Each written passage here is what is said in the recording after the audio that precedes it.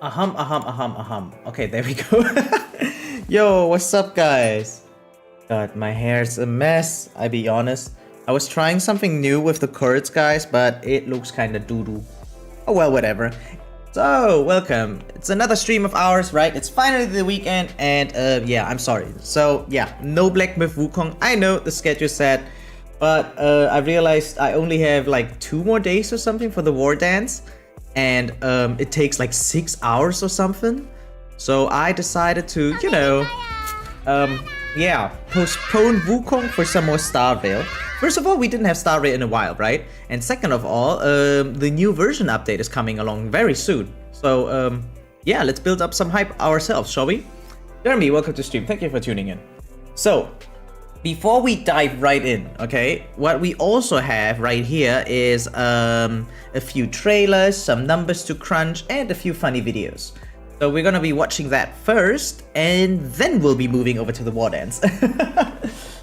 Okay, so let me pause the music real quick. Bam! Okay, there we go.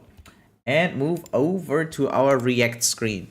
So right now we have a new game posted, or rather a new trailer posted by PlayStation themselves, right?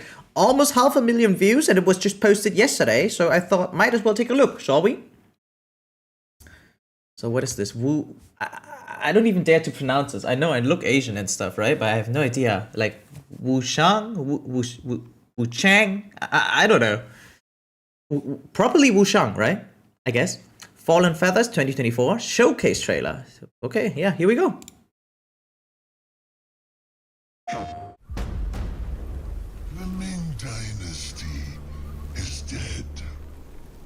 Okay. Although I swore to protect it, I failed. Oh, jeez. I walk the path of blood. Wait, this is actually kind of brutal. Okay. I wonder how historically precise it is.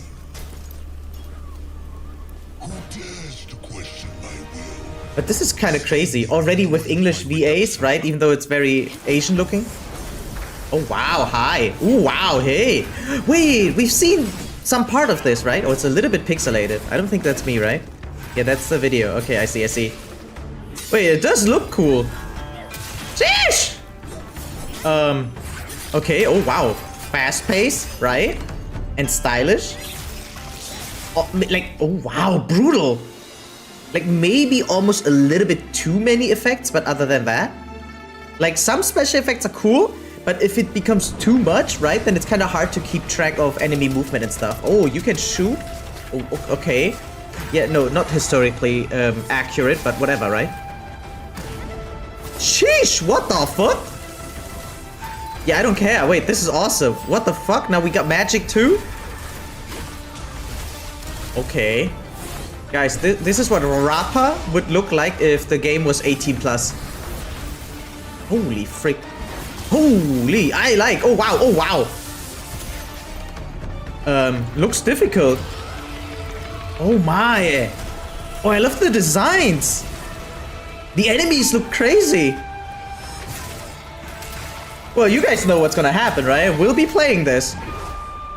100%. Oh my god. Jesus. Okay, okay. Yeah, I'm down. I'm totally down. Jesus Christ. Like, music's fire too.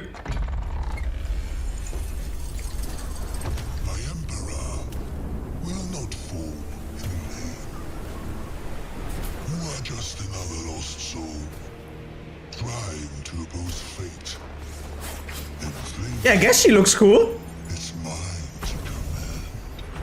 Dude, he's huge.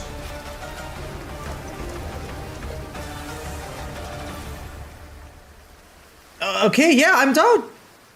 Well, unfortunately, we only know next year, but this looked amazing. So, yeah, guys. Wushang Fallen Feathers 2024 showcase posted yesterday. Almost 500,000 views. We had Souls games, now we have Wu games. Is it actually? I don't know about that, but yeah. Wulong, Wukong, and now Wushang. Oh, that's what they mean. Yeah, actually, kinda. Yeah, okay, from Souls to Wu. You know what? I don't mind if we start the gaming era of the Wu clan. Black Myth Wu Chan. I mean, I'll be honest, the fighting itself looks stylisher than Wukong. So one thing about Wukong's combat is actually how clean it is, right? Like you yourself don't even have that many abilities, to be honest, right? Like in Wukong, there's not so much the player can do. It just feels like U slash I slash U slash I slash, right? And whoever dodges more, right, or better, you know, kind of like something like that. Maybe not the best description of Black Myth Wukong, but sometimes that's how it feels like to me. But yeah, people are very positive of this trailer, I guess, right? Wukong, Wushang, keeping the Wu alive. Yeah, kinda.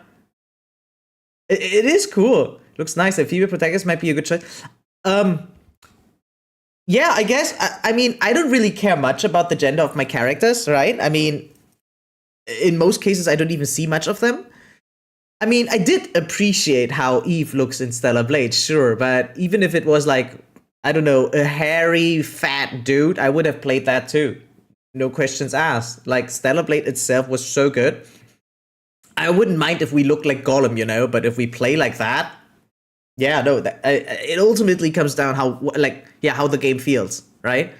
But, yeah. Wait, what? Loved Stellar Blade, barely in chapter 2 of Black Myth, and blown away by it. Now this trailer drops really great time to be a gamer, right? Yeah, like, this looked really sick. Like, that execute right here, like, brutal. Disgustingly brutal. I love it. See that? It's like actually a finish him. Like, he's already done, right? Like you assault him already from behind. Like, stealth kill or something. It looks like, bam, right? Of course, it was not stealthy. It was, like, in the middle of a fight. But then you have this flickering light here, and you know, yeah, that's like the finish him, and boom, disgusting. I love it. The game is definitely gonna be held to high standards since the release of Wukong. Probably, I mean, all games will be held to a higher standard after seeing the colossal failure of games like Concord, right? Suicide Squad is having their next patch for less than 600 players or something. I don't know, which is crazy if you think about it. But yeah, they're refusing to let it die, and now Concord is maybe even making a comeback. Have you guys heard? Because there was recently an update for Steam or something, I guess, and it was a huge update. So yeah, no, but the scenery, right? Sure, okay, it's after the Ming Dynasty has fallen. Okay, sure. Like visually, this game looks stunning already, and yeah, nothing about historical accuracy, right? Like we have superpowers, we have what the fuck this is. Machine gun, bow, staff, I don't know. Right, a flamethrower, sure. Okay, technically they had something like flamethrower back then, but yeah, superpowers, abilities, floating, like, yeah, the all, like, fire, like, I don't even understand how many different spells we have. I still hope it's more hack and slay than just spells, but okay, that looks cool with the one wing. Yeah, and some of the enemies, super cool too. Yeah. Yow, that X kick right there. Okay, yeah, we'll be playing this 1,000,000%. 1,000,000%. Okay, on to the next thing. So, before we move on to other videos, let me get some background music going. We have some numbers to crunch, right? So, shout out to Kasma in Discord, right? Who provided this chart for us, table. Yeah, table. Regarding farming in Hoyoverse games, right? We have Zenless, Honkai, and Genshin. Cosmo the Goat? Yeah, totally. Yeah, shout out to that guy, totally. I mean, I can add the chat here again, right? I mean, can I even move this around a little bit? Or how do we do this? Yeah, kinda ish, right? Or maybe I just move my cam once we go to Genshin. But, so I was making a bold claim. I was just complaining about the character building in Zenless Zone Zero. I mean, to be absolutely fair, I don't really struggle. I just feel like, you know, slowed down. Yeah, it just feels dragging. Okay, to me. I mean, on the other hand, I do have an account with over probably 14 viable characters. Let me use the word viable, okay? Depending on circumstances, because we've seen, right? We've established together after watching certain videos that people don't need good teams. They don't need good builds to S rank all of the content that the game has to offer thus far, right? Like it's not necessary. It's incentivized, sure, but you don't need perfect meta or anything. Especially, like, the more skill you have, the less you need to rely on the meta, obviously, right? Obviously. But in this game, it's even more apparent. Considering, yeah, how we have people solo clearing with Nicole level 50, right? Shiyu defense stage 7. Sokaku solo, Lucy solo, Piper solo. All these A-rank characters level 50 can solo Shiyu defense with S-rank pacing. So, that being said, we still enjoy building our characters, don't we? Some of you guys enjoy it so much you even max them, right? And yeah, turns out it's less obvious than I personally thought, right? Like, let me move the cam real quick. Okay, and maybe, I don't know, make it smaller or so. There we go. Okay, so what we have here, let's just take Zenless and Honkai first, because it's super like apparent that Genshin Impact takes way freaking longer, right? Several days longer just to max a character. It is what it is, right? Never heard of maxing characters? Exactly. So let's just focus on Zenless and Honkai.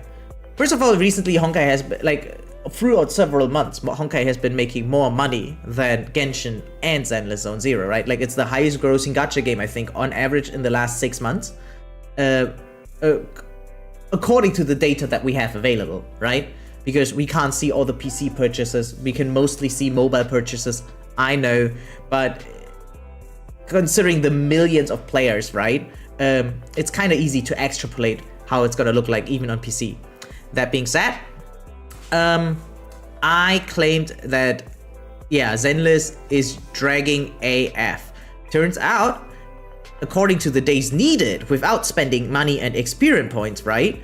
It is faster to max characters in Zenless Zone Zero, right? Like, we have it right here. So Kazma was comparing the money amount that you need, like Denny's versus credits, character experience points, even weapon. I didn't even really consider weapon that much, but yeah, for instance, the weapon XP is a little bit friendly and Star Rail compared to Zenless, sure, whatever.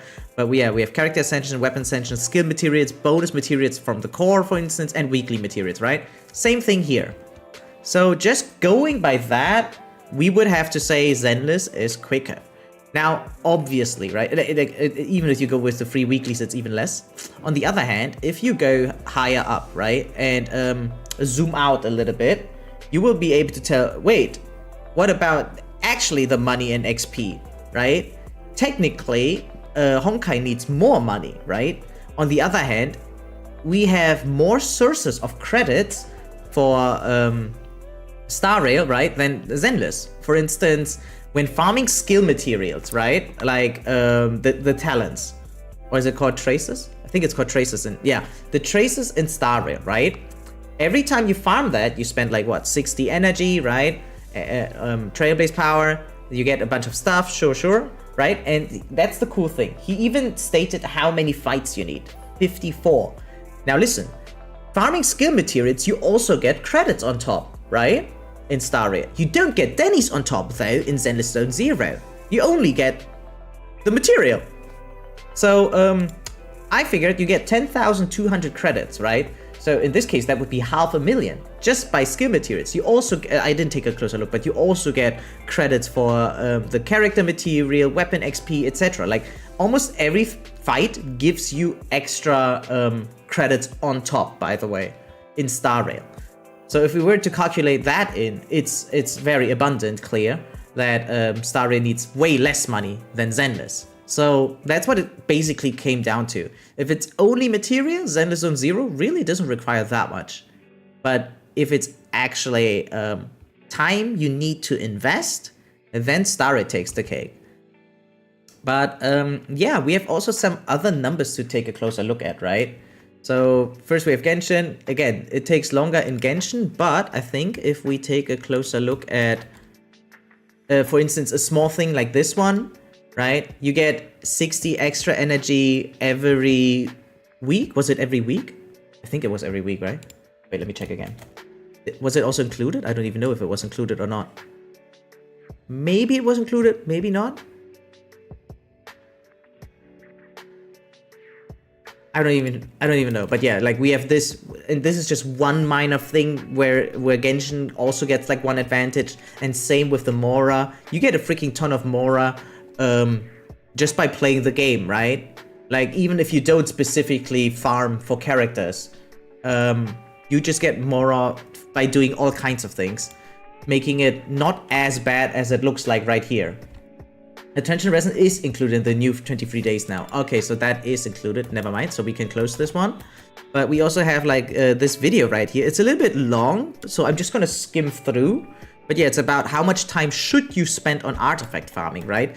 Because that's not included here at all. We wanted to have an even ground, and we were considering, okay, it's super random when you are actually done with a character, right?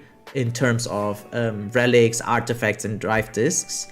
But we can still take a closer look just to see, okay, how much materials and resources are still necessary to even level 1 in the first place, right? Which will also contribute to these by a lot. I think we even have a chart for that too, right?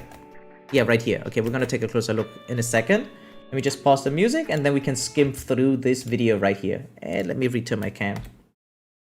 Bam, okay. So here we go. When you build a character in Genshin Impact, there are generally 4 different areas of progression that you focus on: character ascension, weapon, talents, and artifacts. Each of these things cost resin to upgrade, whether it's in the form of ley lines, domains, or world boss. That's so cool. He actually keeps it super general. So it's not just this one question that he is answering in this video, but also like going into further depth about more general information too, right? There's the thing that I gotta talk about regarding content creation. I usually see a lot of feedback that people don't like long formats, right? Like in terms of videos, TikToks, shorts, whatever. People don't like to pay a lot of long attention to one thing. But recently I've seen like a change in the meta still. More and more people are making longer and longer guides and videos, right? And for the most part, I feel like, okay, maybe I was trying to compete in a different way. Like while everyone is doing super long guides and stuff, I was trying to make shorter, more concise ones. Sure, I will lack details of information here and there, but on the other hand, ultimately, my guide will still always have the most important aspect of a character, right? Which boils down to, okay, how do people actually play the game? Like if we take a closer look at the casual player base versus the end game grinders, right? Obviously the casuals are way more, and a lot of people that just want to play the game, they don't care too much about 10, 20, or even 30% difference, right? They just want to know, how do I maximize the potential of my character while also just having fun? And so I've received like a 50-50 feedback. One half of people that I asked, they were like, yeah, no, I don't want to go through all these things. I don't care which is the best set for them or second best. I just want to know what can I slam on the character to make them work for me. And then we have the other half who is like, yeah, I don't enjoy doing half-hearted builds. I want to really know, how do I maximize the potential of my character? And yeah, so me personally, I'm kind of torn apart. I don't know, like, which one do I want to cater more to? Because to be honest, I don't want to work double. I don't want to make like an extended version and a short version. That feels like too much in a way. But yeah, I'm just not certain where to go with myself here. I like long format, but it really depends on the content. Okay. So personally, for me, it's more like a mood thing, you know? Sometimes I'm in the mood to really learn a lot about a character. And on the other hand, there are many times where I'm like, oh, this is too long. Oh, too many details. Oh, this I can't even apply even if I wanted to, you know? And then on the other hand, there are times where I'm like, okay, no, I really want to break this character down. What can they do? What can't they do? What can they maybe do, which we still have to find out, you know? I'm not much of a video guide type a guy. I prefer reading for that type of stuff and seeing numbers. Yeah, that makes sense too. I'm actually surprised how many people use Pridewin, considering that I always thought that most people don't like too much text, right? Like, I'm the type of guy who really never likes reading books, okay? And so obviously reading a text or like, again, a written guide is much different than a book, sure. But it still boils down to like my own reading speed, my own reading understanding. And I gotta say, I suck at reading. And there are so many times where I'm like, ooh, so there's statement A, but what does it mean actually? Like, does it include B or does it exclude C? How does it work, right? And then I keep wondering, and then I just hope for a video where I have like visual proof of the things, you know? But yeah, you hate books too, though? Okay, that's actually funny. Anyway, let's move on. For most of these areas, Guide it's very for me needs to be short and straight to the point. Meanwhile, something like playthrough with storytelling, I can watch. Build path. For example, skill talent from okay, I mean, yeah, I personally was only referring to like guides, but sure, the question, the way I phrased it was including everything. No, like regarding like playthroughs, I don't like these choppy mashups of only highlights, even though those are the ones that I produce myself. So like yeah, you know what? I really like watching VTubers, right? And a lot of times I actually take the time to look through their VOD page and then I just pick a random stream with a game that I'm just interested in and then I watch the entire thing, or I leave it on in the background and then I come back to it later and watch it till the end, right? And on the other hand, yeah, I always feel like, oh, I'm missing a little bit of context or something if I just watch a mashup, like 18 minutes, 20 minutes, even though the entire playthrough was like 3 hours, right? But when I produce content on my own, I keep thinking, okay, I have the entire live stream somewhere. If people are really interested in a long form, they can watch that. But then I try to make like a smaller edit to dump it down, right? I think one of my prime examples would be Poppy Playtime, when I played that. And so I really like the result, actually. The highlight version of Poppy Playtime turned out really good, leaving out all the unnecessary puzzles and stuff where really nothing important is going on. Sometimes something funny, sure, but I can't include everything, right? But I try to keep in the main story points in the highlight and yeah, the most important aspects of the gameplay. But personally, I would not watch that on my own. I really like the VOD type, yeah. YouTubers are boring to you? Yeah, I mean, on the other hand, they are mostly the same as normal streamers, I'd say. I mean, there's even no cam streamers, right? Like, they have nothing. Like, Lyric, for instance, and he's highly successful. So, I guess ultimately just boils down to the person behind the model / camera, behind the screen. But for some reason, for me personally, it does elevate the experience to look at a cute anime girl. But maybe that's just me. Just something about VTubers throws me off. I can't enjoy watching them. Yeah, like, for some, I can imagine that the model of the VTuber itself can be a distracting thing. Well, for me, it feels more like an enhancement, right? Like, that's why a lot of people insist on this thing called immersion when watching VTubers, right? But, like, that's what it boils down to. You watch that person, most people watch VTubers because of immersion, right? Sure, there are those that don't care, or there's some people that stream both, like normal self and VTube self. Sure, we have that too. But personally, I do like the immersion thing, and I try to avoid immersion breaks. But in the end, that's just really subjective, I think. Yeah, like, it feels condescending if you say, yeah, they feel boring to me, even though it's almost illogical to say that, right? Because, yeah, it's just another person. Again, like how does it boil down to someone who has no cam at all, right?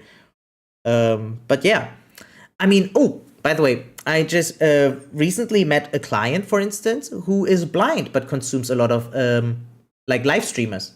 It was actually kind of interesting, right? So, yeah, they just really like to listen to other people talk, right? I mean, well, unfortunately, he's blind, and yeah, but he's still a lot around, like on YouTube and on Twitch, which is really interesting to me. And yeah, unfortunately, he doesn't speak that good English, so well, it makes no sense to watch me, considering that I mostly stream in English. But yeah, that was also for me very interesting to see, like, okay, so there are people who are completely blind and still enjoy live streams.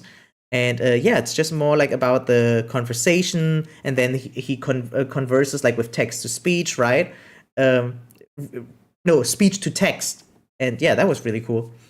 Anyway, let's move on. Like super far tangent and very off topic. 6 to 7 increases its damage by 7%, and it costs roughly 80 resin to farm the Talon Ascension materials. Ascending and leveling your weapon from 80 to 90 increases your damage output by approximately 9%, and it costs about 120 resin for a 4-star weapon and 180 resin for a 5-star weapon to farm. I keep thinking, should I also make subtitles in my videos? Every time I look at my videos, I'm like, they would probably be more well received with subtitles, but it's such a drag to make subtitles. So yeah, being off topic in that way is rather nice though. Yeah, I mean, I guess you guys should be used to it at some point, right? Like, I always go off on really, really distant tangents. I don't even know why.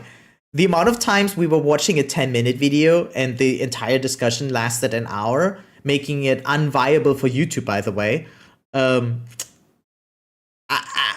I think I should actually work on that and reduce the amount of discussion. But that's just the way I am, and it's I don't know, it's really not good for YouTube, I tell you guys.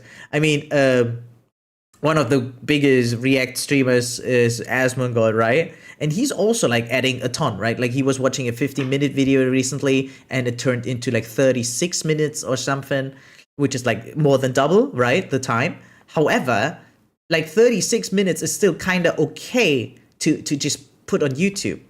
But if I were to discuss, especially like off-topic things, right, over an hour for a 10-minute video, it's just, it kind of defeats the purpose. I'm not even sure if it's a React anymore. Like, I think there should be a different name if there's an entire discussion or debate going on in chat with you guys and me, right, when we just watch a few fractions of a video. Aren't there things that automatically detect your voice and make subtitles? Yes, but it's still so flawed. I don't understand. I thought AI was the shit. I thought it was booming AF, right? But it just sucks. First of all, especially with games, there's so much terminology that's simply obviously not known to the AI. And second of all, it will still mess up so many times, and my English seemingly sucks ass for these softwares too. So yeah, they can't really fully detect everything I was saying, especially when I do make grammar errors on my own. And yeah, the thing with the in-game terminology. Tangent, you know, that thing, like, if you have a circle and then you draw a line, and the line connects with the circle only exactly at one point. That's what we call a tangent. So it's technically a different line of thought, right? And it has only like one point of connection with the main topic. So if you say going off on a tangent, that means you're going off topic, but still kind of in relation to the topic. So yeah, whatever. You just added the text where it's wrong. Yeah, and it's horrible. Like, it's not difficult. It's just tedious work, you know? Because you have to read, like, and listen to everything again, right? Like, that just means you have to rewatch the entire fucking thing. And then you have to read the entire fucking thing. And then you have to compare it, right? Like, probably you do it in real time, but still. And then you have to, like, tuck. It almost feels like doing the entire work yourself. Like there's barely the feeling of assistance. Yeah, that was a great explanation. Oh, thank you. I appreciate it. Hey, Cedric, welcome to the stream. Something I almost never do. I mean, yeah, you really never do that, right? What you do instead is you take that circle, you pull it apart, and then you add a square in, and you're like, well, it's still within the circle, right? And I just accept it because, yeah, well, it came from the outside, but you placed it inside, and I'm like, yeah, you know what? I don't care. Yeah, I'm doing great, by the way. Thank you for tuning in, Seth. How's your weekend going? And in the meantime, I'll move on with the video. farm the weapon ascension materials. While the exact numbers might vary for different characters, weapons, or talents, Fuck, I already have another point to add. By the way, I really appreciate him pointing out how little you gain just by going from 80 to 90, okay? Like it's so diminishing in terms of investment, right? That I keep thinking that building horizontally like I'm doing is technically more efficient, but maybe that's just me. talents, we can more or less deterministically say how much stronger we're going to get from upgrading something from level X to Y, and also estimate how much resin it's going to cost us. Okay, we try something, What if I save time by playing the video a little bit faster? By the way, don't do that for my videos or else I get less watch hours. So you're saying it turned a circle into a bullet? But anyways, no, you've ripped it apart. But yeah, I saw a video on Amber and how she can abuse a system almost no one uses. Care to elaborate? You do that too? The horizontally building or the turning a circle into a bullet thing? Okay, Tiring just got back from Nuremberg. Oh, cool. How was it? I like Nuremberg, by the way. Apparently, it was fish day in the city. Ooh, been seeing sights all week with my friend that was visiting. I get to rest tomorrow. Hey, wait, that sounds great, though. Oh, 1.25 speed. Ah, wait, that was technically totally something else. Putting your videos in 2.5. Yeah, 0.25, please. And I don't care if you mute it or not. Just play them all day long. I don't know. I don't care. Like, no, I'm kidding. But yeah, would be cool. Yeah, okay. Yeah, let's move There's on. some RNG involved. Wait, what do I want to say? Oh, yeah. When traveling around, I realize I'm really not the type of guy who seeks to rest, or maybe it's my family or friends, right? Because I usually don't travel alone, right? I usually travel with someone, whatever. And turns out the people I hang out with, they always want to go on an adventure. So while my main goal when going off on vacation would be to, you know, find a nice hotel, get some spa done, some wellness, relaxation, you know, hitting up the beach, going to a nice place to eat, and then back to the hotel. You know, that's like typical vacation style of me. But we never do that. We never freaking do that. Instead, we go hiking, right? Or actual mountain climbing. Like where we have to get like safety shit and stuff, and then we pull ourselves up with ropes and shit, right? Or we go into a freaking cave, and where we like narrow caves, like lava caves, which are super narrow, where you can't even stand straight, even though I'm short AF, right? You have to wear a helmet because it's too easy to bump your head. We go into a forest that's super well known to be a suicide forest. I don't know. At least we didn't film it like Logan Paul, and yeah, that kind of stuff, right? Or like when I was in Japan, right? My main goal, Okinawa, hitting up the beach and the aquarium. Where did we end up? Fukushima. Yeah, because my friends and I wanted, like, it's not like I was not interested, you know, but like, if I had the choice between like, you know, radioactive place versus, you know, relaxation, I usually pick this relaxation part, but that, ultimately, in the end, we did both, right? But I could have done without. I could have done without Fukushima. It was super interesting, though. But it sounds kind of wrong. Saying, oh, visiting this place of tragic is interesting. I don't know. Sounds minimized? I don't even know what the term. Like, it just sounds bad. On the other hand, I learned the term that it's called dark tourism. When you go to places that are not known for good things, but they are actually known for bad things. And yeah, dark tourism. It's like how a lot of women really enjoy listening to true crime podcasts. I could never. Have you guys ever heard of Rotten Mango? So that it's this podcast, right? And Jesus, the things this woman, like the woman, the podcast as a woman, and the things she sometimes tells about, first of all, they're based on real stories, and then second of all, they're cruel. Like there's no enjoyment in listening to that, right? At least is what I'm thinking. But the sheer amount of like women in my friend circle that listen to this on a daily basis, like it's also frightening that they can listen to it every day because there's non-stop content, it seems. Like there's hundreds of hours of materials just to listen to about really horrible things. I've been doing school in the morning, then sites all afternoon. Oh, wow. Yeah, that sounds like busy days. It was very interesting. I saw the Bavarian Treasury, which was super cool. Plan to go back in a few weeks. Okay, yeah, wait, that does sound exciting. We miss seeing the aquarium next to the treasury, but apparently, is it antiquarium? Okay, but apparently the tickets are good for a year if not used. Oh, wait, that is actually cool. I only listen to the Talk to a podcast while drinking Prime eating my lunch. What the fuck is an antiquarium?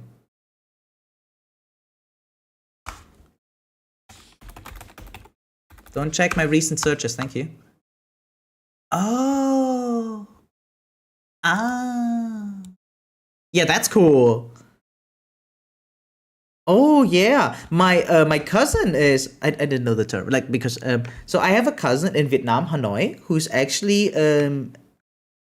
it's not like he owns it, but he's like, I don't know, a leading employee or something of an antiquarium in Hanoi, right? Preserving parts of history before the war and stuff, before the colonization and stuff, and yeah. I don't know. I don't think he's just a curator. He was like, I don't know, something, not really owning it, but he felt like in a really high position. Like, I only know Vietnamese terminology about that. Whatever. It's a good. First of all, he was being sarcastic, and second of all, so I was seeing bits and parts about the first episode. Okay, regarding the Talk to a podcast, okay, Sparkle was sarcastic. He was just quoting what happened with Mr. Beast renting out a cinema, right? To watch the Talk to a podcast while also advertising for Lunchly and Prime, right? This Logan Paul drink or something, I think, right?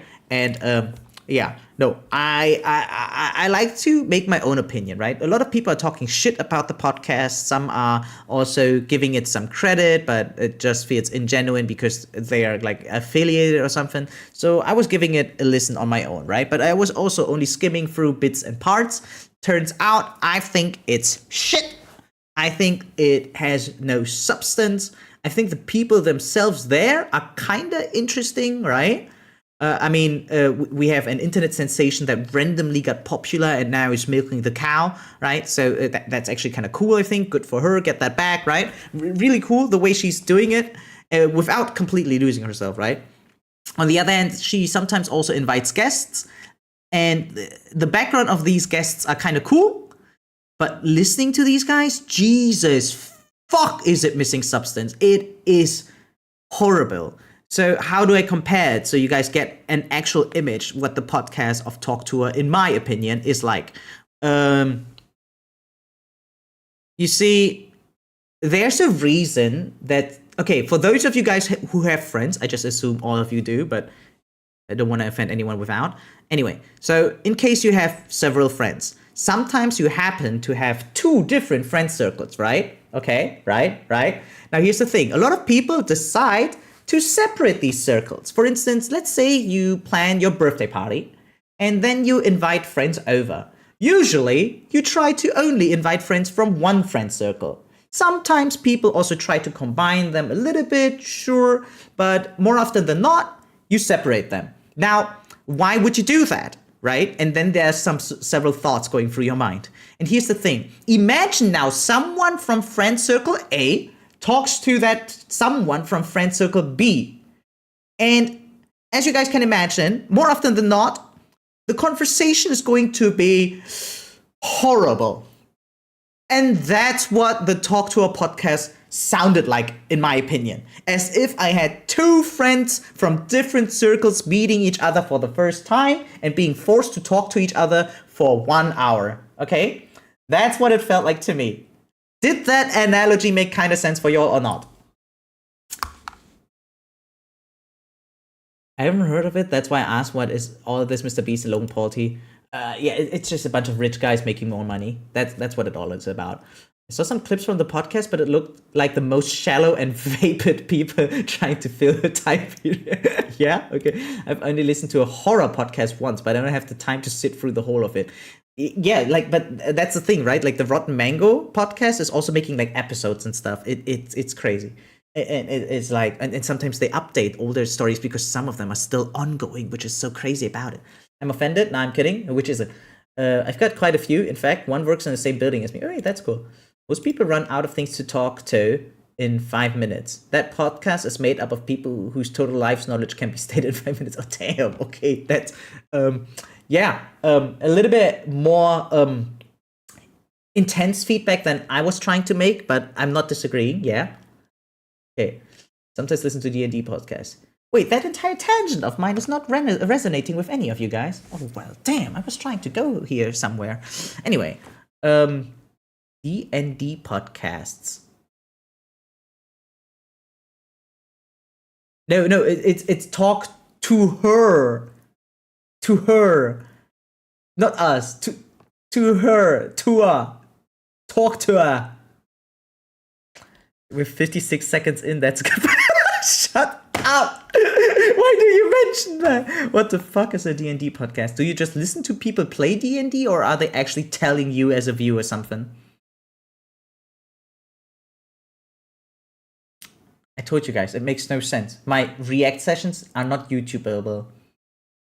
I listen here and there to horror podcasts, but they are diving in and shipwreck stories, okay? In some SCP channels when I like fiction stories people have written in the universe.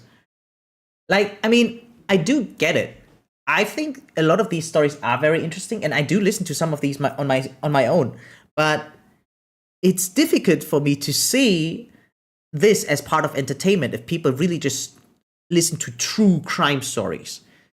Like the sheer amount of true crime that exists, right, is you guys know, right? Like the people working in law and the police, etc., right? Like they are nonstop at work, right? And now someone is archiving all these stories and making a podcast about it. It's just, it's like actually, you know, mind-boggling. Hi, Howdo, what's up? Welcome. They are playing it with the GM. Okay, cool, yeah. It's fun and entertaining. Obviously, the whole thing happens over multiple... I mean, of course that happens, but I'm like, is it just people listening in to other people just playing D&D? Or is it like also... Oh, the viewers are playing with the GM. Oh, like for instance, via chat or what? Like... Wait, but that would... Is that even a podcast? Oh, I mean, yeah, sure, that can be a live stream, but... Wait, are the viewers participating in any way? Or are you just listening to people having fun? Sorry for the phrasing. Actually, not sorry. That was intentional. I listen to aircraft safety reports as entertainment. What? Women like drama and true crime is just drama and suspense. Yeah, okay, yeah, that makes sense. No, they got their group with the GM and you listen to the session. Okay, so it's just you listening to other people having fun, I guess. Which I do too, by the way, okay? Okay, again, back to the VTubers. But there's like this really, really cool thing where Hololive Myth was making an entire session around, I think it's called World of Darkness. It's also like a D&D type game. And so they were live streaming it, right? Making several episodes. What were they called even? Mythbusters, I guess? Anyway, yeah, so no, they were just playing D&D, and it was one of the best live streams I ever listened to or watched, kind of both, but yeah. Hey, Sorius, welcome to stream. What's up? Welcome. Need advice? Yeah, shoot. Jeremy, you know, it's Mythbusters? Oh, okay, see? Yeah, that's what I was talking about. Okay, yeah, cool. So while Sorius is asking for advice, I just keep playing the video so we kind of reach the end. Involved with the Ascension material drop rates, so you might get unlucky and have to run a domain 1 or 2 extra It times. sounds good in general, 0.25. variance is so extreme that it strays too far from the expected value. In this way, the character build process is like a series of contracts that you make with the game. The game says, give me 300 resin, and in return, I will make your character 10% stronger, or whatever that number might be. This model allows us Wait, to I didn't more listen. That decisions about Lumine where to invest PNG our kind of resources threw me first, off. so that we can What upgrade did the he things just that give us say? the biggest return on investment and work our way down. It was upgrade easy. the So like, I made an resources. old ZZ account. I know. Oh, internet level 42 so far. Okay. Journey. respect making several accounts, sure. And that And is all I got is combat Caesar. progression. So do I get Bernice too? Progressing talents, weapons, and character Okay. So your only S rank, I guess, is Caesar, and maybe like in the standard banner you also get one, right? So, what can I tell you? First of all, like this is gonna sound weird, but like first of all, I have guides, right, for Zenless Zone Zero. I also made a guide for Bernice, so you can take a closer look at her playstyle. And I also tell a little bit of team composition and stuff. Now, here's the thing. I don't think that Bernice is a must-have gameplay-wise. I think character-wise, any account without a Bernice is kind of, kind of eh. But that's just because I'm really parasocially in love with her. On the other hand, if you can get her, I would advise it nonetheless. Not because she's absolutely necessary or absolutely broken, but because she's very versatile, fits in a lot of teams, and can really stand well on her own. Yeah. So it's definitely not a waste to have her for anyone. There will not be an account, I think, that really will have her collect dust, right? Like, unless you have every S rank character in the game, and even then, I don't think she's gonna collect dust, because that's how versatile she is. According to some of the leaks and beta servers, Yanagi might be a little bit better as a main DPS, but what we've seen so far is that Yanagi has less teams that you can put her in, right? Like, simply because she's Electric Anomaly, just like Grace. And we already see now Grace having trouble finding a lot of teams, right? And yeah, like, I just fully believe that probably Bernice is a little bit more versatile. And she can do well enough on her own as a main DPS. She might not be the strongest main DPS, but she's definitely good enough. And you can just always easily pair her with Piper, and both together are extremely broken. Yeah, but the thing is, I don't have an S-rank DPS, like Ellen or Jane. I mean, you have Caesar. All I have Caesar. Yeah, see? So I ain't got a DPS. Wait, what are you talking about? Lycan doesn't work as a DPS, and Corian is good, so I could work with Caesar and Bernice. Caesar works totally as a DPS, by the way. Like, if you just check my YouTube, I solo cleared with Caesar. I literally soloed Ambush Note 5 with her. Yeah. But Bernice Hotter so pull. Yeah, like looks-wise, I think Bernice is one of the most attractive characters thus far. Wait, he's showing that picture again. Yeah. Did I miss anything? I got enough for one more 10 pull. Ooh, Jeremy, but how much pity do you have? Love the Bernice guide, even if you kind of sounded like a robot in it.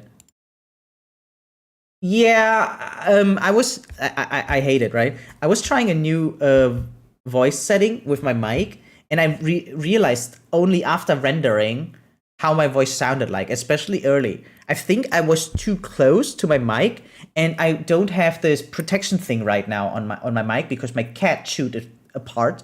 Now, I ordered a new one, and it's coming like probably Monday or Tuesday, right? But there's like this, like how mics have this foamy thing as protection on top. Right now, I don't have it. And yeah, for that recording, it kind of messed up, but I was like, you know what? I just want to put it out there. And yeah. Glad you actually liked the guide. I didn't know that you would care about it, but hey, cool, thank you. Piper's also really good A-rank DPS, totally. Like, I have even more fun with Piper than with Jane Doe.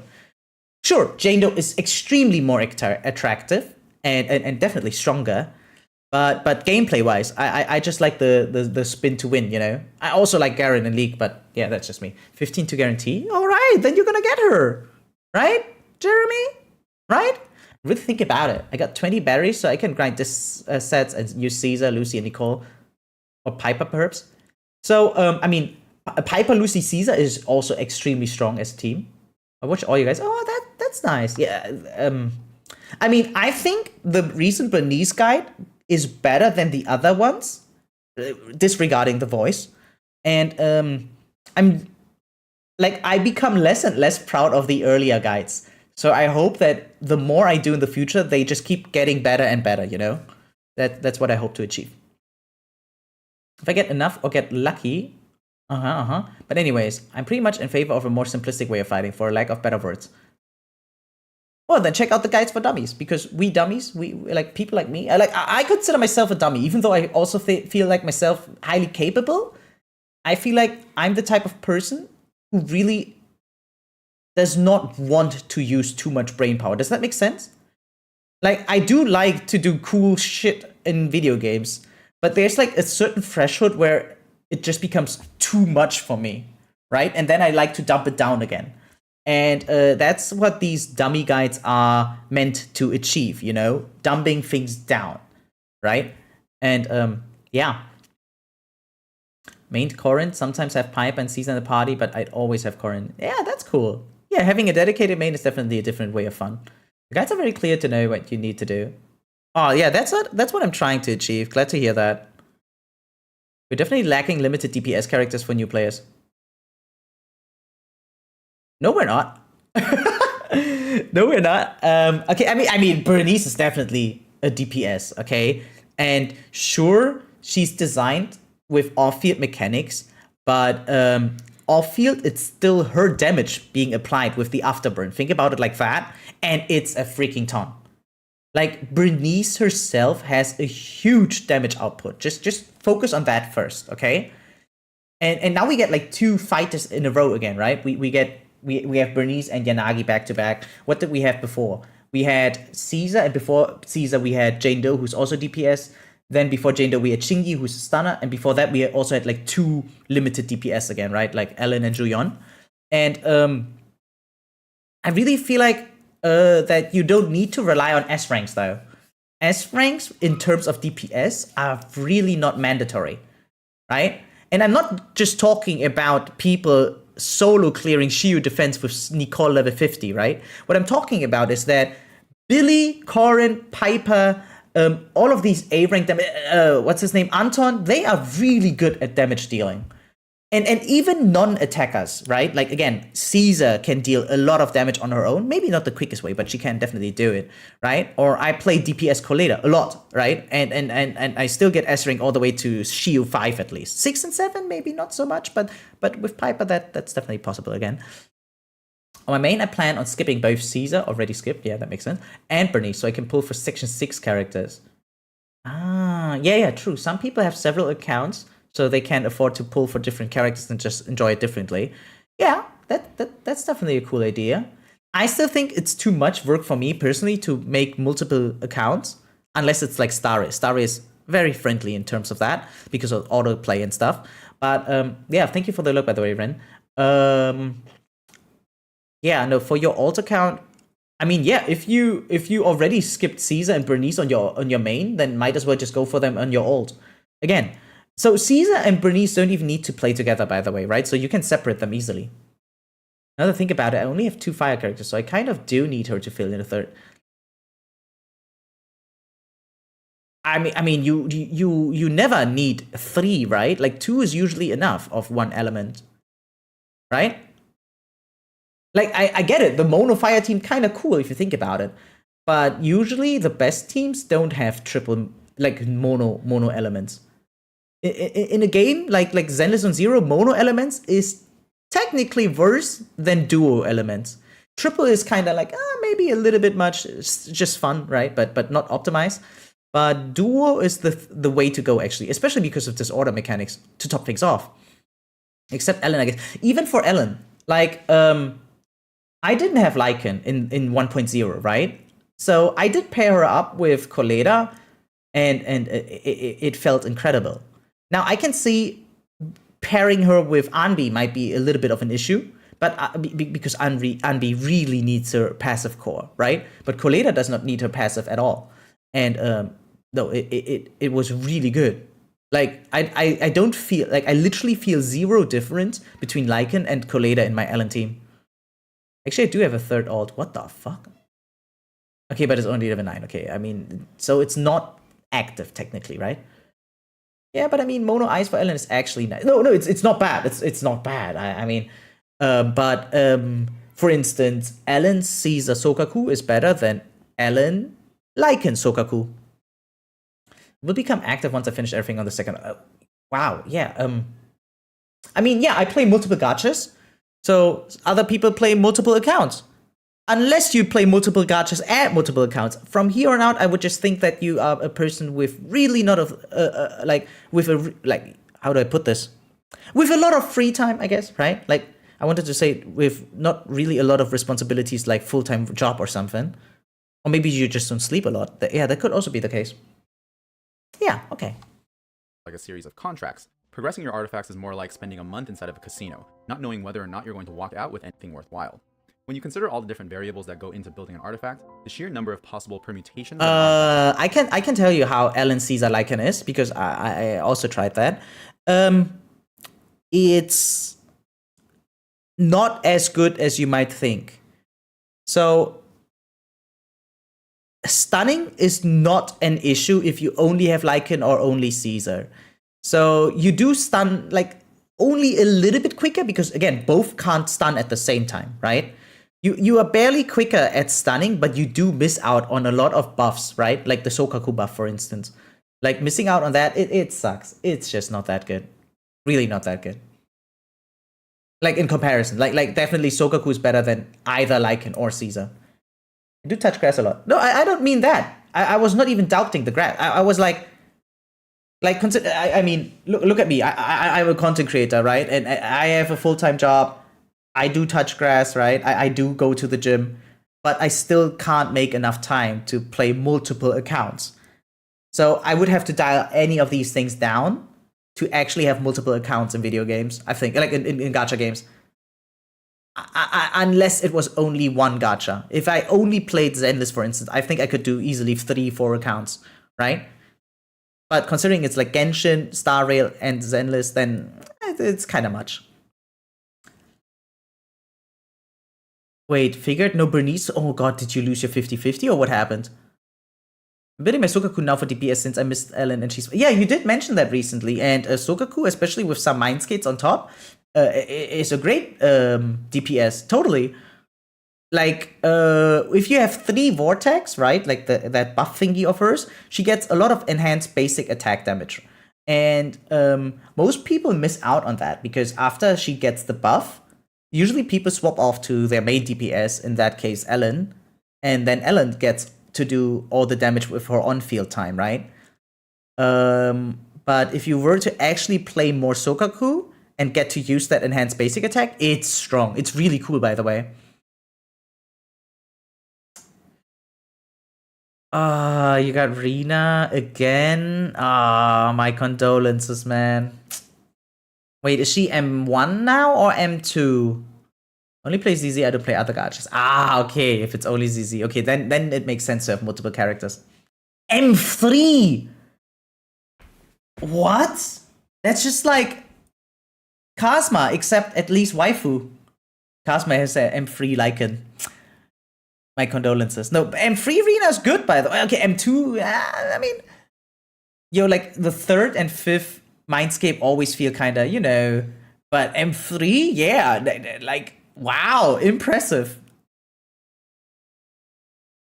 Not trying to sound like a nerd, but condolences for the death of someone. I feel like dying if I get 3 duplicates in a row or something, okay? Like, it hurts. It hurts. So, definitely condolences, yeah. I'm not taking it back, even after being corrected like that. I'm jealous. Rena's the only standard banner I'm missing. Yeah, but you would be less jealous if you also had 3 Renas instead of something else, right? For instance, I mean, it's crazy for you to only miss 1 standard S rank. Most people, like me, we lack like several. I still don't have Nekomata, I don't have Soldier 11, I don't have Grace. Fuck me. Grace is my freaking wallpaper on my phone. I've shown it several times now. But Grace is my wallpaper on my phone. Over a year, almost a year now, okay? And I don't have her. It's dreading. Really. Oh, true. M3 is 4, actually. You're right, yeah. Numbers. Me and numbers, you know. Losing 15 on Gacha, that's hard to build up. On is a spirit breaker most of... Yeah, it totally is, see? That's what I'm saying, yeah. Grace sucks. Oh, come on. She doesn't suck. I think she's really good. I use her a lot. I think she's really fun to play and look at. Yeah, sure. Put on a standard banner at the start like a dummy. A lot of people do that when they don't have a lot of gacha experience. I used to do that in the more distant past too. I'm at M2 Soj. I remember that. No, M2. No, was it M1 or M2 when I played your account? No, that was already M2 when I played your account, wasn't it, Sparkle? M1 Grace. Yeah, M1 is good. How do you use her if you don't have her? That's the thing. I don't have her, so I can't use her. That's what I mean, right? Oh, wait, what did I say? Did I say something wrong? What I meant to say is, like, I don't have her. It's dreadful, even though I have her as my wallpaper. Oh, not great. Rena. Jesus Christ. Yeah. No, I meant Rena, but yeah.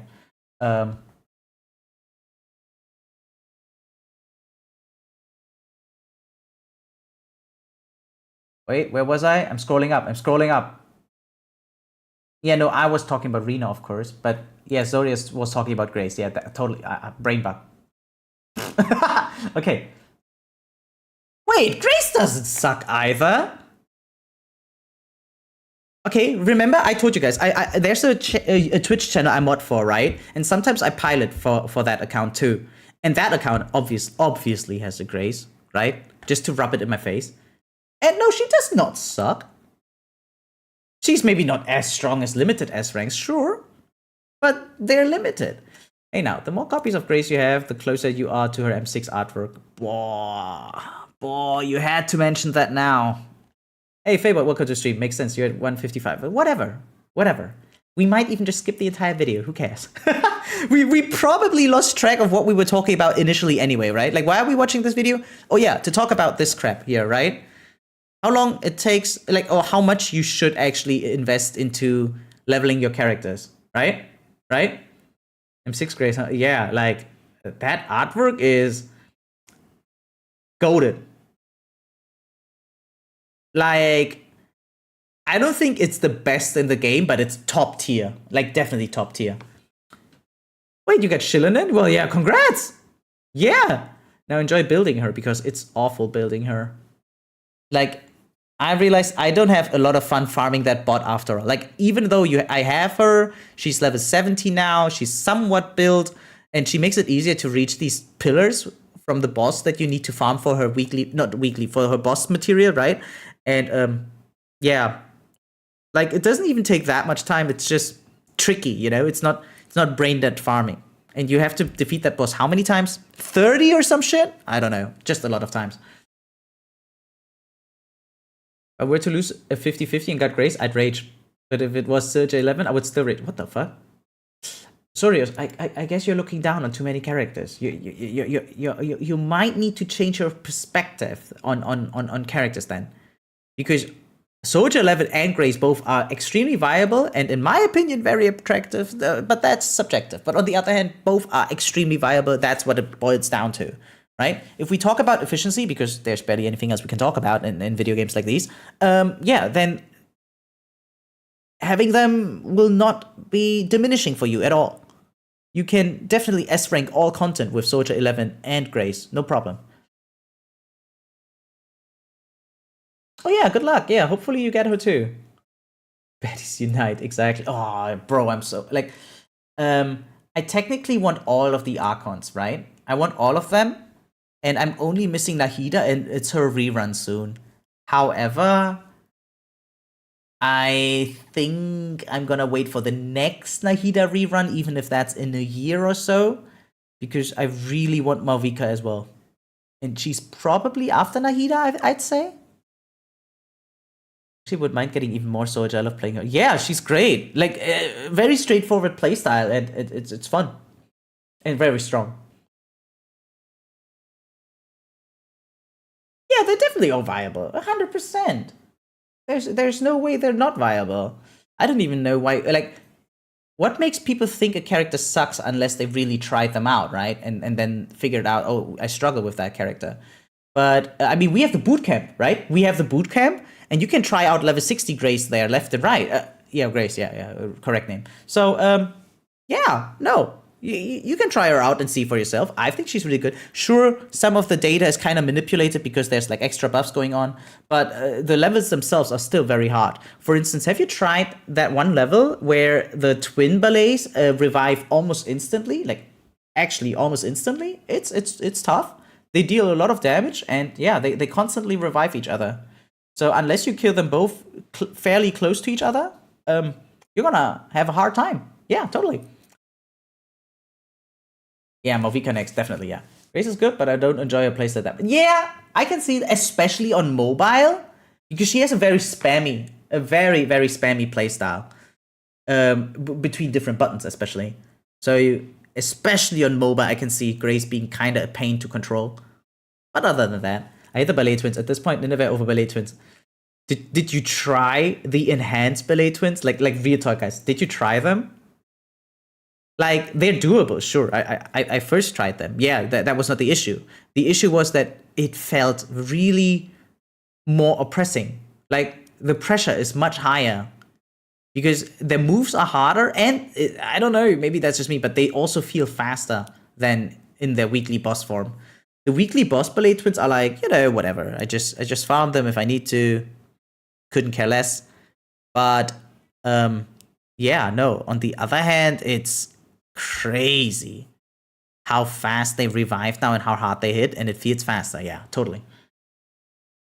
Grace's gameplay is fast, and I love that, but her damage is poop. Nah, you just need to build her even better then. Spammy and also feel weird to not move around. You basically reposition yourself for your basic and yeah. Yeah, if she could kind of like attack or move in between her attacks more, kind of like Zuyun, then I think Grace would be much better, right? Yeah, I think like Zuyun and Grace are almost the same in a way, but Zuyun just feels better to control. Hey, Morningstar, welcome to the stream. Don't worry, I got your video in the pipeline because we are crunching numbers down right here. I mean, I can just make a conclusion real quick about this, right? Regarding like farming in all 3 Hoyo games. We can also see here that actually Zenless 0 is kind of goated, right? It's definitely more convenient to get like max level drive discs compared to relics or artifacts, right? Like that's what we can deduct from here. So with this, I just give you guys another shout out to the Discord server where we talk about things like these, right? Where we have goated members of the community that provide these cool Excel tables, right? And yeah, it was so much fun. Guys, how long do you take baths? Be honest, okay? I'm a long bath type of guy. I really enjoy myself, like rewarding myself with a long bath after like a hard workout or something, right? So I was working out this morning, right? Or rather, yesterday evening. It was like 2 a.m, whatever. So I was working out, right? And then I took a long bath, and I usually take a bath around 1 hour. I'll admit it, it's super long, I know, but I just bathe 1 hour because I just have this gigantic phone with me, right? And usually I can show you real quick what it looks like, right? No, I'm not showing you a selfie. What I mean to say is like how it looks like when I have YouTube and video games at the same time. Okay, so like where do we go? Bam. Okay, not every one of you guys will take baths, I know, but like it looks like this. So on the top, I have like YouTube running, okay, and at the bottom, I have my video games running, like Zenless or something. You see, and I just enjoy both. It's really not too small, so it's a really cool experience for me. Right? It's just chill. But for some reason, I was way longer in the bath than intended because we had this cool discussion going on in Discord, right? And yeah, so I didn't get to go out, right? Like because I was just busy typing. And yeah. Anyway, yeah, with that, shout out to Discord. Right, that's all I wanted to say. 40 minutes? Okay, yeah, that's cool. I don't take baths, only showers. Okay, around 10 minutes. Yeah, shower, obviously, showers just like at most 10 minutes. Yeah, but like when your muscles are super sore, I think a long bath does wonders at times. Maybe that's just me, but I think it's really good. Okay, so what we have here is provided by Morningstar in our React channel on Discord, and it's about Rappa coming out very soon, and obviously some super cool dudes who are preferred by Hoyoverse, right, because they have big numbers, And yeah, anyway, so we already have some content provided from the creator server. Motherfucker. Okay, anyway, so yeah, this is Braxophone. Shout out to him. And he already has a bullet, what is it called? Leading question. Is Rappa better than Firefly? Interesting, good clickbait. Very smart guy. No wonder he has big number, right? And yeah, you really skipped the video. That's what I said. I mean, we can still watch the video if there's anything important going on. Do you think there was like something substantially missing that we didn't see in that video? I mean, I really enjoyed the intro and stuff. No, I mean, I still gotta get to the war dance, guys. I don't know. It's my streaming style. I'm a horrible streamer. You know what? I'm not on the creator server because I take over an hour to talk about 2 minutes about a video, right? Or rather, it was like I was talking 60 minutes, but 55 were not even about the video, right? Okay, yeah, here we go. Next one. I wonder how much of this video we'll see. Fortnite, and I think I kind of like it. What's going on, guys? Welcome back to another video. Today we're going to be looking at Rappa from the creator experience server for HONKAI. Damn, other substantial things in the other 70 minutes of a 19-minute video? Yeah, I would not have expected that. No, seriously, how important was it? I mean, doesn't it just boil down to like, okay, don't overfarm and that's it? I mean, who? Okay. You know what? Let me pull up the conclusion. Is it here? Can look like is a monstrously large number. Because of this, no matter how much resin you gamble away on an artifact domain, there's really no good way to exactly predict how much stronger your character will be. Okay, see? So you invest a bunch of resin, you don't know how much you get, right? Unless we go by average numbers, right?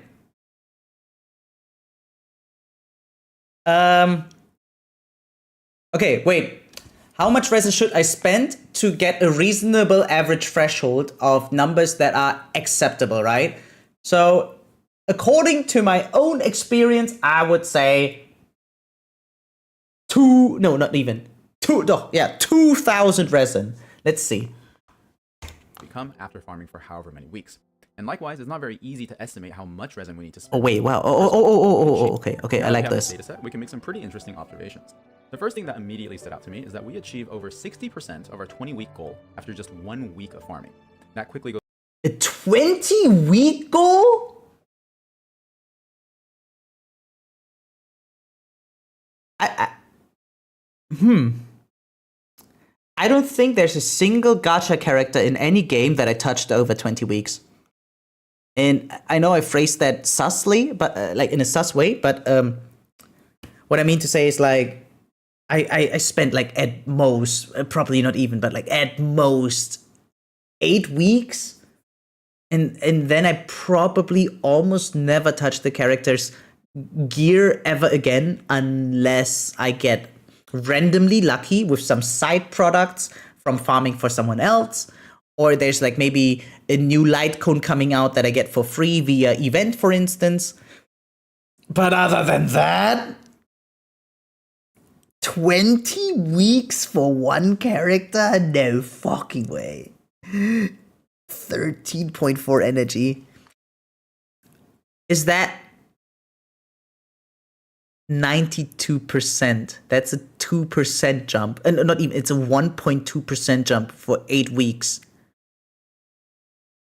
I like this. 2 weeks. I would say 2 weeks. How much is that? 1 week equals 180 in one day 180, right? Times 7 is like what, 1,000? And okay,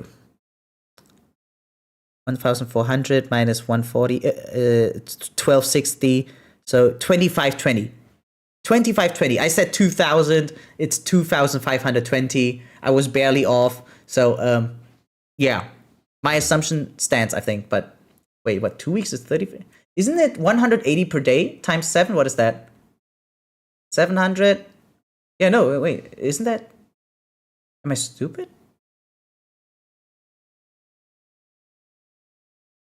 Genshin, right? Okay. Whoo! Okay. Thank God. Okay. Asian test. Succeed. Oh. The most I farmed for characters gear in HSR is 5 weeks before I stop giving a shit. Thank you, Sparkle. Thank you. Okay, that's good. It goes up to over 70% after week 2 and almost 80% after week 3. The key takeaway here is that the Glad you like that one, Fable. budget from artifacts is unlocked in just the first few weeks of farming. Thank God I'm not stupid. I think that almost every day. If you understand how artifacts work, this actually isn't very surprising. Most of an artifact's power comes from its main stat, and from Yeah, like that's what I keep saying. Usually I only aim for main stats first and maybe like 2-3 good hits on my substats, right? At most, and that's already it. And only then I try to maybe farm a little bit more until I get bored, but yeah. And saying shit because I am stupid. The thing is, I feel like I am stupid as well, but there are many things where I'm still kind of smart at, so I can just pretend to be smart overall, you know? It's like, solving a Rubik's Cube is not difficult, technically, right? You just need to learn the goddamn algorithm, right? It's technically not a difficult thing, sure, okay? But on the other hand, there's a lot of people who can't do it, okay? There's a lot of people who can't do this crap. And because of that, I can show off a little bit, right? Like, if anyone really spends time on learning how to solve this, once they can, it's like, oh, it's easy suddenly. It's not even a question, right? You don't need to think about it anymore. Once you got the algorithm figured out, you're done, right? And then you can even start making like patterns and stuff. You see that? Like just like that, okay? So for people who have no experience in certain areas, it looks highly capable or some shit, right? But anyone who spends a little bit of time to learn the basics, they will know, oh, it's not that bad, actually. So, yeah, I keep hearing this sentence, fake it until you make it. So, yeah, faking being smart. I gave up counting how many times you caught yourself. Yeah, it makes no sense. It definitely doesn't. I got an email. Wait, what? Saying my resin reserves are maxed today. What the f? You get an email for that, and on the other hand, wow, it's maxed. I might need help later on what to spend it on. Characters you love, I guess. That data also just represents DPS. Oh.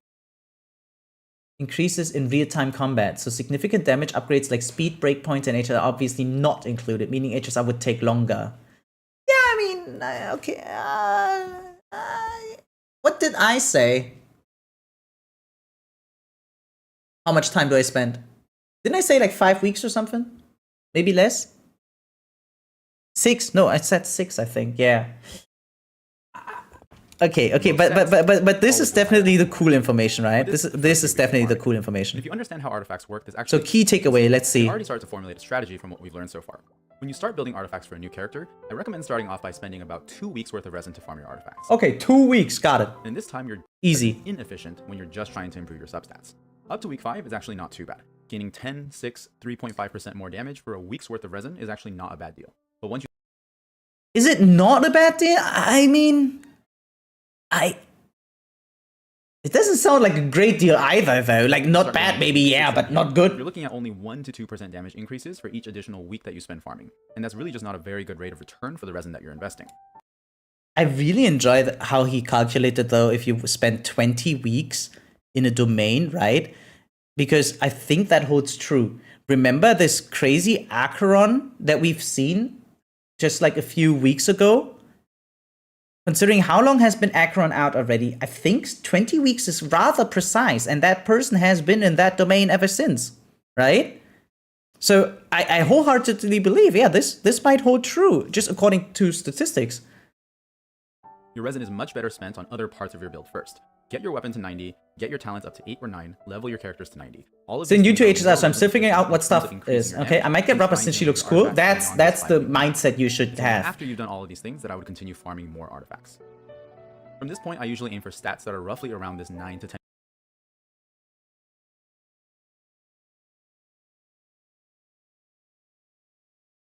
I mean, I personally am no stranger of creating charts and tables myself.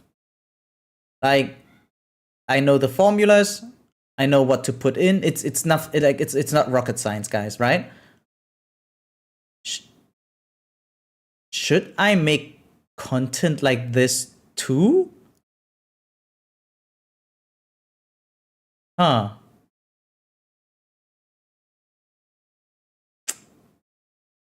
But that's like the Omega deep dive again. I'll be honest, I don't think most people care about this that much. Is what I think. And because you see, I'm not the biggest whale. I don't have E6 characters, whatever. So I never see myself in the realm of like high endgame grinders, you know? I think of myself as a very casual player. And I also, who just sometimes dips his toe into endgame, you know? That's how I feel like. So I feel out of place if I were to make content like this. But I mean, let's see how much. I mean, 200,000 views, right? Sure, he doesn't get as many subs in comparison, but whatever. Like, Jesus.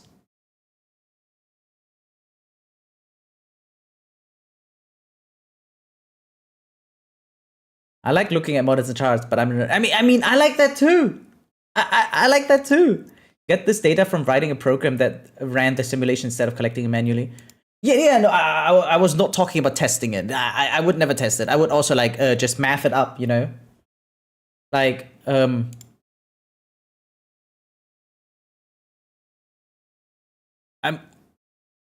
mean, it's not even an entire program that you would need to write, right? Like, technically, it's just math. Like, it's just a formula. Or several formulas, I guess. You put them into the table, just like the Excel, for instance, right? Like, a little bit more elaborate, sure. But nothing that I couldn't figure out with a few, like, let's just say hours. Why not? I guess some people can do it in less than an hour, but like, for someone normal like me, like, I think that table, give me 4 hours, we good, I think, right? Yeah, but writing the code is faster than crunching numbers. Yeah, that is totally true. But I'm not good at typing code that much. Like, I can, sure, right? But, yeah. Or at this point, you can even ask just ChatGPT. Like, something like this is ChatGPT can easily do for you, right? No, not GPT, but like, was it GPT? Like, you know, AI can do this technically for you almost. Right? 10-week benchmark. Of course, there's nothing stopping you from No, it's not my style. I'll be honest, it's not my style. We only care about attack, crit rate, and yeah, this is not difficult. crit damage. It looks stylish for people that don't know about coding, but this is really base level. Like, this is what a lot of people learn like in their very first semester. And I actually picked Wander in the simulation very deliberately. Or some people even know this crap by self-studying before they even start the first semester. Character that doesn't care too much about having a lot of ER or EM, and he really just wants those raw offensive stats to maximize his normal and charged attack damage, which is... That having been said, let's see what the stat progression looks like when we rerun the 20-week simulation with Xiangling instead. Oh, so he does dive into different characters, what they want and need. Okay, that's actually very elaborate. Jesus Christ. What we see here is that the overall trend is still very similar. We still have this logarithmic curve where most of our progress is front-loaded. Oh, that would suck though. If you, like, I guess he's doing it for every character separately in a way. I mean, at some point you get just used to it, I guess, but yeah, okay, sure. We hit that 95% mark right around week 10 again, and we very slowly approach the 20-week benchmark with each subsequent week. But when we compare this to Wanderer stat progression, we immediately... No, I'll be honest, I don't think I would ever dive into this. As cool as this is, since I am someone who would never 20-week farm for one character... Yeah, no. I'm out. The progress in the early weeks... Aside from the difference in desired substats, one other major difference between farming for Xiangling... I still have not used my strongbox a single freaking time. Not a single freaking time. Do we get to walk around with the new pet from the HSI event? Yes! I think we do. You got it, but you can't find it. Let's take a look later because I'm gonna start the game soon. Okay, I'm gonna start the game soon. This means that even if we find an artifact that's not desirable, we can recycle it to give us another chance at finding something better. One thing that newer players might not know about the artifact strongbox is that it actually, at the end of the 20 weeks, we're about 2.4% stronger than if we hadn't. Wait, how much faster is it with strongbox?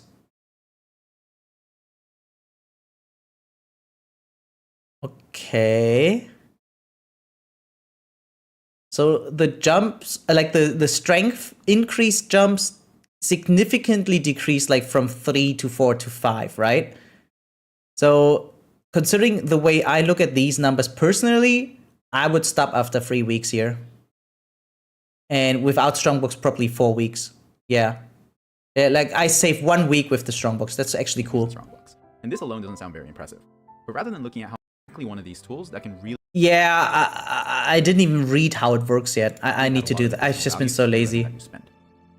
Character that cares about only... it's like, you know, you can synthesize artifacts in Star Rail, right? Or you can like go to the Bardic Needle in Zenlist and ask Elfie to give you a new vinyl CD, whatever you call it, right? A vinyl disc, and then you get new discs. And in Genshin, it's called Strongbox. Only one stat. A prime example that many players already know about is Kuki Shinobu, when she's built as a Hyperbloom carry who only cares about maximizing her EM. And this is what her stat progression looks like. So it's even faster. Yeah. What we see is that her progression is even more front-loaded than Xiangling's. After just 1 week of farming, we've already achieved 74% of the damage we would output at week 1, cool. and by week 4, we're already at 90%. Understanding why this happens That's cool. is kind of related to the first major lesson that we learned, and it's that the artifact main stat makes up the bulk of its stat budget. Different teams by a lot of different players. Of course, the main reason is that they have very strong generalized kits that allow... If you are a veteran player and you've been playing Genshin for a long time... Wait, what? If you are on so many different teams by a lot of different players. Of course, the main reason is that they have very strong generalized kits that allow them to fit into many different teams, but cost to build and time to find viable artifacts is an often overlooked but important factor. This is such a short sequence that he made, even though this is like the most important information for most people. Most people don't want to know more than this. They just want to know, how long do I need to invest until my character is awesome? Right? Zhongli, 3 weeks, he's awesome. 5 weeks, Kazuo, awesome. 10 weeks, Wanderer, awesome. Okay, right? Like technically speaking. So, I think personally as a dummy, this is what I'm most interested in. And it's like the omega shortest part. Like he has this entire sequence, not even 4 seconds. No, of course I do that. I don't mean to disrespect anyone providing us with React content and then not looking at it fully. I didn't know how much more in-depth he was going, right? Because he was keeping everything very surface level, but no, he was just extremely elaborate. Even more than I would personally prefer, but I still appreciate when people do go in-depth and holy frick, look at his resources, 84? Veteran player and you've been playing Genshin for a long time, you probably don't like, care for what is he saving? Genshin 5? much about resin optimization anymore. You probably have a lot of weapons already at 90, an overabundance of essential materials, and lots of plus 20 artifacts that are just waiting. I guess, yeah, that's someone who didn't stop playing, like, but someone like me, yeah, my account does not look like this. But if you're a relatively new player who's just starting to get into the mid or late game, I'm sure you can already feel that resin is an extremely limiting factor to your character's progress. And starting at AR 45, the resin that you need to spend on artifact farming is a big part of that challenge. With that having been said, I hope this video and the key takeaways that we covered gave you a better idea of how you should approach artifact farming in a way that It's a dummy, right? Like limited resin you have. For a lot of people, like I'm this type of dummy who's like, I see a smart video and I'm like, after seeing it, oh wow, I'm smart now too. And then it just takes like 5 days and I'm like, what was the video about again? Watching, there's a good chance you're already and then I just bookmarks these videos like that and appreciate the timestamps or something.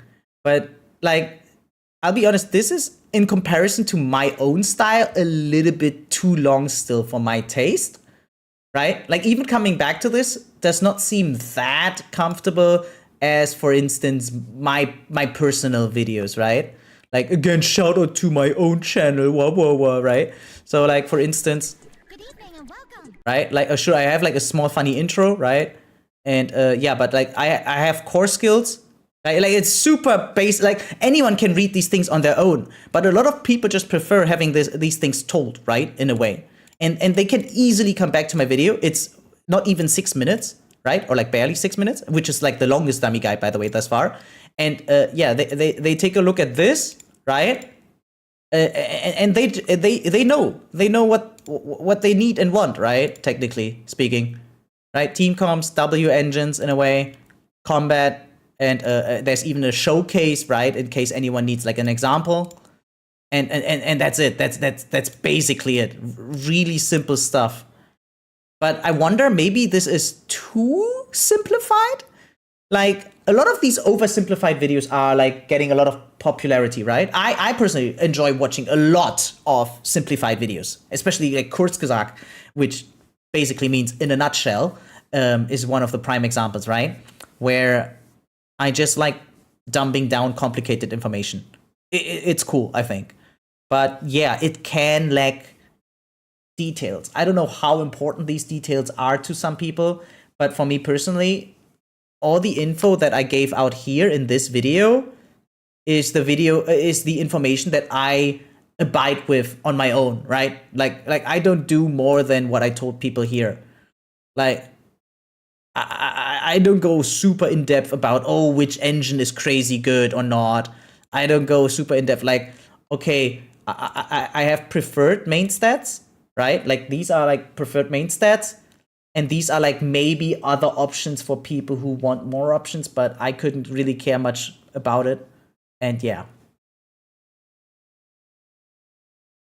Okay, cool. With that out of the way, let's take a look at Rappa, guys, so we can finally go to play Honkai Star Rail ourselves. 6, I think. Honestly, it's getting hard to keep track. This character is super sick. I'm stoked to show you how she plays. But just real quick, before we get into it, I do have to let you guys know this is an early access video, which means that things are subject to change from when you're watching this. And once again, it's on the creator experience server, so things are not entirely finalized. With all that being said, though, I'm glad that his position of the camera is on the other side, by the way. Like, she looks so dope. She's one of the most attractive characters in Star Rail, I think, thus far.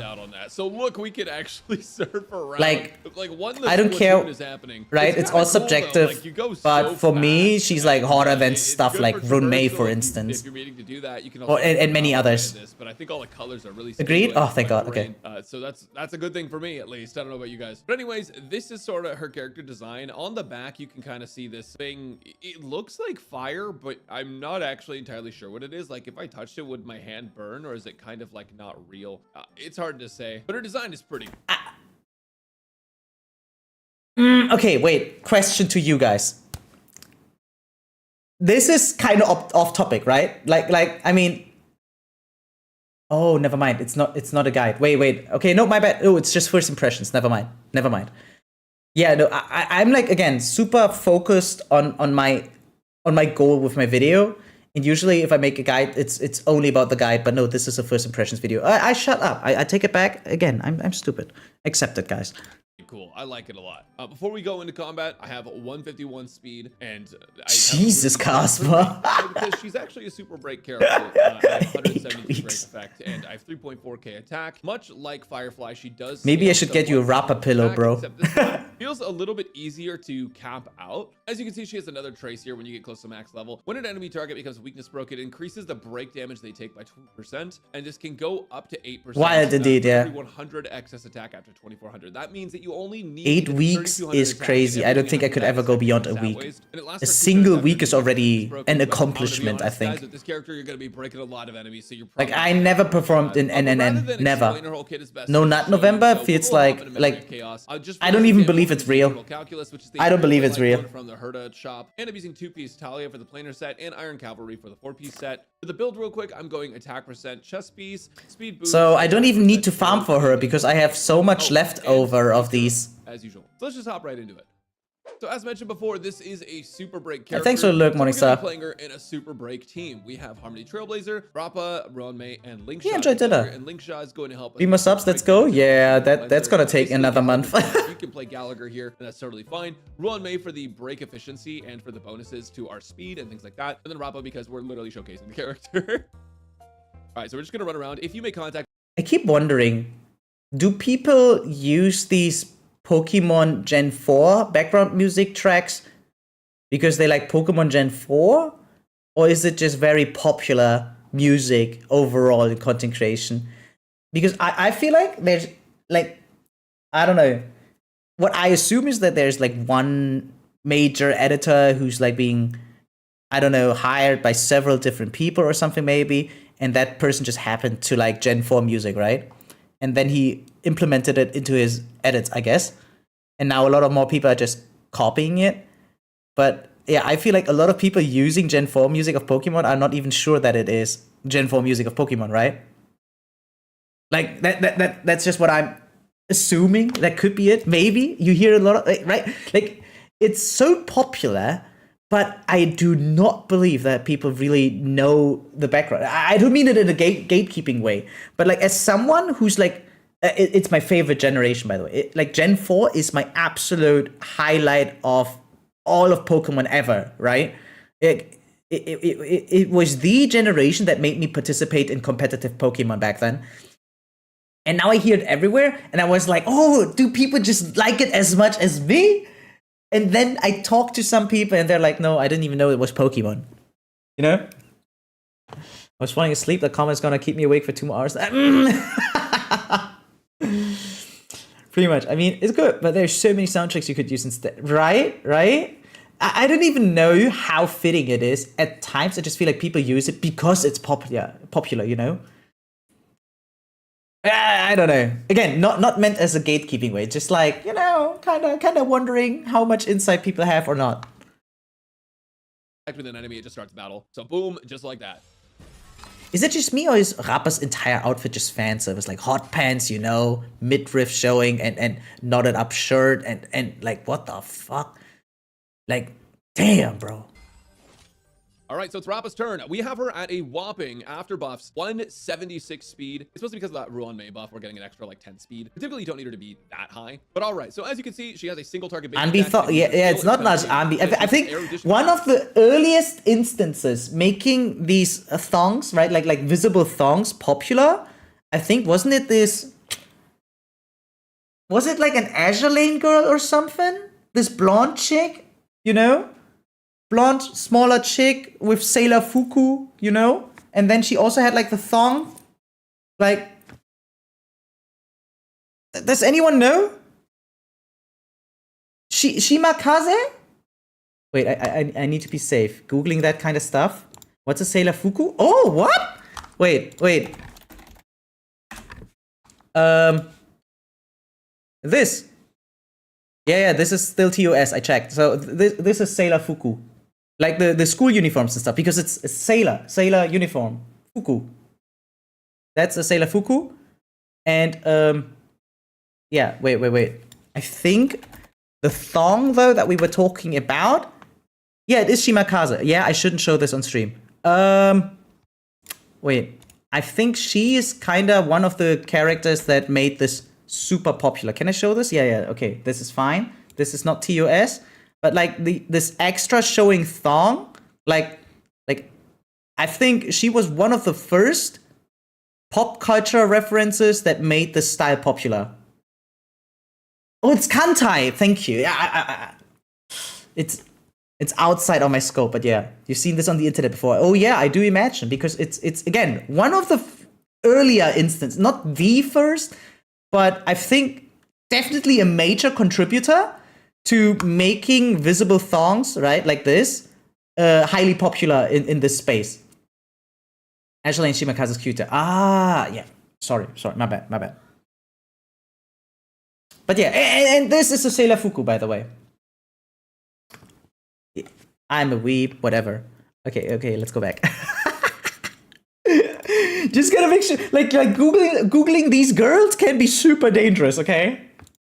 Character, meaning she's meant to slap the ever-living crap out of all of these guys. And for a quick explanation of is what I heard. Of course, I wouldn't know about it. So we're not going to worry about that. Okay, what was that? Game just does damage to everyone. What you're actually going to notice here. And how do I get her? I think she's a standard character even in Kantai Collection. It's Kantai Collection, and I think it's still running. By the way, it also has an anime though. If you just want to jerk off, I mean, if you just want to enjoy that without spending too much time. No, but like, yeah, Shimakaze Kantai Collection. And standard character. Yeah, okay. Enemy weakness, and it doesn't have to be with Rappa. It's just anytime an enemy's weakness is broken, she gets 1 point of charge, up to a maximum of 10. And when you launch the third hit of her ultimate, it deals additional break damage, which affects your super break damage, and it actually ignores weakness type when you use her ultimate. The toughness reduction is reduced when you're ignoring weakness type, but you also get some bonuses from it. Now, the instances of charge Rappa, right off the bat from her technique. I swear to God, she could be like worse than Himiko, worse than Jade, and I would still get her. She looks fantastic. Now we have the opportunity to attack with Rappa, and I'm gonna just show you her animations. They're super sick. Our goal is just gonna be to break everything and do super break damage. And yeah, the animation, like on top, And it's just something about that is just so visually stimulating for my brain. Yeah, totally. It's absolutely firing my neurons. Seeing that colorful explosion keys in front of me, and I think I would find probably it's just like me, but underneath the webcam, so you guys can see. Super break damage. My link shot, I believe, is built with an ER rope, so super break damage is not actually. That was a rhyme, by the now way. That we have Harmony MC up again, we're actually just gonna basic attack this guy on the left, because I want to get skill points back. We're gonna go ahead and basic attack this guy with Ruan Mei, and then they're gonna attack us and give us the rest of the energy we need, essentially. So Bunny's gonna attack. We're gonna go ahead and use Ruan Mei's ultimate here, just because it's up and we're doing that. They're gonna hit everyone, not everyone. Sometimes they'll just wide swing at everyone. You'll get some energy, but it's okay. So we came up on Rappa's ultimate right now, and as you can see, they have the 3 stacks empty and the 10 stacks of charge. What we're going to do, we're gonna go ahead and use her ultimate. And dude, it looks so sick. It does. Looks so freaking cool. I absolutely love this. I can't think of what it reminds me of. I think there's a specific mission in Sonic Adventure Director's Cut that I played on GameCube a long time ago. Okay, that's crazy. Am I the only one who thinks of Into the Spider-Verse when seeing this? Am I, like, is that me? Like, you know? Is that just me seeing a resemblance So sick. to, like, the What's Up Danger scene? Wait, let me look it up, guys. No way that's just me, right? Wait, Into the Spider-Verse dive. Oh yeah, Leap of Faith, actually, yeah, whatever. 1 second. Right? Like this? Oh god, Jesus, wrong screen, my bad. Okay, wait. Okay. That's all it is, Miles. Like, you know, Faith. skyscraper building and stuff, and upside down diving in there, you know? Like that's the vibe it's giving me. And there's this grading in the artwork of Rappa that's also like very similar, I think, right? To a lot of the grading that they have in the Spider-Verse, right? Like, come on, the resemblance is there, isn't it? Like of course not fully, but come on, you guys see that too. And again, all these like what is it called when there's a dotted pattern everywhere throughout the Spider-Verse, and like wait, where is it? Like the artwork of Rappa 2.6, for instance, also has this dotted pattern everywhere. Okay, this is gonna be a little bit cringe showing myself here, but like for instance here, right? Like they have these dotted things everywhere in a way, a little bit, not everywhere, but like in a lot of small places. I don't know, right? Wait, wasn't there one angle that's also like similar to Rappa's? No, it's not that similar actually. Okay, it's not really the same angles, right? But it's still similar. Oops, wrong thing that we're gonna take a look at later. But yeah, no, I get more into the Spider-Verse vibes. I think it might be referential in a way, especially with the pattern, but yeah. So freaking cool. I absolutely love this. I can't think of what it reminds me of. I think there's a specific mission in Sonic Adventure Director's Cut that I played on. But which is cool that he's referencing Sonic. Like, I think it's a little bit of that. Kudos to that. I like Sonic. But anyway, so now we're in her ultimate. Am I cringe for liking Sonic? I was never sure because I remember that I was trying to hide the fact liking Sonic back in the day. I mean the combo of enhanced basic attacks, right? So this guy's still has toughness to break, so we're gonna go ahead and hit them once. Boom. All right, 81k, they're broken. Now we can hit the middle one. Boom, 129. And the last hit is going to be AoE, and it's actually going to do less toughness reduction, but it's going to hit everything. And it's pretty disgusting. You'll see this drop off here. Boom, 884k.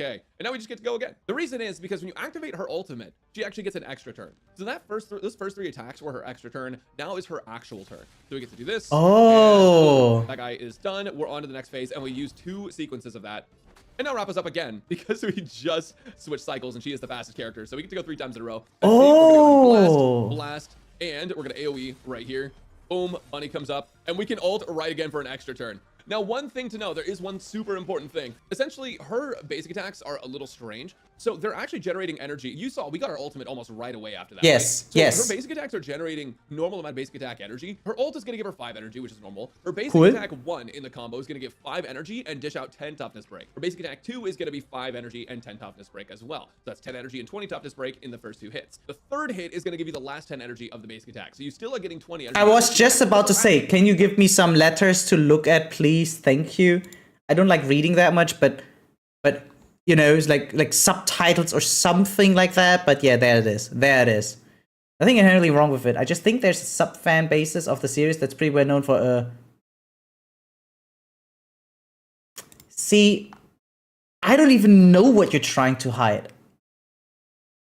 I don't even know that sub fan base, what it's about.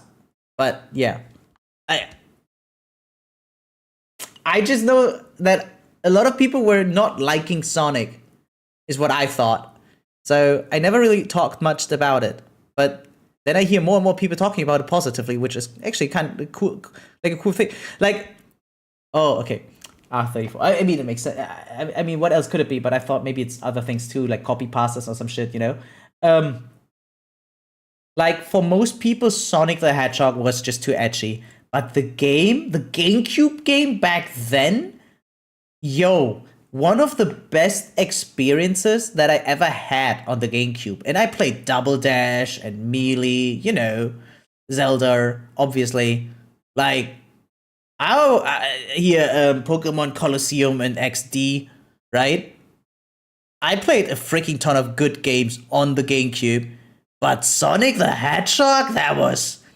You're too young to know that? Yeah, you're definitely too young. Also, games tend to be very hit or miss. I know a lot of games of Sonic that I don't like. By the way, where's Jeremy when we need him? He's like the Omega Sonic fan, isn't he? Also, like, I also liked a lot the movies, right? And now they even have Keanu Reeves, which is crazy. But yeah, no, like, I never found really a lot of friends to watch the movie with, right? Then again, in Germany, he was voiced by an influencer, which a lot of people didn't like because he was technically not a real voice actor. So giving him a Hollywood level role, it kind of felt, you know, like some people were like, someone could have done a better job, but whatever. I usually watch in English anyway. I grew up with GTA Vice City. Yeah, for me it was San Andreas. Last hit is AoE, so it's actually only doing 5 toughness break on each enemy. But if we go and look at her talent, the third hit's going to get all of the buffs and bonuses to it. So even though it is AoE, your main target's going to take a ton more damage. But okay, so that 25 energy shouldn't be enough to get your ult back, right? Well, you also have other buffs as well. When you break an elite level or higher enemy's weakness, you're actually too much, bro. And all of the enemies. Just hit it, please. Just tell me. Right away. So that's how we got. Tell me how much damage she deal. One other thing to know. Tell me how often I can deal. State, which is your ultimate, you actually get increased. That's basic. So, the less mindscapes you have, the more he's coded for his EX skill. The more mindscapes you have, the more he gets coded for his basic attack. So, in my opinion, yes, his basic attack good to level, but that's only to increase damage, by the way. It's not providing more assistance, right? But, like at Mindscape 2, Seth's anomaly appliance, like the build-up rate, is really high. I think it takes barely more than 2 enhanced basics and the enemy is already shocked. And yeah, that's like extremely fast. So okay, M2, yeah, see? So and then I think it's worth it, yeah. As soon as you have him M2, you want to use his enhanced basic if you can, right? Like you do get quite a lot of it just by quick swapping into him and yeah, just holding down basic attack and using the quick assist back. You give the buff to your main DPS, right? And you build a lot of anomaly and daze. Yeah, totally. Am I the only MF who calls that cinema, not Mindscape? No, I don't think you're the only, but most people say Mindscape. Even in Chinese, and since they are the most nerdy about the game, and most people copy what the Chinese people do, right? Yeah. Like there's something about China's player base that's just different from the rest of the world, okay? And I mean, it's very abundantly clear, isn't it, that you can just rely on them probably having more people dedicated to figuring out the ceiling of the games. And yeah, they keep saying Mindscape or M or something, you know, like when they translate it for us, because in China they have a completely different term, obviously. Like they just have a kanji for that, I guess. Not sure if it's called kanji, but then again, kanji just means like Chinese symbol. But yeah, anyway, yeah, Mindscape, whatever. Fact, which is nice because we're on May. We still get it. Right? You could just say constellation. I still get it. We are already this brain rotted. Extra super break damage. You can say Eidolon. I get it too. You can see she's doing a lot. I don't even fucking know what the fuck is an Eidolon. I don't know. I just used that word. I have no idea what that word even means. Like I even as a weep, I know what a Magatama is, but I have no idea what a Mindscape or Eidolon is. Okay, I know what a constellation is. Sure, that's nothing crazy, but yeah, whatever. 200k, and the third hit's gonna slap. Are you ready? 1.2 mil. Now, I feel like I don't need to remind you guys of this, but I will, just because I want to make sure everyone's on the same page if maybe you skip to this part of the video. Rampa is on a free-to-play light code at E0. So this amount of damage is pretty insane. We'll go in AoE because we have the we have the skill points to do it. And then we'll also... Oh, wow, yeah, that is insane, actually. So is she better than Firefly? Question mark? Go do the same thing here. Use our skill. Ron May's asleep. It's okay. She's a little EP. I'm gonna hit this guy with the second one. Get a softness down, and then this should kill, or this should break him. Boom. And we actually get one more sequence of those. So as long as these guys get broken, we should be chilling. We're gonna go ahead and skill on Link Shot, bring Banui up. And now for Rappa's next turn, this is not gonna be a zero cycle, unfortunately, but now for Rappa's next turn, they're dead. That's their gift, is they get to perish on Rappa's next turn. We need to skill on Ron May, so we're gonna do that. And Rappa's ultimate comes back up. I mean, these guys are mostly dead anyways, but check this out. Boom, boom, boom. Bro, your Firefly is not so, M0 with free-to-play light code. My first impressions, kind of looking I mean, I don't have Firefly, so it's pretty simple for me. Okay, yeah, sure. I feel like she's a pretty God, I can't talk to you guys at times. You're just so troll. Or Acheron or Boot Hill. It's honestly kind of hard to say because MOC is going to feature things that are going to put certain characters ahead of others. That's just kind of how it is. But I do think she is a really solid character. Considering we're using Eternal Calculus on this, we're not using her signature. She does a lot of damage. Well, use her signature then, please. Character, and she's just smashing MOC. Granted, MOC has, like, I'm gonna try to be as unbiased as I can here. MOC does have multiple enemies and multiple trash mobs this time around. It doesn't always have 5 enemies, and sometimes it only has like 4. But just because MOC has more than 3 yeah, this is like another Gen 4 background song, by the way. Hits her blast anyways, so it's not like she's always gonna be hitting all 5 enemies every single time. She just seems like her damage holds up in multiple game modes. I tried her at Pure Fiction. She works there as well. I actually found a lot of success with her too in Apocalyptic Shadow. Now that was something that surprised me a lot because Apocalyptic Shadow I thought was meant to be like the hunt game mode or like the single target game mode, but realistically, wait, I need to think about this long and hard. Wait. Firefly, Rappa.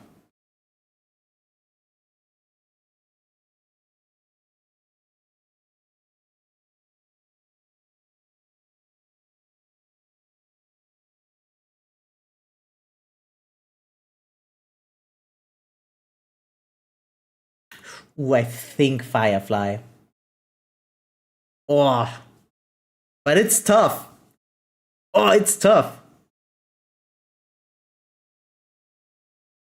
This is gonna sound omega cringe, so hold your ears, kids. But I think Rappa is the better girlfriend, but Firefly is the better waifu.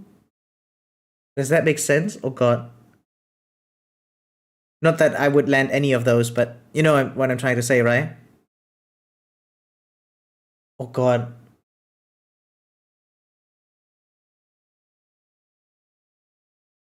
Boah, wait. I'm rethinking that statement just now. Not that I want to make another cringe line, but as a gacha enthusiast, I need to think about this. Boah. Whoa. You can only do one or the other, Urza. In the meantime, I'll let the video play more. Rappa is yeah. Okay. Yeah, I wouldn't put it like that, but that's essentially what I was going for. Yes, Morningstar. Apocalyptic Shadow kind of changes by the patch. And in general, teams that can break the enemy are really just king in that game mode. And because Rappa is a break character, she does very, But I feel very bad about that statement, not gonna lie. While we're looking at it, I'll go ahead and equip it just so you guys can see. It's going to increase your break effect by 60%, which is pretty good. But as you guys saw, I was using Eternal Calculus and it was fine. When you enter battle, you immediately get 30 energy. This seems huge for her just to be able to get started early. You'd be able to start right at the start of the fight as opposed to her second turn. And then after you use your ultimate, you would get Raiton. And after using 2 basic attacks, yeah, I think Firefly is just more housewife coded. The more I think about it. But then again, we also got way more romantic fan service of her, right? Like just by cutscenes of the game itself. Like she is just already more coded as there are really solid supports in the game. Yeah, as a spouse. I would say they just work like pretty well with most super bright characters. There are some pretty solid supports in the game right now for free-to-play players. Like Harmony Trailblazer is just incredible and completely enables the archetype for people. And of course, you have March as a sub DPS if you want to play like Apoc Shadow or something. March can end up being a pretty solid fill if you don't have someone like Ruan Mei to help you out. But Ruan Mei is going to be the go-to support. Like you definitely want to have Harmony Trailblazer and Ruan Mei together if you're going to play Rappa. I don't care about buddy count. She could have like 5 digits. I don't care. A little bit of trouble. I don't fucking care. Damage because she does do her own instance of super break damage, but it's not going to be on the same level as just using Harmony Trailblazer. God. It's going to be that break efficiency that's going to make breaking with Rappa even easier. On the event pad, they had a tutorial thingy. Oh, that's nice. Cool. Because it's like optimal, but you can also just use Gallagher. I mean, it was probably just in the menu, right? Very, very similar things. He has a cleanse on his skill if you have his Eidolons. He does have general self-healing for your team, and he does a ton of damage with super break teams. So Gallagher is the GOAT, and he's going to continue to be the GOAT. But because Rappa is an imaginary character, and you might play her against imaginary weak enemies if you choose to, Aventurine can also be pretty solid. He does work better in follow-up teams if you're just looking for synergy, but because he is a character that's going to keep you alive at all Intergalactic, yeah, okay, sure. Down imaginary shields, Aventurine can also be solid. Plus, Ruan Mei is going to buff Aventurine's damage bonus, which also helps. Now, who could you use now, as for other supports, if you're looking for something a little more free-to-play friendly, if you don't have Ruan Mei, first off, I highly recommend you pull for Ruan Mei because she's amazing, unless she just instantly gets power crept, but it hasn't happened yet. So, you know, Ruan Mei's super solid character to pick up, but Bronya is a character that you can use to fill in just to use action forward on Rappa to get her more instances and opportunities to attack. It's not going to be as powerful as Ruan Mei. This is just more of like if you're free to play and you happen to have a Bronya with you, this is an option for you if you want to play Rappa. And if you happen to pull for Sparkle, action forward, so you didn't collect it. That makes sense. Trying to go like crit yeah, I had that once too, actually. Like that. I just don't think damn, sometimes I forget how waifu Bronya is. Jesus. Sparkle, or if you want to wait, was Bronya always this waifu? Like Jesus. Or if you're in pure fiction, you can play Jade. But generally speaking, because Rappa isn't like a follow-up character, you're gonna want to stick with this one if you can. And that's what I would say is Rappa's like biggest downside. People are saying she's weak because they say that like she didn't power creep Firefly, she didn't power creep Boot Hill, she didn't power creep Acheron, so she's not worth pulling. If that's how you feel about characters, that's fine. You don't have to pull for her, right? But I feel like she does do her job fairly well. You can definitely zero cycle with this character, especially with a better build and more preparedness, more resets potentially. This character is definitely. Do you guys wait? For those that are in chat, who of you actually aims to zero cycle? Well, like, not me. Definitely not me. Capable of doing that. I also really like that all of her traces are meaningful for her. Getting the break effect speed and the attack percent are all super nice for her. I know like a lot of characters will have like HP stats randomly, and like you get them because you want the character to live, but like it would be so much nicer if the stats went into something a little bit easier for you to be able to build into. And as I mentioned before, since you can zero cycle this character at E0, you don't need Eidolons, but if you want to get Eidolons, here's what they do. Essentially, her seal form state is just her ultimate. Okay, don't care. Normally. Okay, that's it. On to the next one. Last but not least. Gonna give you more energy. So here's the damage though. Without Ruan Mei, 846, not too shabby. So no Ruan Mei. Yeah, pretty cool, no? Hello internet! And today I got some sauce for you guys. With the newest character Rappa, I ran some tests and I found a lot I separated them already. I couldn't say that. Before we start though, disclaimer, everything here are from the Create Experience server, so things are subject to change. Now you see, for break DPS like Rappa, having Ruan Mei and not having Ruan Mei is like playing two different characters. One does way more damage, right? But well, kind of no. And today I'll show you what peak free-to-play Rappa looks like. Well, I say free-to-play, but you still need this. Or at least in my testing, yeah, I can't do it without this, dude. There is a 4-star version that gives you break effect as well, but chances are you don't have that at S5. But anyways, here are the revised stats I have now. It's still the same set, but I'm a bit faster. It's gonna be needed if you want to like attack off. Of course, shit. And the team will be on. Does she scale with attack? On the squad will be Gallagher. These are the stat line. I'm not even using like too much break effect. Yeah, I also find big numbers are more funny than low cycle count. Yeah, I'm with you there. Followed by Trailblazer is just on pretty much a speed build, that's it. Of course, we have the SY dance. These are a standard one, standard build. And here with Pella, it is the good old Windset Pella that with all that as well. You want to get the turn. And with that shapes the ultimate break team that if you don't have a runway, you can still guess what you want to get. I'm not even sure if Sprightly Von Vag is still the GOAT. Because we have now is it the banana amusement or whatever? Like there's this one new set which also gives 5% extra energy, but also it increases attack of the leftmost unit, right? So yeah, I kind of feel like, isn't that better? Lukasha, yeah, isn't that better than Von Vag? Because you build a bunch of speed on these supporters anyway, right? And yeah, like that advancing forward is really not mattering at all, I think. Well, unless you zero cycle, I guess, but even then...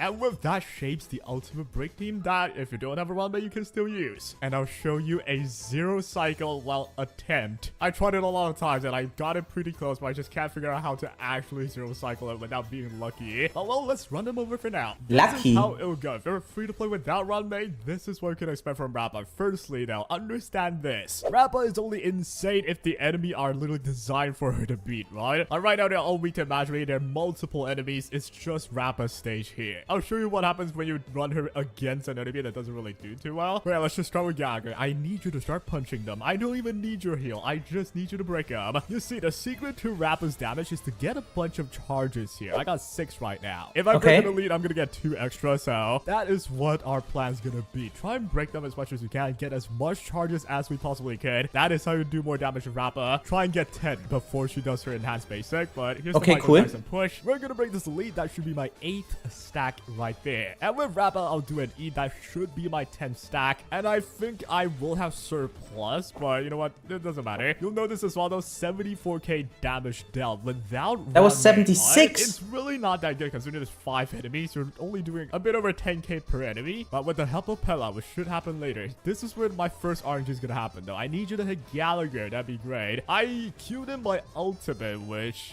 was that the right move? Oh, God, that might have been stupid. Uh-oh. Well, too late now. Wait, he's keeping the entire fight in there? Oh, wow. I mean, I know it's a zero cycle, but still kind of long. This is one of the secret tip I have for you, for her. You can use her ult on her turn to instantly get double the turns, right? Because ult gets you 1 action, and after the ult, it's still her turn. Therefore, you get another action instantly. That needs 6 enhanced basic. Here's the damage, though. With that run, mate, 846. Not too shabby. Yeah, that is very cool. Yeah, pretty cool, no? This is where you hit whoever that has the highest HP, and you're left with this. Oh, that's still a lot of HP, you know. Not much I can do. I still have a turn with Rappa because thanks to my light code. If you don't have a light code, you probably won't get a turn here. But anyways, let's just go with Gallagher. We'll go with Pella's E as well. I want that energy up, and we can end you for sure with this. It's kind of a waste, though. I'd rather not like spend that against freaking no HP units. But oh well. Coming into this, we got a Michael Jackson. I want my dash push, so let's get everybody a turn. It is best if I use my E right now to get some more break-in, right? Great. I only targeted the ones at the side. Okay, I'm gonna... Now I have my ulti. My ult. Here's easily right away. Hope stairway we're exposed. And yep, as I jump down the building, let's start killing them. Here comes the damage, guys. We've landed every diva possible, and the damage. Yeah, the animation is just that top notch. It's crazy. Yeah, her damage is just not that insane. I love it. But hey, it's not too bad. And I remember the sound effect too.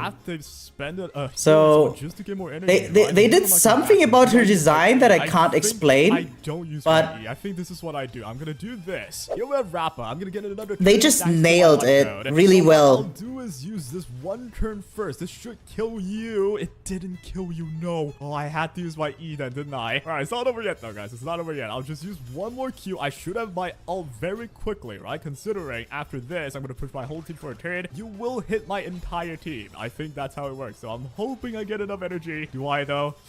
I don't. That's not even close. Do not keep up anyone that I need. Do not. Oh, come on, man. But yeah, I needed to be lucky there too, I think. I could have still won this, actually. Believe it or not, I could still zero cycle here if I got a bit more lucky here. I needed to triple Pella, I think. Yeah, I definitely do. Here's how we potentially get this W back. I'm gonna have to use my E here and instantly go for my ultimate. If I can break any one of the enemies, I can use my ult with Rappa because I'll gain energy that way, right? So, question is though, do I even get a chance to do that? I don't think think so. Kinda. The only way I can do this, use a Q on the main guy. And Michael Jackson, you have to break one of them. Come on, you can do it. One of them. And you do not. Did I break them or did I not? Maybe I just didn't have enough bid. Oh, Unlucky. Not the 0 cycle, but it sure as hell will be a 3 in 1 cycle. I'm gonna use my E. Okay, no, that's cool. That's really good, I think. Thank you for sharing this, Morningstar. Definitely cool. Now, after this, we'll just use Rappa. But yeah. This should end you all. We have 4 stacks. I'm gonna break more of it as I go as well. So I think we need someone else besides Runmei who also does like break or something up, right? Because I don't want every super breaker to be paired with Runmei. Everyone needs it, right? Like Bootil, Firefly, Rappa. We need someone else so I can make like a different team. Because I don't want to swap Runmei around like a hoe or something, you know? And gain 4 back. We're gonna do. Was that first person? Oh yeah, that's just her old. It's just her old. It's just an animation pixel. Wait, I can show you. I can show you. So here's the damage though. See, that's her old right here. You see that? And it's first person. It looks really cool. Her entire animation is extremely nice. Just watch me on Wednesday, Pixel. We're gonna be pulling for Rappa there, and then I can show all off. And yeah, maybe you need to get back into the gaming, but it's so good. It's really good. Wait, we have it on Discord or something, actually. But there's like this one, Keeping Up with Starville, right? Wait, Keeping Up with Rappa.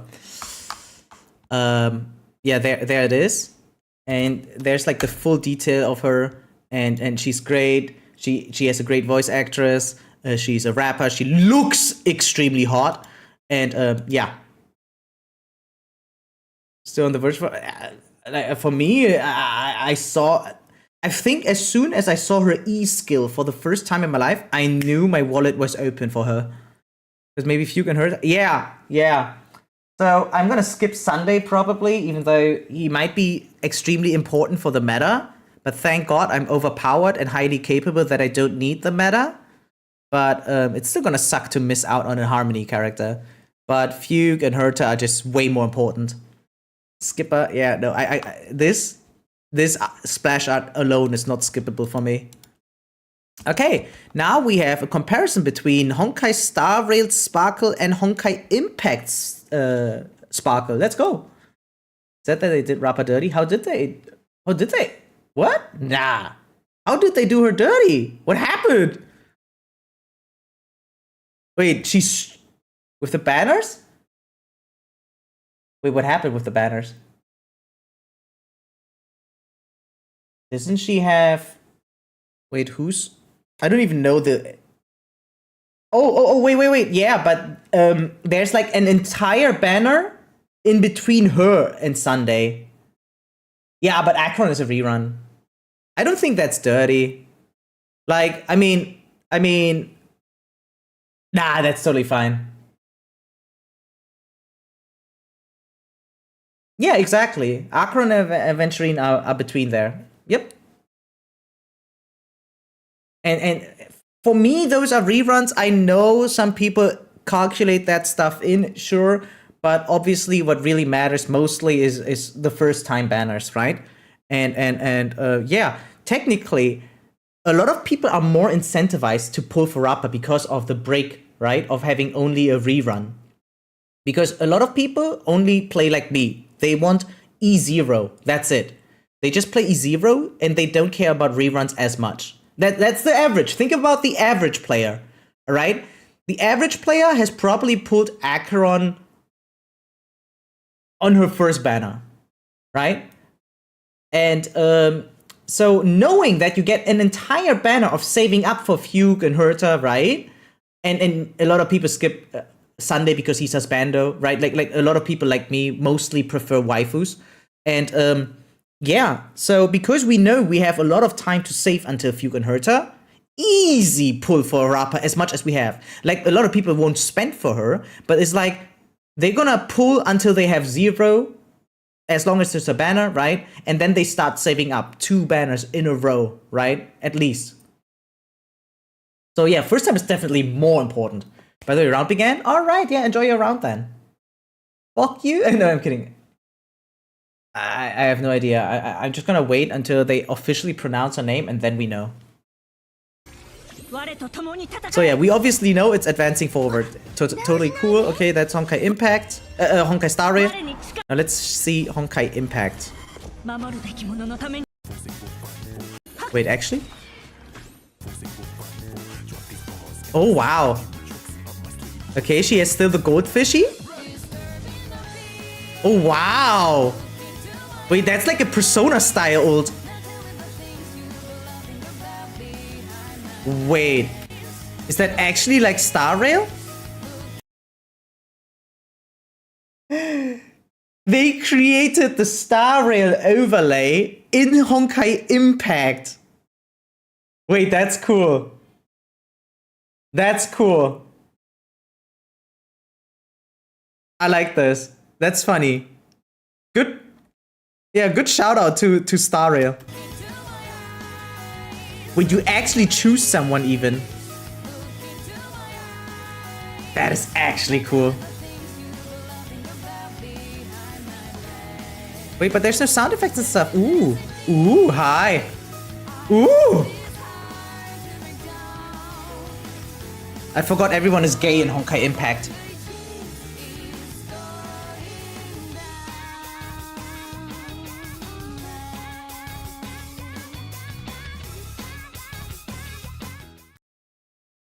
Okay, wait. No, I need that other one. I need that other one. Wasn't there more? Okay, wait. Don't look.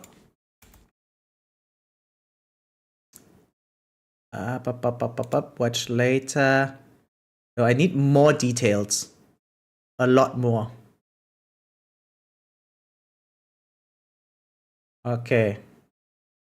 It's too different for Alice and herself in the old. Okay, let's see. Wait, why am I lagging so hardcore as if I was back in 2014?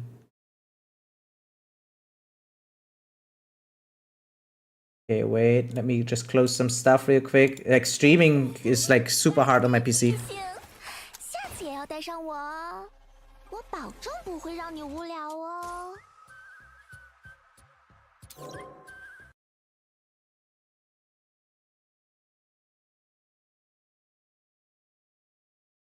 How difficult is it to get her in Honkai Impact?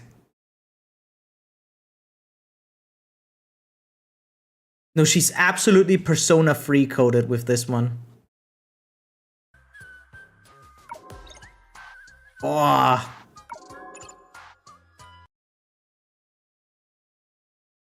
Her artifacts look awesome. Oh, and that open back like this?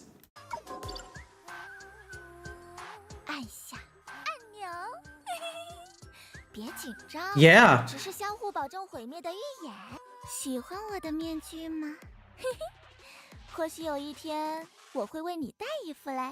Wait, that's better idle animation than we have in Star Rail. What? Okay, that's the same. Can you guys do that? I suck with the kendama. I remember just practicing catching it. It was so difficult.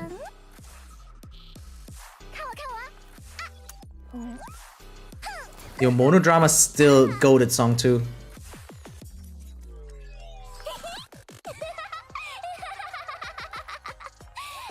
Yeah, she's absolutely.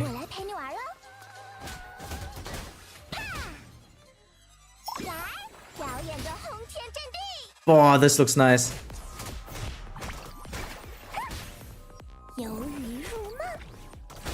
I like that she can actually ride the goldfish. That looks cool. Oh. That, I love this. This shout out to Star Rail. Really nice to see the others like that in the action bar as well. Oh. Yeah, that's the different animation I just saw.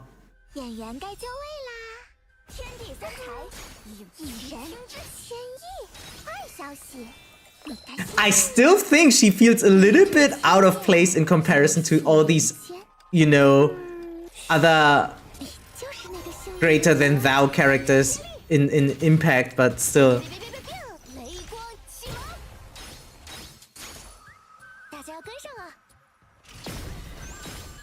God damn. Yeah, this one, by the way, is also new, right? It's also from this patch. Just summoning a giant mech. 倒下的会是谁呢？来捉迷藏呀！哦，主角猜猜，倒下的会是谁呢？逢场作戏，走马看花。 She does disrupt a little bit like the fluidity of the game, it feels like. Right? Like she... Her own pausing the game like that? Definitely taking out a little bit of the flow. And yeah, of course she's just another supporter, so she's not really that much on-field time on her own. But damn! Oh, I haven't seen the story yet, right? I heard Kiana's coming back, right? Definitely looking forward to that. So cool. No, I literally heard that right now is maybe one of the best times to come back to Honkai Impact. But I don't think I have the time for another gacha right now. Like, impossible.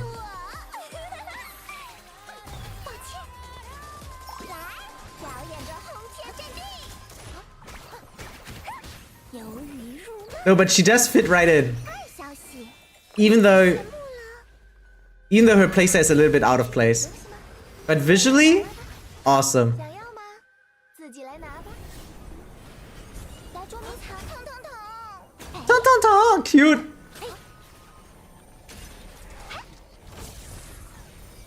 又轮到我了，开工了。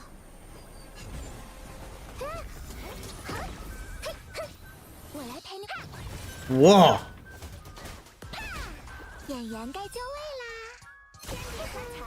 一人千亿，猜猜倒下的会是谁呢？ Glad she's actually visibly suicidal in. I don't know about suicidal, but I mean, 末日被遗忘的事， yeah, sure, why not? Why not? 别让我抓吧！3、2、1。 I mean, that self-shooting part is obviously, 消息，你该谢幕了。 yeah. 小心 She's definitely as crazy, or maybe even crazier than in Star Rail, which is kind of cool. 找你，猜猜倒下的会是谁呢？玩得真尽兴，下次也要 Ah, the playfulness in her animation, lovely, very lovely. Okay, yeah, that was cool. So, what else do we have? Oh, we have a Bernice clip, バレたな。 but we don't have subtitles. Like, this doesn't have English, but we can just tell by the action. Like, yeah, they like, this is, I don't even know if it's on top of another anime or if it's like its own animation. But look at that. ただいまにゃんこたち。やっぱ我が家は天国だな。 I think this is on top of another anime, right? But look at that. Like Piper, Lucy, Caesar as little cats. So cute. ゆうこ、お友達できた。おっとりなシンガプーラのシー。まあさ、そんな急には。 This is so cool. しっかり者のロシアンブルーのロー。私が一緒に学校へ。 Okay, yeah, this fits. This actually fits so well. 天使、猫最高。 Yeah, no, this is definitely on top of another anime, I think. よし、今日こそこのゲーム But I've seen multiple of these already. A lot of people are doing these really good. Oh, wow. Nekopara? I haven't watched Nekopara.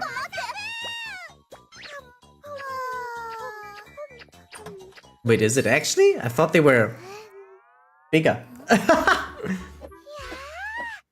スリリングってやつか。 Jeez. 見てられないんだから。ごめんなさい。今の音ってやっぱり。ロー、いつも手伝ってくれてありがとうね。偉い偉い。 It's so well done. This looks way too cute, guys. めっちゃ喉鳴ってる。 Gomenyasai. Oh no! ことないよし Creepy AF, by the way. 魚 Creepy AF. それゆうこさんえはいし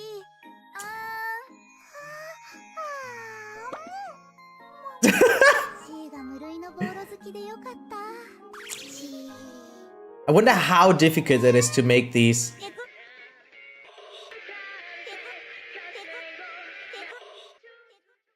Okay, now this was cute. This was definitely cute. Okay, and last but not least, we have supposedly a controversial clip posted by Kasma in Discord regarding anti-Semitism, he says. So, not sure how fond I am of this clip yet, but I mean, I'm still gonna watch it, right? Because we posted it. So, yeah, here we go. Person is one of my favorite people, Ethan Klein. I told you guys to clap. This is a good reaction. That was a good one. Oh, wait, oh, sound. That's good. All right. Turn that up. Turn giraffes. We Turn all that know up. where this is going. Okay. I like how we're giving audience input. They're like, you know, fuck what you guys had to say. Wait, what am I looking at? What is this? Brogan rating streamers from Arab to Jew lower on a panel provided by Twitch at their con? What?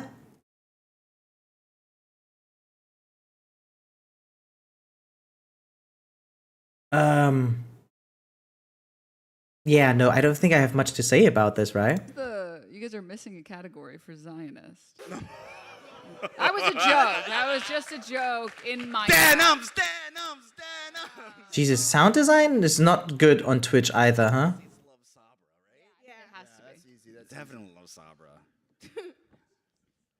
All right, so there. You Yeah, I don't think I have much to say about this. Yes. You put him as number. Yeah. I'm Our so third. Yeah, no, I'm good. Okay, that's it. We done. See, we done.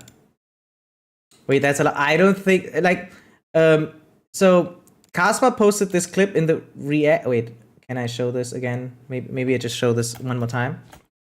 So Kasma provided this clip, right? Because we do like to talk about controversial topics every now and then. But yeah, this is obviously way out of my scope. I try to avoid drama every now and then. It's fun to talk about it here and there, sure, especially if it's blatantly stupid, but this is a whole nother level. This is from the official Twitch server, a channel, right? Like from the TwitchCon. And this is obviously something very wrong, in my opinion, to show. Right? Because, yeah, I mean, how they are making this about race, and I don't know how cool or good that is. And yeah, this is a crazy clip, but I don't think I'm gonna share too many thoughts about this because this is just like I mean, if I owned Twitch, I know I would not be okay with this, but since someone else owns Twitch, I guess whatever. But yeah, that's all I can say about this. I didn't get shit either, and I don't think I want to understand. But this looks not so good. Really not so good, but again, maybe it's a joke that I'm not getting. So here we go, back to some gameplay. I don't think you can even invest into Twitch, right? It's not public. I think it's fully private. You can invest into Amazon, sure, but Twitch itself is not on, like, in the stock market. Hey, Alpha Sigma, welcome to stream. How's it doing? Guys, I don't know when is the last time I streamed Star Rail. It feels like weeks. I think the last time was actually pulling for Linksha, guys.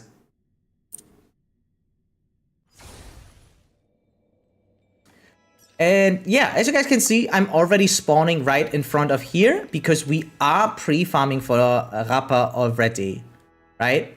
Like this is the only material that we can pre-farm as of right now for her, because the essential material is not out yet. You can buy some shares though through a holding group that owns private shares, I bet. Oh, that could possibly be the case. But even then, if it's like that, right? Like private shares, even then you have different rights with these, right? Unlike if it was a public company and you own a major amount of shares, then you also get more rights what to do with that company, right? But because if it's with private shares, as far as I know, you are very limited in what you can do. First of all, the private shares are strongly limited too. So even if you had the money, you just can't buy as much as you want, right? And on the other hand, yeah, even if you could buy X amount, you don't get as many rights as if you had as many percentages from a publicly, from a public company, right? Oh no, PTSD? Kinda, right? Fine, but a little drunk and tired? Alright, yeah, then feel free to chill in my stream to sober up, I guess. Kinda like the Ubisoft situation. Yeah, the voting routes can be different or you may not be able to vote out. Yeah, that's what I was thinking. But, yeah. I mean, the major difference is probably that the public has less control over what's going on with the company, right? It's like way different topics. But yeah, kind of cool to be back into Star Rail a little bit. I mean, the recent 2 weeks, I've done nothing but log in, do my dailies, and log off. That's all I did. That's why we're here now, so I can do this event, because it's only one more day, and I haven't really even started. Oh, gotta do my dailies, was too busy with the events? Yeah, I feel that. I totally feel that. That's why I start with the dailies now, and then we move on. PTSD is from when I pre-farmed that domain for Jade, and it was 50-50 and ran out. Ooh. Ooh.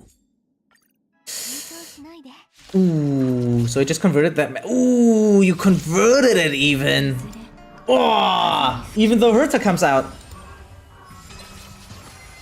Return from birthday of my friend. Hey, that's nice. I mean, yeah, it's the weekend. Only 50 more points in the final stretch. Hey, let's go. Those are quickly done, right? Especially as a sub. So, what did you say? Sparkle's the only support I have with the signature Lightcone, besides being my least used Harmony character. I love her character so much. Yeah, I also feel like that she doesn't feel complete without her Lightcone. And to top things off, she has one of the best Lightcones overall, considering it increases crit rate of the entire team. Yeah, a team-wide buff from a Lightcone, now that's something we don't get often, right? So, yeah, definitely one of the major Lightcones to have. Been to the events cause of exams, but man, one of the events is so long, I hope I'm done with it tomorrow. I think we might be talking about the same one. Because I still have to do the war dance, and I heard it's 6 hours long. Glad I don't have exams. I still receive education here and there, right, for my job, but it's more like, what is it called? Like further education? Wait. Let me check the proper term for that.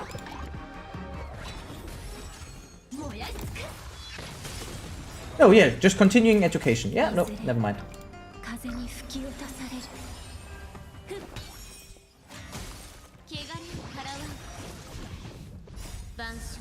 Yeah, that one. I see. Direct crit rate and damage plus more crit damage from buff from her skill is insane. I think so too. But yeah, they're like the strongest team comps in the game don't involve Sparkle anymore, right? Like, honestly speaking, right now she is not top of the meta. That doesn't mean that she's bad or anything, but yeah, she's just not there. Unless you have E2 Akron, I guess. Oh yeah, Morningstar. Yeah, okay, yeah, you're pointing it out.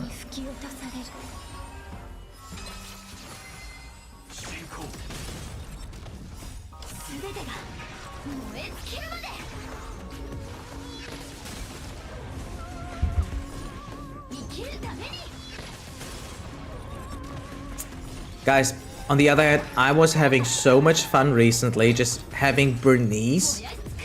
I even started like replaying older missions because I was running out of things to do in Zenless Zone Zero. And since I don't have anything to do there anymore, I just replay stuff and try to get like better time or so. That's what it's come to. I don't have enough challenges, fights, or anything to do. So now we just replay missions left and right and try to get the fastest time that we can. And I'm not getting crazy times because I don't have any mindscapes on her, sure, right? Any cinemas on her. But man, it does feel a little bit empty, not gonna lie. Speaking of empty, by the way, guys, we also have the YouTube stream going on. So if you could lurk there, that would be highly appreciated for the watch hours, so I get monetized, right? And yeah, feel free to do that. That would be, again, very kind. Even the Zero Acorn's best team is Sparkle, Jing, no, Jiao Chiu, and Sustain. Oh! So you don't even need 2 Nihility characters. Interesting. Yeah, what's the best sustain for Akron then? Is it Aventurine or what? Well, not having Jiao Chu for the best team of Akron feels kind of weird. Lurkin, sorry, I forgot about. Hey, no need to apologize. No need to apologize. I appreciate it, Urza. Okay. So we're done with dailies, right? Let's see. Have I done weeklies though? I don't even know. I did the weeklies, by the way. Did I stream it? Okay. Did I do these weeklies? I did as well. Now, on the other hand, did I buy the coins? Let's see. Hey, there we go. Cedric, becoming a VIP. That's cool. Bam! There we go. Thank you so much for your support. Yeah, that means he has a lot of watch hours, guys. Damn! Thank you so much. Yeah, enjoy the VIP badge, buddy.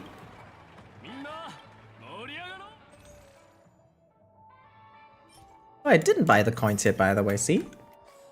So that means I also have to go to Lulafu, to the Cloud Fort. 40k away from VIP, it's gonna take a while. Yeah, I can see that. It does take a while indeed. Lots of watch. Yo, I highly appreciate the support. Thank you for that. So, here we go. Let's see. What's in the parcel? Oops, wrong button. Come on, something cool. Ah, unlucky. 3 to 4 months. Actually, not that long if I think about it. 3 to 4 months sounds really okay. Speaking of okay, here we go. Bam. So the last time we played the War Dance, we basically had the intro where we had to talk to Luca, and then we got a flashback on why he is being here instead of Gepard, right? So, yeah, let's just enjoy the cutscenes, have some just chatting in the meantime. I'll be honest, I don't care too much about the plot. Like, it builds up a little bit more of the world building, right? There's a little bit more of background lore, for some characters. But ultimately, it's nothing important to us. So I'm just gonna leave it on in the background, and we can just talk about whatever actually is what I'd say.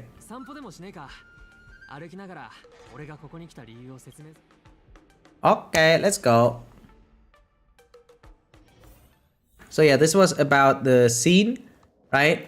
Like, there was a small competition on Belobog, right? As they were trying to figure out who to send out to the War Dance to represent the Jarilus 6, right? And yeah, ultimately it comes down to Luca. Even though in the tournament he lost against Gepard, right? Which canonically makes sense. I'm glad that they didn't overhype Luca. But he is on his own a better suited representative for the entirety of Belobog in comparison to, yeah, the military force man who is Gepard. Yeah. Okay. So here we go. Cutscene. Okay, why is there 2 random standard puts in your inventory? My ADHD doesn't allow to have a single standard put to be set. Like, my OCD dislikes doing single pulls, so I usually save up until I have 10 and then I do a 10 pull.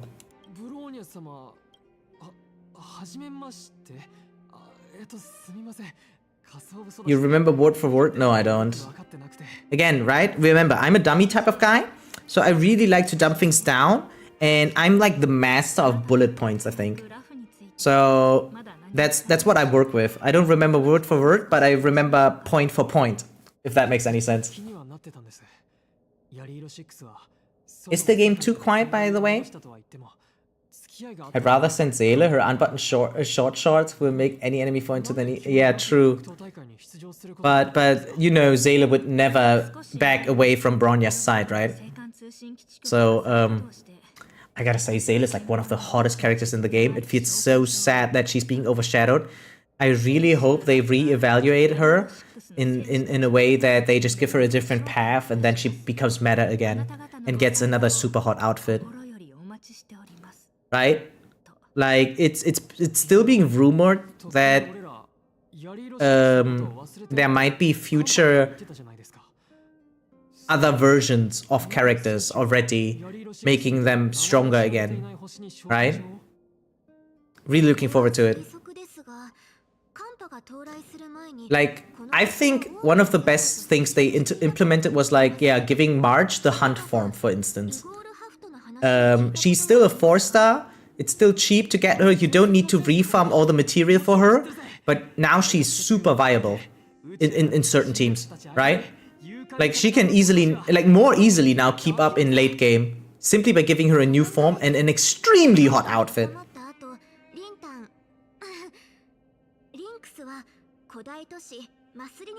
Seele is super hot. To this day, you say when I'm just running out and...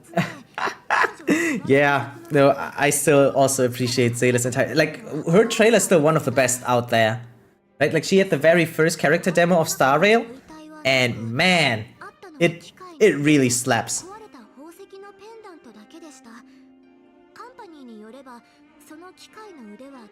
Oh, okay. Interesting. Why would that be there?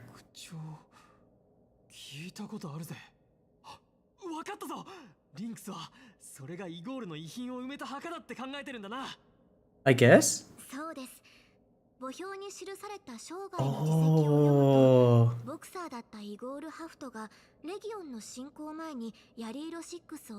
Oh, interesting. How does that hold up though in the lore? Oh well, whatever. Leona when? Wait, I think I'm still mostly looking forward to... What was her name again? Elias, whatever. The pink-haired one? She's like, you know, top tier for me.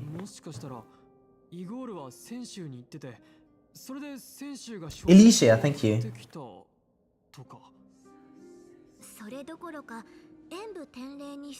Is that to be the next one coming? Oh, are you sure?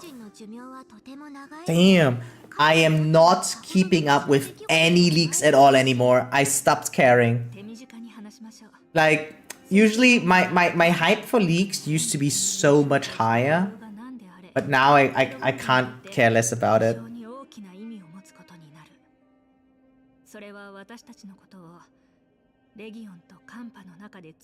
Yeah, this is what they explained before already, right? Like, why this is an important event for them. Now that they're really trying to restore their own planet, to be exact, right? After the Stellaron crisis is finally over, they really need to reconnect with, technically, society, right? And, yeah, this is a major event for them to gain, not like popularity, but like, I don't know, awareness of the public, I guess? Because, yeah, they will want to import and export, right? With the entire world. Especially now that they are independent, even from the IPC. So, yeah.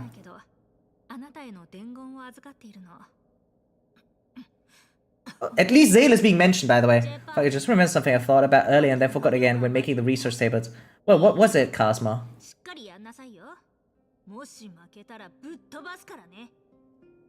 Oh, there's that much knowledge already? Yeah, better not then. Oh, wait. I mean, it's still kind of limited, right? Like, she could now... Like, in my mind, she could maybe be one of the Stonehearts or something. Internet has the character traits that yield extra results when crafting the resources. That will lower energy needed. I mean, wait. I did mention something like that though, didn't I? As well? Like, I thought you left it out intentionally because it's a lot to calculate. As in Star Rail, for instance, you also get, like, you get a ton of credits, for instance, as well as Mora just doing side missions. Not like side missions, but like farming. If you go into a domain and you farm talent materials, for instance, or even artifacts, right? For instance, you also get some Mora on top, right? And same in Star Rail. You get 10,000 credits just by farming the 4-star material, like the trace material. But in Zenless, you get nothing. You literally get nothing. You only get the skill material. No Denny's whatsoever. Have you seen this before? Take a quick gander. Okay, sure. I can do that. No, I've not seen this. What is this? 3 years ago? Okay, maybe I've seen this. 1 second. Wait, if it's 3 years ago, I should have seen it. MiHoYo anime? I think I watched all of the MiHoYo anime. Wait, let's see. Which one is it? Reburn 2?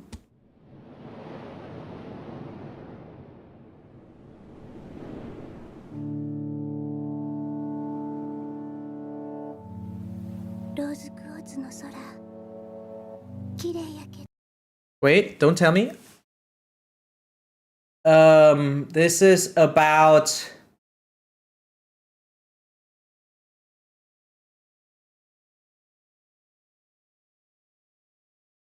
Is this the clip where they receive one of the Hersha cores? I don't fully remember it, but it's not? Okay, I'm just gonna watch it then. Because I usually watch all of MiHoYo anime.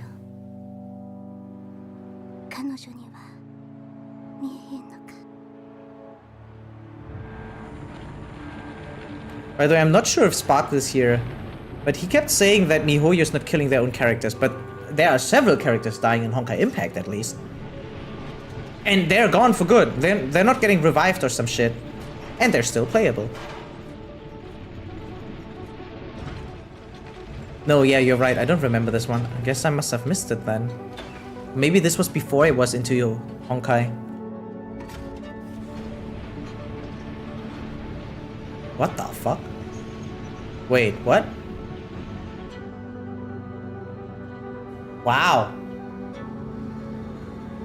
It does look similar, but it's not the same, right? As the Astra Express. But looks very similar, not gonna lie.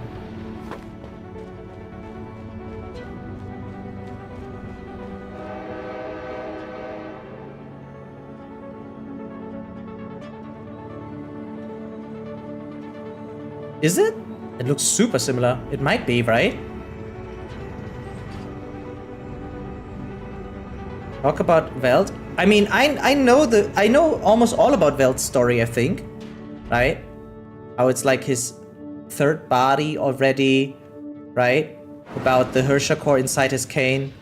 And why he's here, why he's trying to protect Himiko. I know that. No, I watched this one. I'm pretty sure I've seen this. I just don't fully remember it.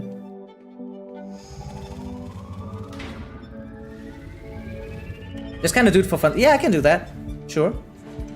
But I don't know how soon I can get there. Considering how stuck I am.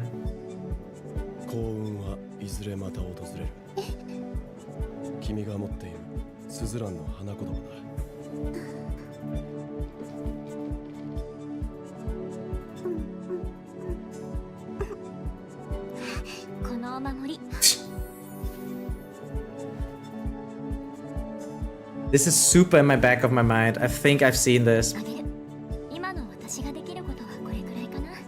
Cute.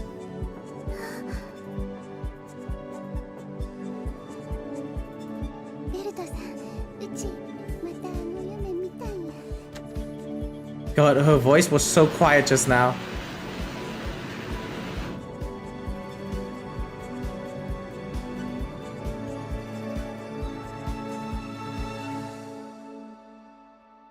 Yeah, I know that she has March's voice. That I know. That I definitely know. Yeah, very cool. Boah, actually a lot of views. I wonder what we'll see in Honkai Star Rail launches a railway train into space. I guess I should have expected this.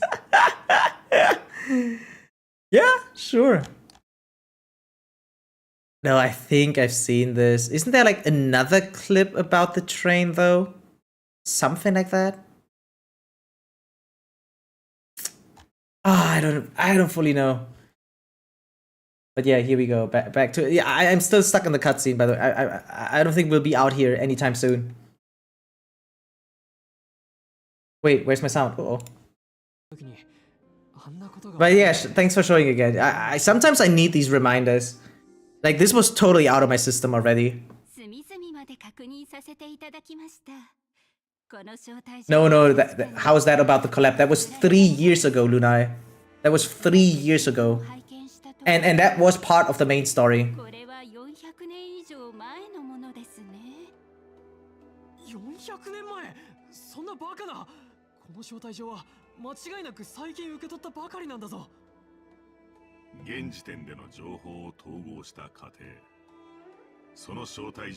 Wait, I don't know if this even counts as a spoiler, I'm just gonna say it, right? But, so, okay, I'm just gonna phrase this a little bit vague, but what you guys need to understand, who don't know, right, is that Himiko's existence is a very important existence, like herself, right, her character, right? And, let's just say that Veld is here now in Star Rail to protect this Himiko that we have here. I'm just gonna keep it like that for y'all, okay? Like, if you want to dive deeper, figure it out for yourself. It's more fun like that. But that's basically it. No, this is super old, so no, it's not your bad. Don't worry about it. But it's definitely not the collab. The collab was just a joke, right? I'm not sure how much you guys know, but obviously it's just about Sparkle coming to Honkai Impact, and they made like an entire trailer for it, like behind the scenes, how they were brainstorming how to connect Star Rail and Honkai Impact, but it turns out it was just a parody. It was not a serious attempt to connect the lore, right? So everything turned out as a joke, and that's because, well, Sparkle's a trickster. That's the entire shtick about the current collab.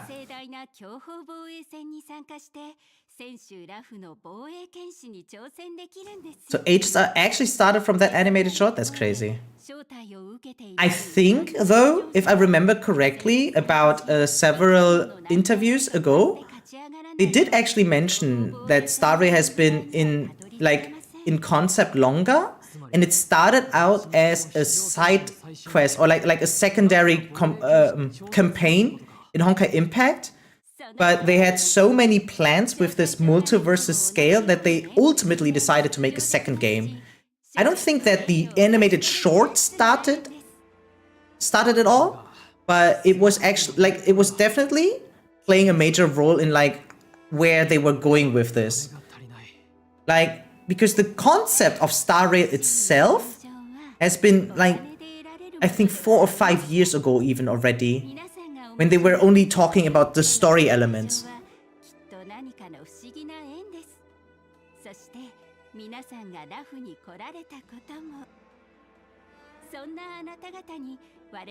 Yeah, okay, the story parts. Yeah, okay, that makes sense. That makes total sense. That's very plausible.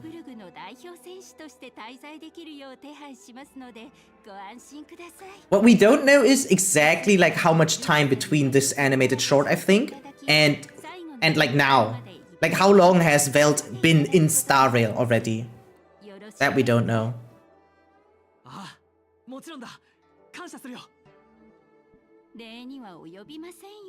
Cute.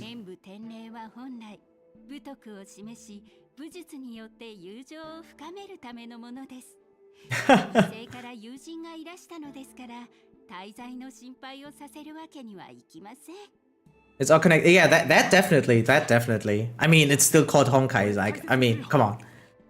Imagine Veld HSR still have that flower with him. Yeah, I mean, they had to nerf him somehow, right? In a way. I mean, it's still crazy to me how little he gets to do with his powers, right? But it's actually also kind of cool how much he's still holding back. I like it. Like, he was about to pop off, but of course Akron was a little bit faster for him there. But other than that... Oh yeah, that part is on the web novel. It can be connected to a voice line Himiko says about Belt. Ah. He's definitely humble. Totally. この数日で試合に出てるんだったらこんなに焦ったりしてないって。実は出場登録をしてから何日も経ってるんだが、まだ1試合も出てないんだ。Oh. 今は試合どころか普段の生活ですら難しく感じてんだ。なんでみんなシールドを受け取らないんだ。 Lol, I forgot there they have a different currency, that makes sense. Hey Drax, what's up? Welcome to the YouTube stream.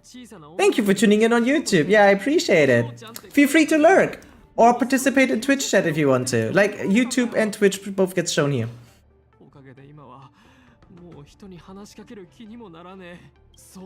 He's usually so outgoing, but yeah, this is completely new realm for him, obviously.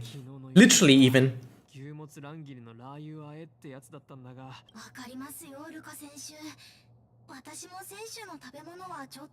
Oh yeah, and she's from Panaconi. True. Well, I'm doing great. Like, we've been talking too much though. Like, I have a bad habit as a streamer. Maybe I talk too much to chat, guys, or with chat, right? And our progress of the stream itself is super slow, but other than that, I'm doing great. Probably it's slow because I am doing so great. I mean, he cannot use his powers in the open. He literally has the power of a Hersha with him, still has his cane. Yeah, like the cone is inside the core, right? What was it? Hersha of knowledge, right? The core of that Hersha is inside his cane, if I remember correctly. Even Akron said she wanted to avoid confrontation with Veld. That says something. Totally, it does. And he was like, oh, you know about the power of this cane? Yeah, I talk a lot too. Yeah, it's horrible. I like your ZZ vids. What game is this? This is Honkai Star Rail. Same developer, but different game. And yeah, I was lacking behind in Star Rail because I played too much Zenless. So here we are playing some Honkai to catch up, you know? I appreciate you like the ZZZ vids. I try to make better ones because I'm not proud of them yet. To be very, very honest, a lot of the content I push out is kinda on a whim because there's still a lot of practicing that I need to do, a lot of like concepting that I'm not fully satisfied with, confident with. So yeah, but I like the direction where my style is going, I think. And I'm sure that it's very niche what I do and that it might not be appreciated by a lot. But as long as you guys like it, you know, I'm fine. And again, it just keeps getting better. Might as well start off low, right? To have a lot of room to grow. I mean, you cannot use this powers in the... No, we had that one. Okay, thank you. Sorry. It's moving. Now I have two chats to look at. The funniest thing in HSR already kind of had the character that was in that trailer we watched. Alpha version of M7 is designed as that... Oh, okay. God, a lot of these niches I do miss out on, to be honest. Because I stopped playing Honkai Impact like a year ago, or like last December. I stopped playing Honkai Impact last December because it just became too much for me personally, like time management wise. So ever since then, I feel like I'm missing out. It's too ZZ is hard. I don't think it's ZZZ itself. I think it's just, it really just comes down to the person in charge, right? And my issue is that I'm not an expert. So, like, I'm a consumer more than I am a creator. So actually what I'm doing here is not really my strength, right?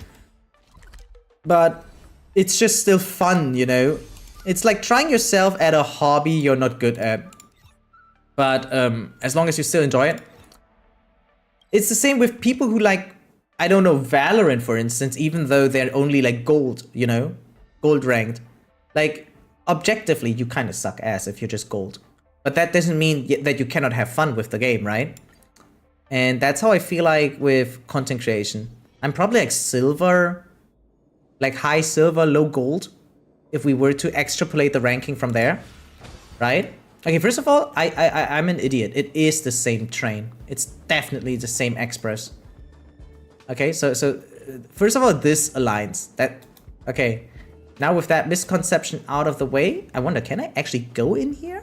I can. That's nice. Ooh, I didn't talk to Yun Li in here yet. Wait, why is she? Oh, she's tired. You understand? Oh, nice. God, I love her voice actress. So first of all, she's also Ellen in Zenless on Zero, and second of all, she's also the female protagonist of a Dan Dan Dan, right? Really cool.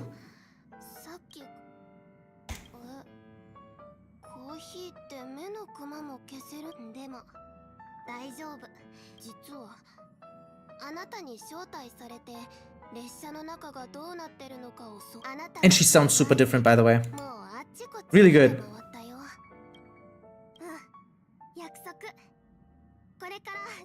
You've been doing good so far? That's nice to hear. That's really good. So, wait, did you also get Bernice, by the way? Question mark? Yes, no? But let's fix the sound, by the way. Yeah, and yeah, here we go. That should do it. So, about Veld, hit me up. It's not too loud now, is it? So... the fuck? Oh, yeah, companions and then... So, Veld, he may appear to be a kind old man, but deep inside he's still a strapping youth with a hopeful heart. Don't tell him I said that though. Wait, I remember this, yeah. When we first met Veld, he and his friend were drifting through space. The Express saved the two of them. Saved? Ah, yeah, okay, I get it. Veld is still trying to find a way back home to a planet that I've never heard of. Makes sense. However, it seems he's more interested in going on adventures.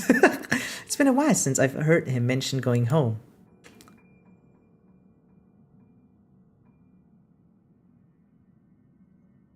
So, yeah, that's like the only thing that's kind of confusing me, right? Considering the launch of the Express that we just saw with Veld, right? What the frick? Or where the frick is Pom Pom coming from?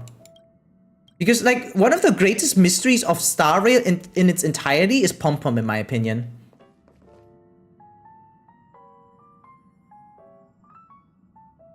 May that companion be? I mean, yeah, we just saw, didn't we? Okay, they could actually also maybe mean someone else, and maybe Veld and her got separated earlier. Like, that could be possible, but yeah. No, I did read this already. No, again, one of the greatest mysteries in all of Star Rail, in my opinion, is Pom Pom. Considering like how old Pom Pom is supposed to be, right? I mean, Pom Pom talked to Akivili. So, yeah, what about that, right? That's something I'm super confused by. It's the same level of mystery like Paimon. What the fuck is Paimon? What's her agenda? What does she want? Right? That kind of stuff. Like, I think the biggest mystery in all of Genshin is Paimon herself, rather than Kenria, the upside down world, the moon and sky is fake, whatever, right? What really, really is the most mysterious and we know the least of is actually Paimon herself. Like, because as of right now, I think we don't know much about Paimon yet, right? Think about it that way. We've gotten so many hints about the entirety of Genshin and Tavad, right? We know about the heavenly principles, the realms and stuff, but we know nothing about Paimon. Literally nothing. Oh. And there's not even a single hint being dropped yet, I think. Or maybe the community couldn't tell yet. I don't know. And that's kind of the same level of feeling that I get from Pom Pom. Like, the fuck is going on with Pom Pom? Paimon find a boss? Yeah, but like, how? What? Why? You know? I just said it's a her when we first jumped on the train. He asked if we were reaching for stars or what now. Oh, the friend! Yeah, in the JP dub, she said Veld and his companion with Himiko was the first thing she saw, and M7 referred to... Match 7 referred to that companion as her. Wait, do we know her name? I don't know her name. Or at least I don't remember it. Never tried Genshin, nor do I ever want to, but I do like Wuva and ZZ a lot. Yeah, no, I mean, what Wuthering Waves and Zenless Zone Zero have going for them is that they have more, I'm gonna just say, spicy combat, right? Like, it's definitely more swift and yeah, all kinds of things. More swift, more crisp. It's just, it snaps, right? Like, you do things, the way you parry. Fighting in Wuva and ZZZ is just better. But what Genshin has going for it is like, already, first of all, it's older than those two games, right? So you have like a vast open world to explore already. You have deep lore, world building, and very smooth mechanics nonetheless, right? Like the elemental system that they have. So Zenless Zone Zero, no, I mean, Genshin Impact really feels like the new foundation of gacha games. You have to be at least Genshin level good to find your place in today's market, right? And slowly but surely, we feel the new generation of gacha games approaching us with new sets of standards, you know? Like, just looking at trailers like Azure Promelia or Neverness to Everness, we can already see how new game developers are stepping up the game, how future gacha games are supposed to look like. And as of right now, it looks really promising. Like, for us as consumers, I think it's only a good thing, right? That these guys are competing with each other and driving to push for new innovation, for more optimizations. So, yeah. Really looking forward. I'm not even sure what I'm more hyped for. Like, Neverness to Everness has this more urban type of gameplay. Open world is sure, but I don't know, it feels stylisher and more casual to approach, right? Story-wise, world-building-wise, character-wise. On the other hand, Azure Promelia feels really like a more polished Palworld, right? Like, they confirmed it's a creature collector just like Palworld, but also with gacha elements and much better open-world traversal, as we've seen as of right now. So, yeah, both games are just crazy. By the way, shout out to YouTube because I reacted to both of these trailers, in case you're curious. But yeah. A Coral Pep. Yeah, you're right. Yeah. No, you're absolutely right. Yeah, I remember that name. I do remember that name.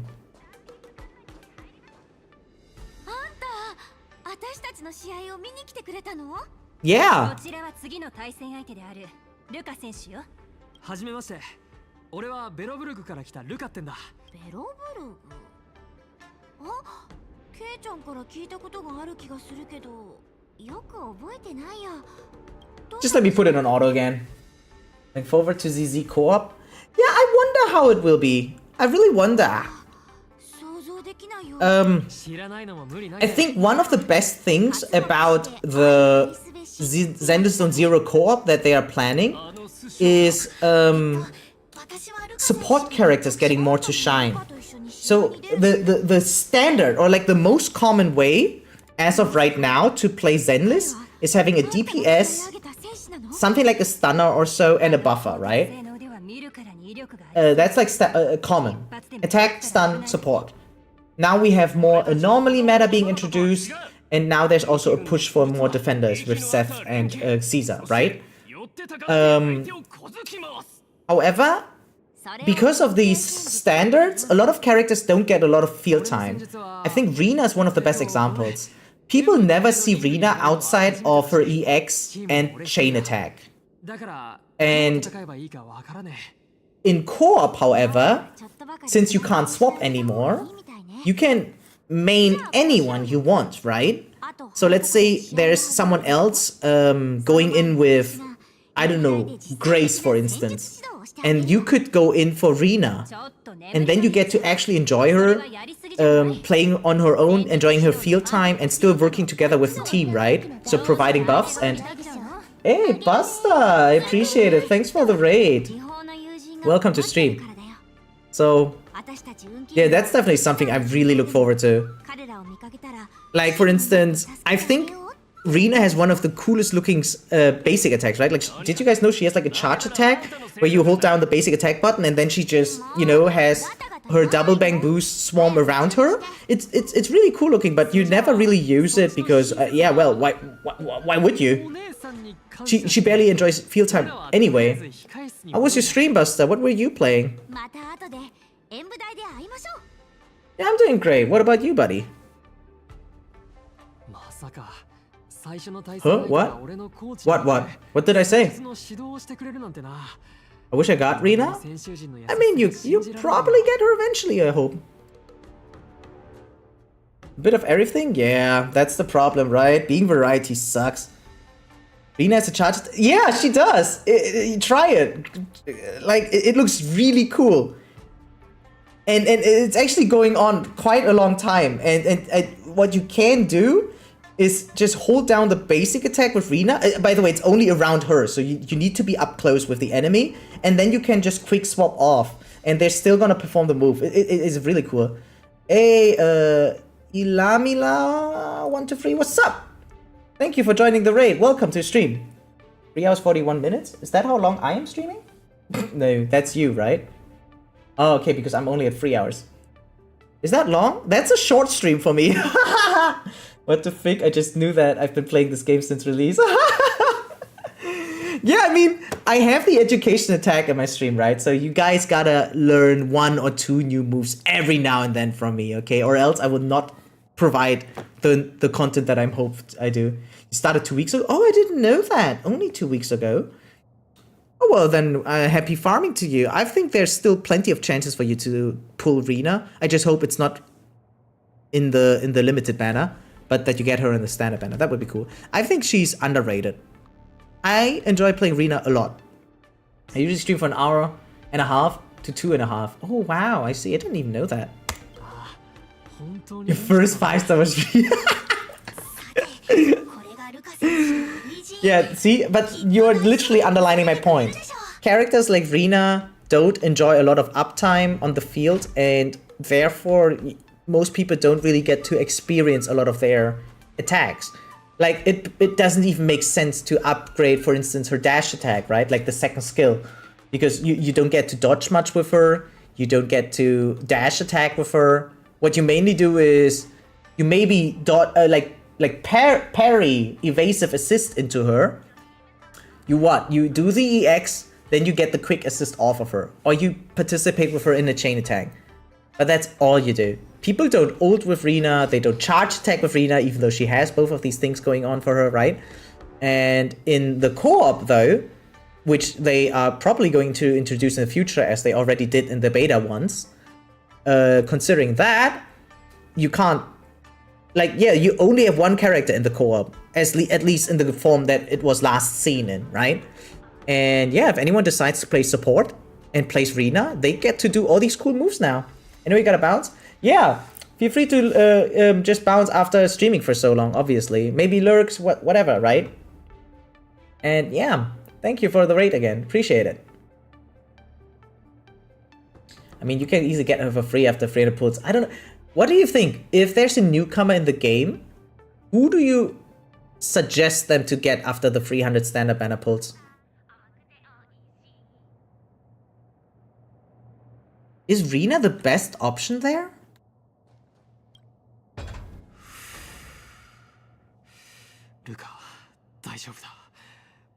Wow, we can even hear his thought bubbles. Rina or Lycan? I see. For me, it would be Soldier 11 or Grace, probably.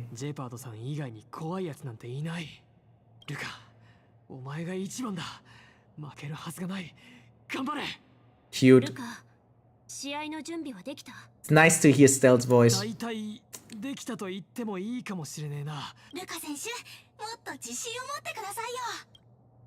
Do we get cutscenes? By the way, why am I playing as him? Why can't I play as Sushang, huh? Vibes, combat. Okay, we just auto this anyway, probably, right? Right?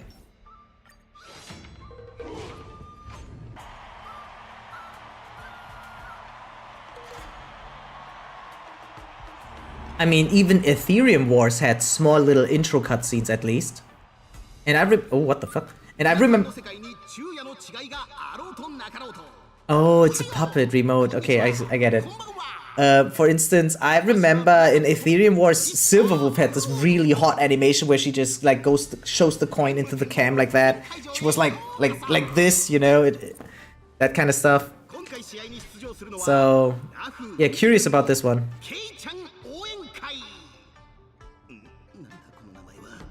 Cool to see Albert here, even though the puppet looks creepy. Alexandrina Sebastian or von Lycan, cause Grace is who when Yanagi comes out. Yeah, Grace is gonna be Yanagi at home, right? But I don't mind, I don't care. It's the same with Laita being Koleda at home.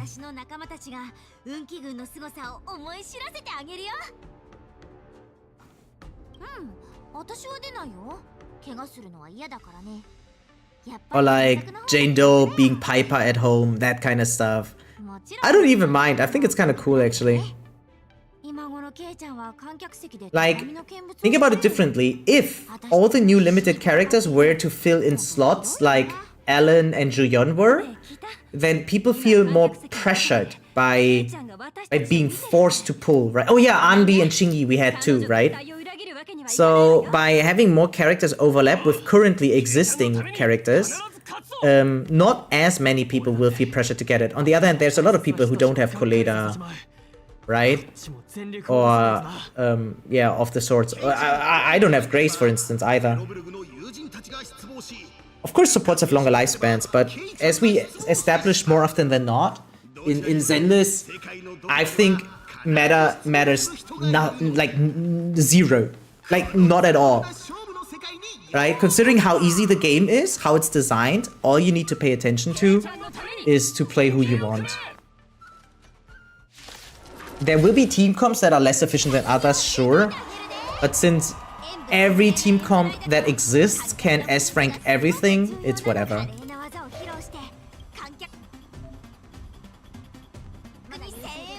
I cannot auto? Oh my god. Okay. So how am I supposed to do this?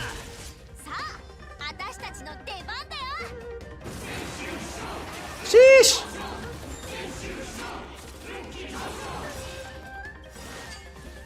Ah! I'm losing against Sushang, guys! Complete the designated actions. Break enemy's weakness. Yeah, I'm on it.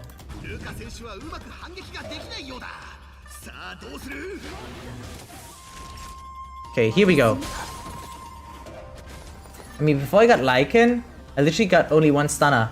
That Lycan or Koleda is a game changer. Yeah, true. I mean, for me, Koleda was my very first S rank, right? And I think if I had not gotten her, I would have definitely struggled more in the early game of the game. Definitely. Do we have to do this? Do I keep going for her? Yeah, right.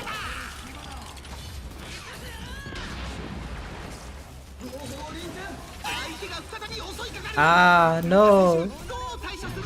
It's kind of nice that they're giving like less popular characters more spotlight like this. For instance, Serval, right?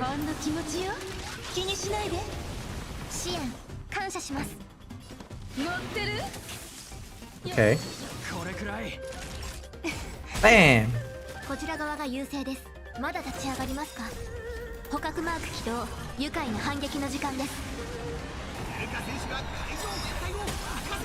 Okay, she just ulted, actually.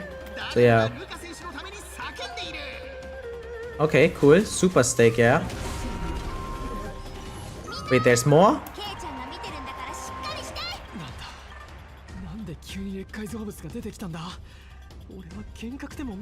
Yeah, I think he's actually... Wait. That's a funny way to explain what's happening here, I guess. Like, why we're seeing these guys other than Cloud Knights. Actually funny.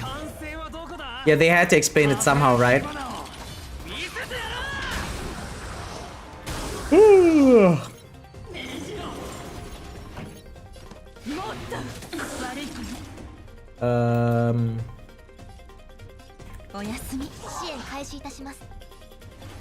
Come on.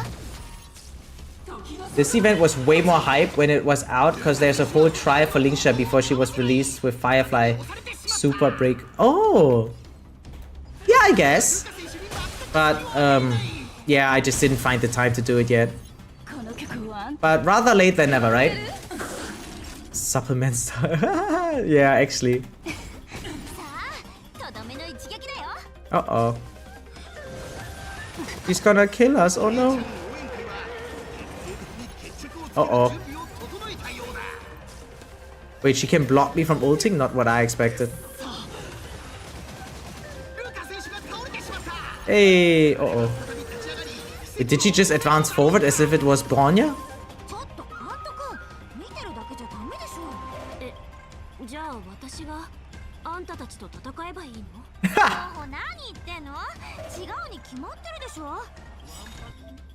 Oh, okay. So this was all scripted. How dare they just script all of this? I still don't understand that zoom into Natasha's chest. It's not like I mind it, but it feels, I don't know, just blatantly shoved into my eyes.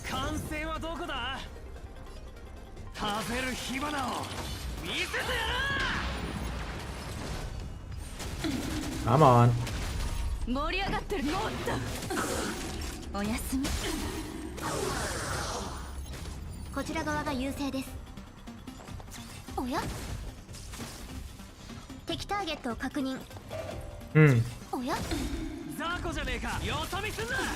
How do I clear this? How do I clear this?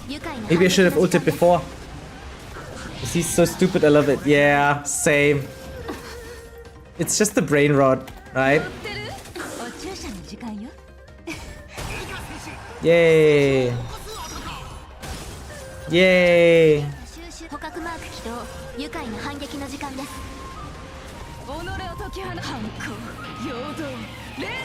Yeah, that was definitely. I mean, the other is still kind of cool.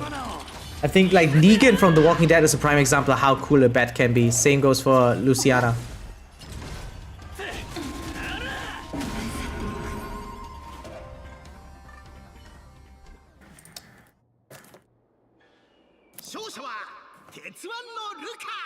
We fought Kukulia, we were literally hitting people with fucking baseball. I mean, it is one of Herta's curios, isn't it? So it's not a normal baseball bat, at least.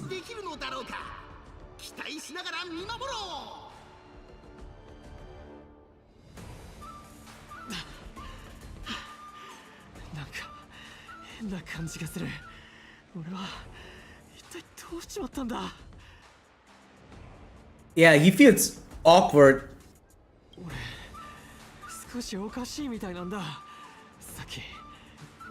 Yeah, he did see that, true.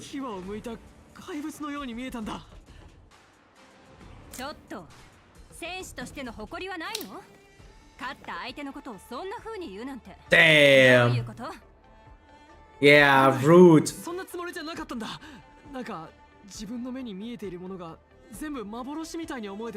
Yeah, okay.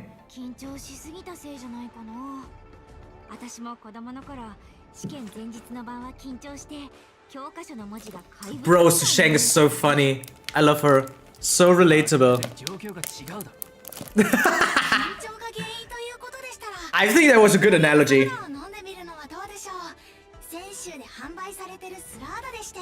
Now they're going for the Soul Glad. Okay. I guess that was like the sponsored segment.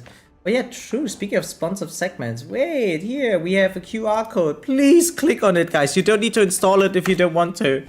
But clicking on it also contributes to the website seeing that people are at least getting curious, you know? They can measure how many people click on the link.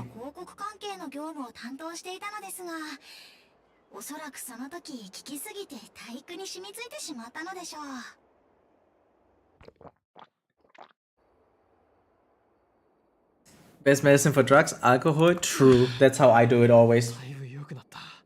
Kidding.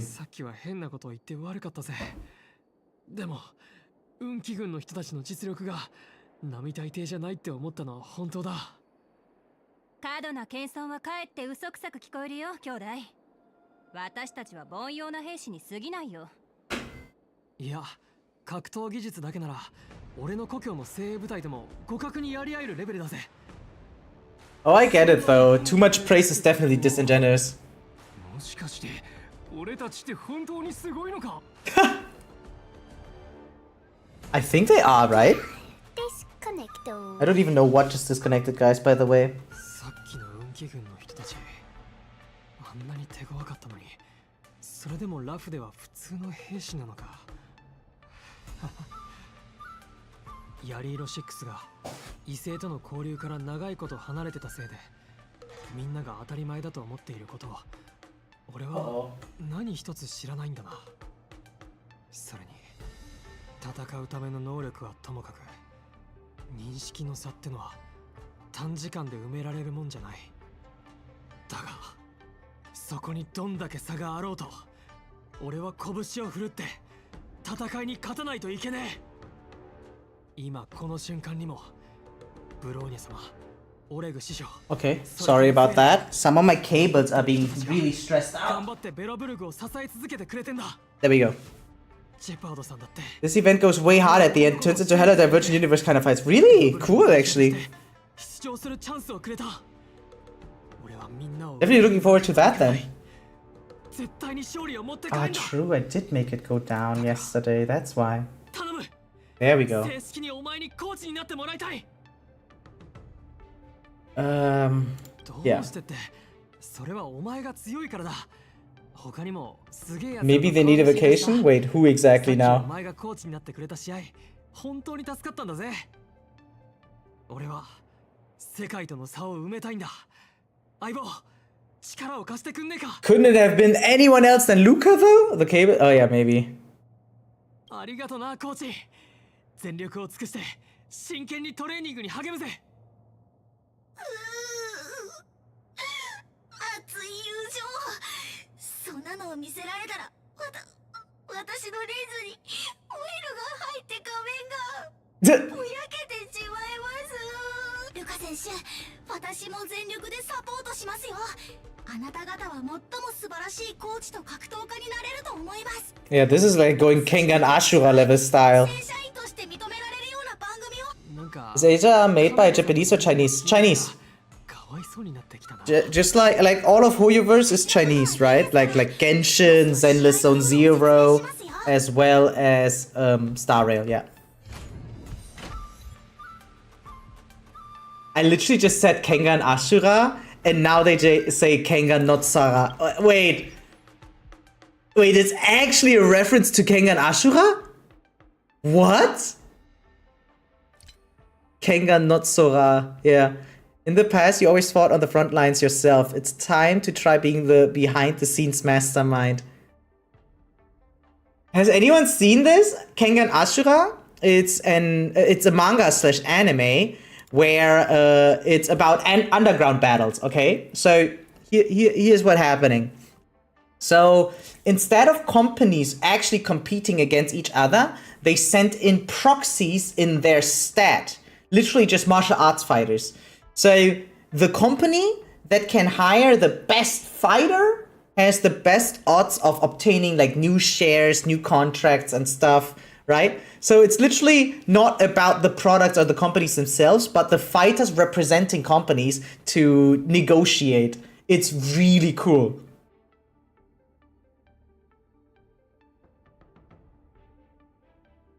You're right, Taiwan is number one. It is a reference. Yeah, I mean, definitely from here on out. Wow, I just got the vibe when he was asking for the coach and stuff. I was like, yeah, this is giving Kengan Ashura vibes, and then we get that achievement. That was really cool.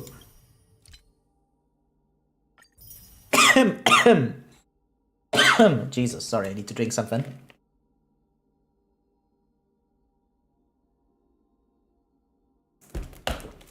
Okay.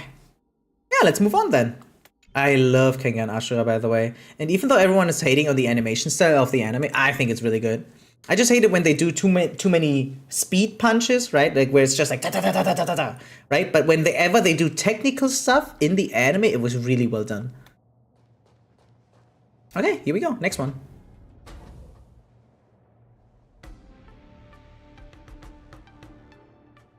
That has and still goes legit on.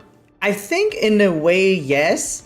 But like the anime was obviously exaggerating. It was literally like the one who won the martial arts tournament, martial arts underground tournament, was literally becoming the leader of Japan, basically. And I don't think it's to that extreme, but I can see companies still having literally real fighters represent them, yes.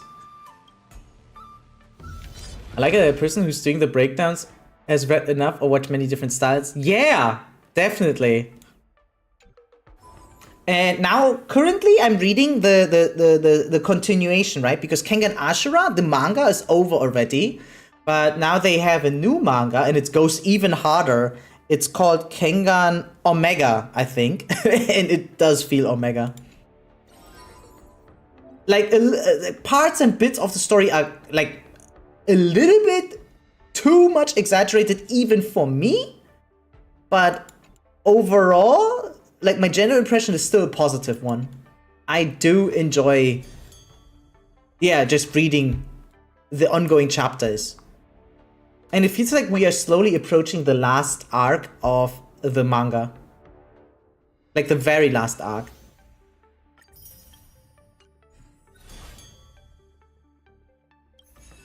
What is all of this? Oh, I see. It's like buffs and stuff. Okay, cool. This is something that we can just, okay, farm stuff for, make progress. Okay, just like the Clocky Tower statue, I mean. Okay. Easily to, like, very easily understood. Okay, cool. Ooh, hi. Okay, yeah. Uh-huh. Okay, nice. So we can get that. I think I like this one more. Also looks harder. Let's go. I'm also looking forward to the Baki and Kengan Ashura collab, right? It's supposed to be happening soon, I think. So really something that piques my curiosity. Because I gotta say, the power scaling in Baki is obviously higher than in Kengan Ashura. But Kengan Ashura, on the other hand, is slowly getting there too, to that crazy level, right? Because, let's face it, they're even designing the characters in Baki to be stronger than actual real dinosaurs, right? Real dinosaurs. And I think that's, I mean, whatever. It's still highly enjoyable. It's a Baki thing. You wouldn't get it. But Kengan Ashura is more down to earth, even though it's also exaggerated already. So I really wonder how that collab is gonna go. Okay. Can HSR only be played on the phone? I mean, the sponsorship is mobile only. But all you need to do is create an account on mobile, and then you can play it on the PC with that account. Because I'm playing on the PC right now, right? And the sponsorship is only for mobile, but what it means to do is to attract people to install it on the phone, create an account. But after that account exists, you can freely swap back and forth to your PlayStation, to cloud gaming, to your iPhone, your Android, and obviously your PC or even Macintosh. Not sponsored in that way, by the way. All I need to do is have the code, right? I don't actually have to make the speech. But we do nonetheless. So which one do I like more? Yeah, probably better. Okay, at least one character required. Oh! Oh! Wait, I can take my own? Well, don't mind if I do.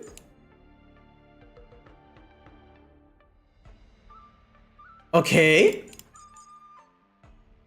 Yeah, I'm freaking down. Okay, nice. We're back to it. Also, this fit. Oh, hip. This would get banned on Twitch, guys. Hey, looking at the Ascendant up close, actually kind of nice. Yeah, actually kind of nice. Yeah, he's actually hallucinating. This is so crazy.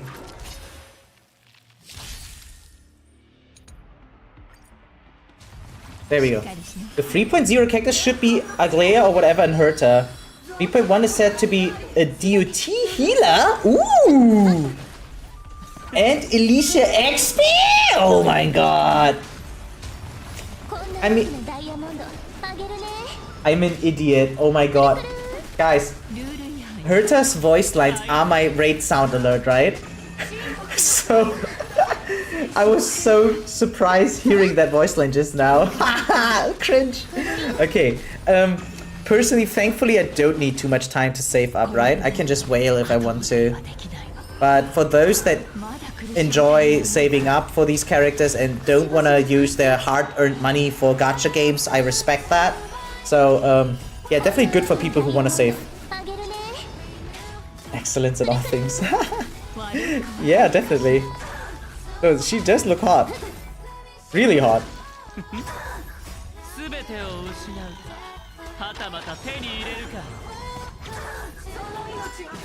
What did I pull Jade for? If I can just use a trial Jade in this one. Shaking my head. Shaking my head. Same with Berta. What do I invest into in a 4-star if I just get it for free? Quantum DOT healer who heals when enemy takes DOT. Oh, and Alicia is said to be super pinkish in color as the origin. Oh, I love it. I think Alicia is like one of my favorite looking characters in all of Honkai.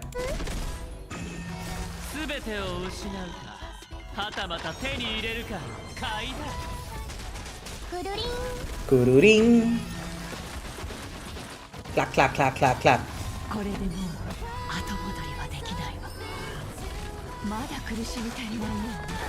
Kururing. Oh, okay. No, I am too strong. No, I'm kidding. I can't be talking as a plant. This is my belief. Oh, wow.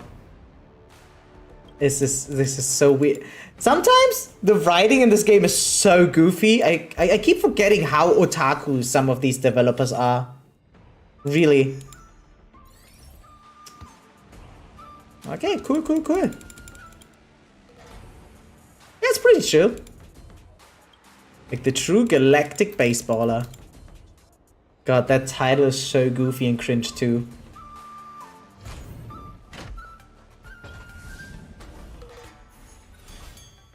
Okay. More rewards, give me. Oh, March Hunt Eidolon! Why didn't anyone tell me? I need this way earlier. Do I get her E6 now with this event?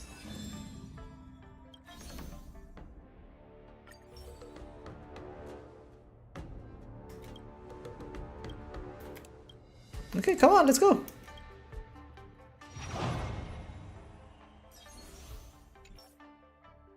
Oh, that's nice. I don't remember what it does, but I remember reading her E6 is kind of crazy. Wait, can I see how these character details, how the tri characters are built?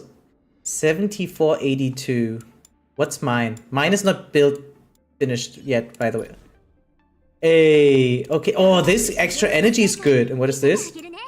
After using ult, increase crit damage by the next enhanced basic. Ah, okay, whatever. This doesn't matter much, but the E4 is crazy. God, she's so pretty. I cannot. Why is she so hot? I remember at first everyone thinking that March is Alicia, and I was like, no, we literally had like a March character, a March sounding character in Starry already who was not Alicia, but whatever. Maybe I'm wrong. Hi, yeah, okay, how do I do this? I think my own is better, right? Like not much better, but a little bit better. Yeah, I have too little crit rate, I'll be honest. Wait, maybe this is better. A little bit better. Do I have more? This is crit rate. No crit damage. This one looks not bad. 711, 517. This is good. This is attack with crit rate. This is attack with crit damage. This has a ton of a ton of attack, but no crit rate. 9%. Physical. Don't I have a better one here? Maybe this one? Who knows?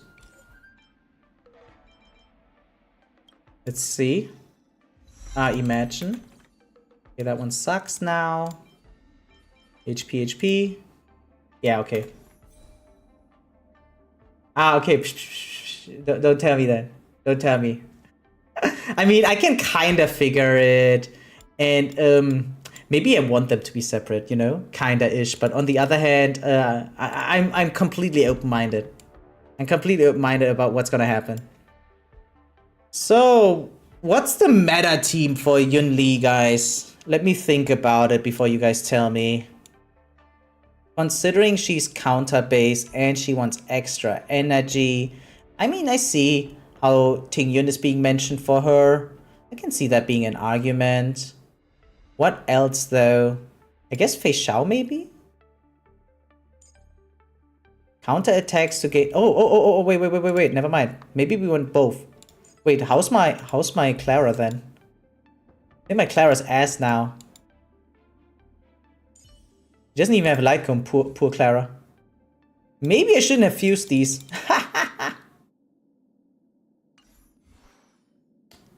Oh, she doesn't even have... Okay, we're not... I mean, I can just take my own Yun Li and Clara, right?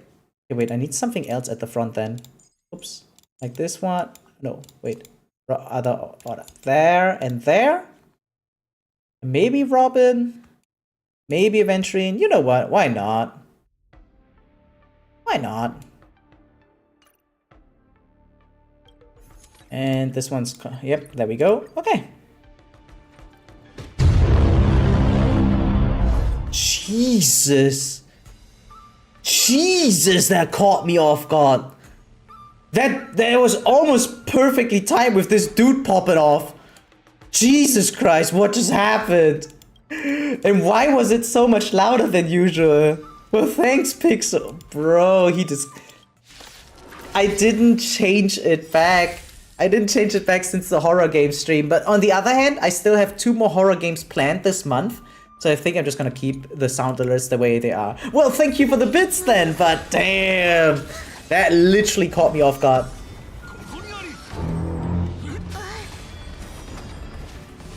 Just came in menacingly. He did. Oh my god. And it just stays. It just stays scary. It's actually incredible how intimidating this melody sounds. Really. Damn. No, you gotta use this. Wait, Pixel. I love bits. I love money. But save it up. Save it up for the next horror game stream next week. And the less you use it now, the less I will be conditioned to know about it. Right? Because you guys have to understand, the sound alerts are not actually being set up by me, but by a friend of mine. Because I'm not so well versed with all this extension stuff and so on. So it was actually someone else making it, so I don't even know all the alerts. By the way, I highly appreciate your contribution from the recent horror game stream, right? With A Quiet Place. I was going through the footage to edit it. I'm gonna upload it next week, right? Like a highlight compilation of all the cool things that happened during our playthrough.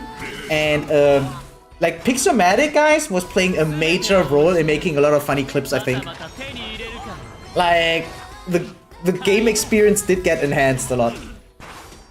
So, yeah, we're gonna be playing some Chilla Arts games, by the way. And I'm still contemplating. I'm not 100% sure yet. But I do intend to play Silent Hill 2 as well. I know the hype train is almost over in regards of that. But we don't need to care about that, right? I mainly just care about enjoying what we do on stream. And as long as it's still Spooktober, right? Money equals content. Yeah, actually. But that's the thing though, right? All these games cost money. So I can't be too careless and invest in too many different games unless I'm 100% sure that I have enough time to stream them in the first place. Back to lurk, round started. Alright, good luck in your round. Wait, by the way, what are you playing right now? But yeah, good luck.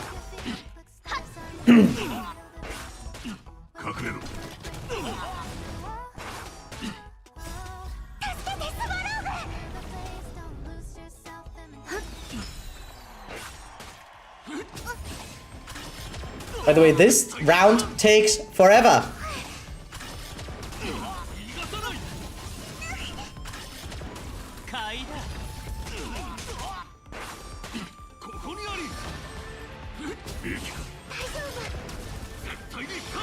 God damn. Can they not attack Yun Li? Or maybe Yun Li doesn't have any taunt value? Like they only attack Clara. I think maybe I shouldn't have done this.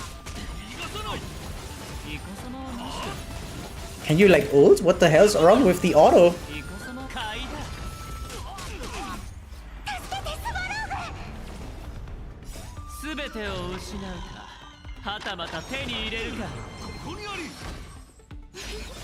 Come on. Nice.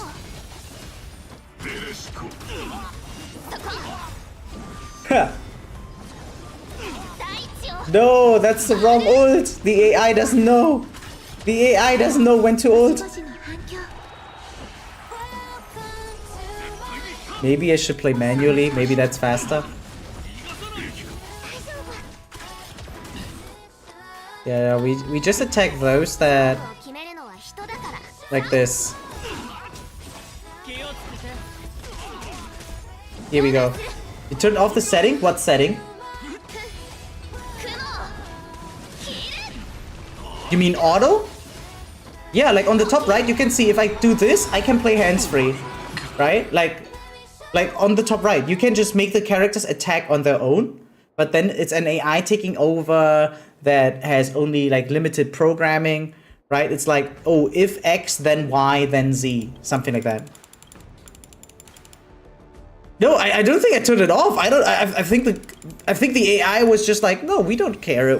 We don't want to ult even though it's ready. Is what I felt like. Because it did ult every now and then. Crazily enough.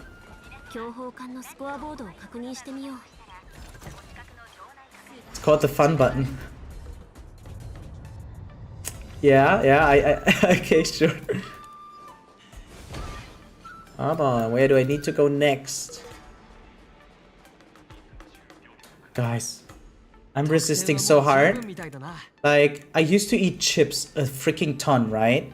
But now I stopped eating chips, but I'm starting to crave them badly. I think I'm going like 2 weeks now without any chips, and I used to eat them almost daily, guys. Top ass and Dumpy. Ha, cute. I like Dumpy as a name.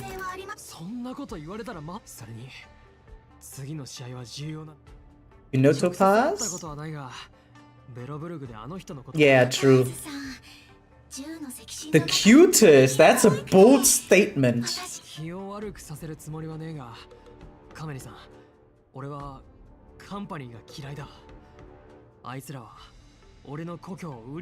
don't know if they should see it like that. The IPC is a megacorp. Yeah, it's exactly. Yeah. Oh, I love this response by Carmela.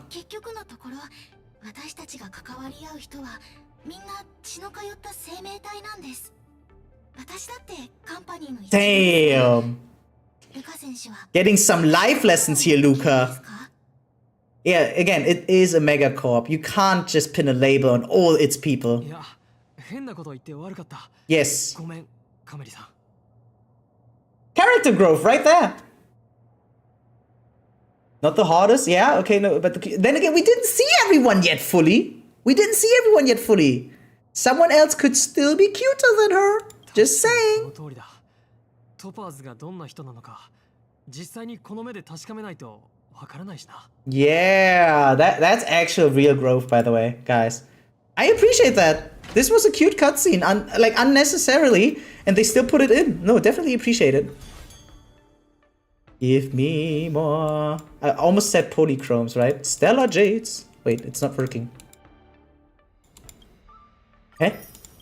Maybe it lagged just now? I tried to click on it.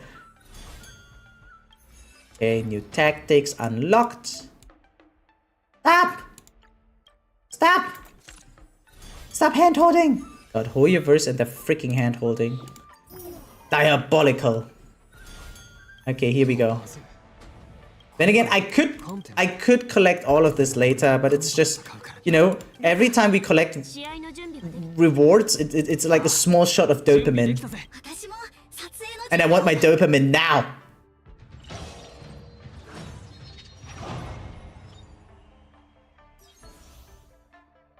I guess we did see everyone's personality. Wait, I mean, but looks-wise, you know, we didn't get to look at them. But yeah, no, probably Topaz is the cutest. I mean, I love Topaz, don't get me wrong. So, yeah. Oh, how good is this Acheron? Let's see. Oh, freaking garbage. Freaking garbage. Jiao Qiu though, huh? Okay. Do I want Jiao Qiu? I mean, why not? I mean, why not? Who else? Sparkle, you said, right? Actually. Sparkle, Jiao Qiu, and any sustain. Isn't Galaga one of the best sustains? Or Aventurine? Who's better?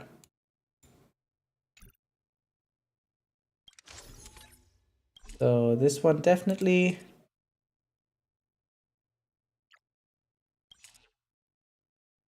Okay. Ah, that's what they mean. Okay. I think I just go this team then.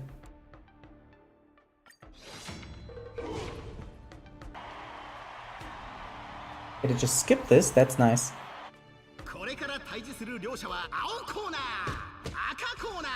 Yay!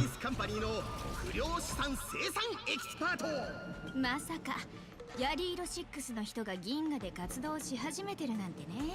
Yay! 試合が楽しみだぜ、トバーズ。俺らベロブルグ人の底力を見せられる。Isashiburi? こんなところで君に会えるなんて思ってなかったよ。Ah! Okay, no, never mind. She is the cutest. ベロブルグ代表チームのコーチになったんだって。Again, she's also kind of hot on her own way. 請求列車。In her own way, yeah, man. ベロブルグの人たちはいつだって過酷。口だけは達者みたいだね。私はベロブルグのことを悪く言っているわけじゃない。Yeah, let's go. 善意にあやかって難局を乗り切っただけなんだとしたら、それは自由人になったわけじゃ。ベロブルグのみんなは奴隷なんかじゃねえぞ。I mean. ごめん。思ったことを言ってるだけなんだけど。望むところだ。Okay, okay. Yeah, Ven is better. Tied with E1 Fuswan. Oh, I don't have E1, so yeah. Back to your question, playing. Oh, okay, good luck on that. Wait, what about Strenova or Fragpunk? Those two are having ongoing betas right now, right? Are you not playing any of those? I'm still thinking, like, I think I might play some Strenova tomorrow because the beta's ending very soon, right? And, same for Fragpunk. Play Fragpunk to feel that game? It looks nice, but I'm afraid because it's super fast-paced and very chaotic that I might not like it either. In comparison to that, I did enjoy Street Nova way more than I thought I would. I'm not like it will definitely not replace Overwatch or anything, right? But let's just say I'm optimistic, all right? And I wish the game to find its place in the market. So I'll be honest, I didn't play Fragpunk yet, but I mean, as a gamer, just watching the gameplay, I can kind of tell whether I like or not, right? Like it or not, but yeah. Should look into X Defiant again, and matchmaking fucks me in Street Nova. It's sweaty as hell. Oh, is it? Actually. Then again, I didn't play that much yet. I only did my placement matches in Street Nova, and that's it. But I did watch the Invitational, right? And it does look sweaty. It looks very difficult, especially because of the existence of snipers. So I think today, by the way, is day 2 of the Street Nova Invitationals, where bigger streamers are just participating. It feels like a Twitch Rivals, you know? Yeah, reaching level 6 is definitely quick, yeah.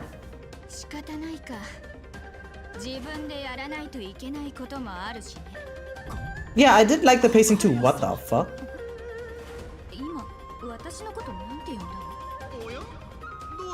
Yeah, he's like, what's going on with Luca here? I wonder how they're gonna explain his hallucinations.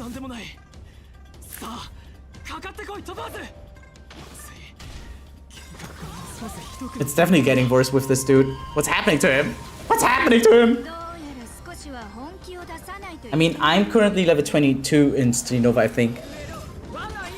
Oh, thanks for the look, by the way. Yeah, hopefully, it would be nice. I mean, wait, you can just add me. I'm also WoW mid on Street Nova. But yeah, I think I'm gonna play tomorrow. Turn down the... No, turn it up, you mean? Hey, yo, if I could swallow some roofies and suddenly see a girl turn into Cocolia, I would. I don't know how popular of an opinion it is or not, but Cocolia is mighty fine AF. I think one of the most wasted models that we can't get to play on our own.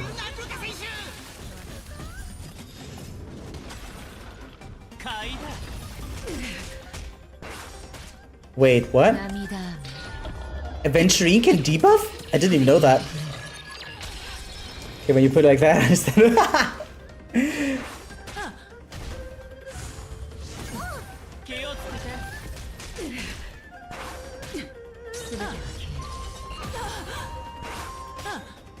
Maybe I should try to find myself a snack and then come back.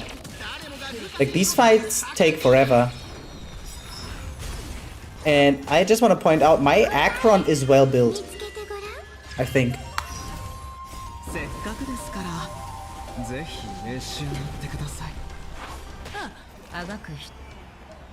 Right? Like, it's not too bad. I know there's much greater out there, but ultimately, I think my Akron is actually mighty fine AF. Wait, does her numbers change if I attack once? Nope. Okay, whatever.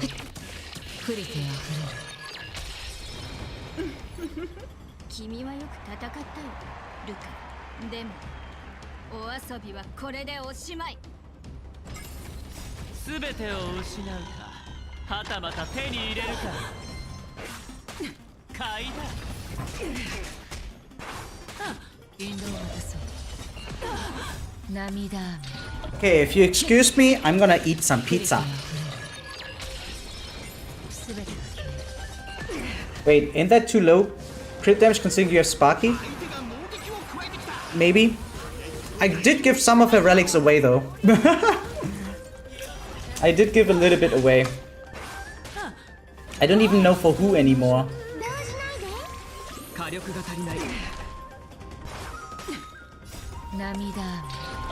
Wait, how much is it now after the buff? Yeah, now it's better. Now it's better.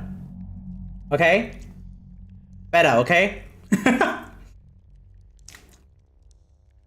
Much better now.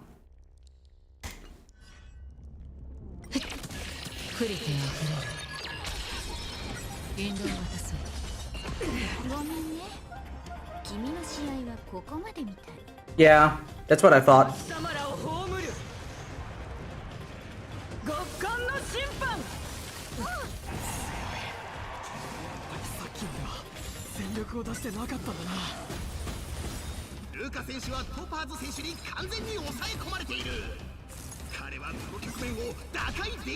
Wait, that is actually kind of crazy. Oh shit.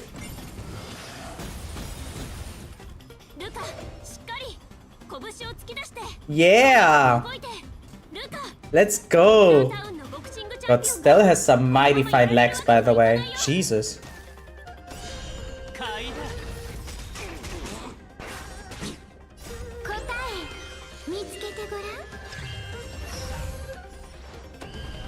せっかくですからぜひ召し上がってください。 Fuck him up. すべてを失うかはたまた手に入れるか。涙 Yes, those are the numbers I want to see. Did that last hit not ult? 僕が出そう。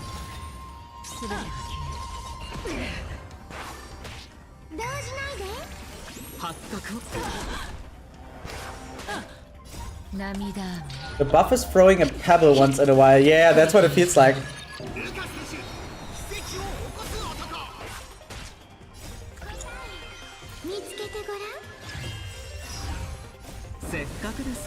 Are we done?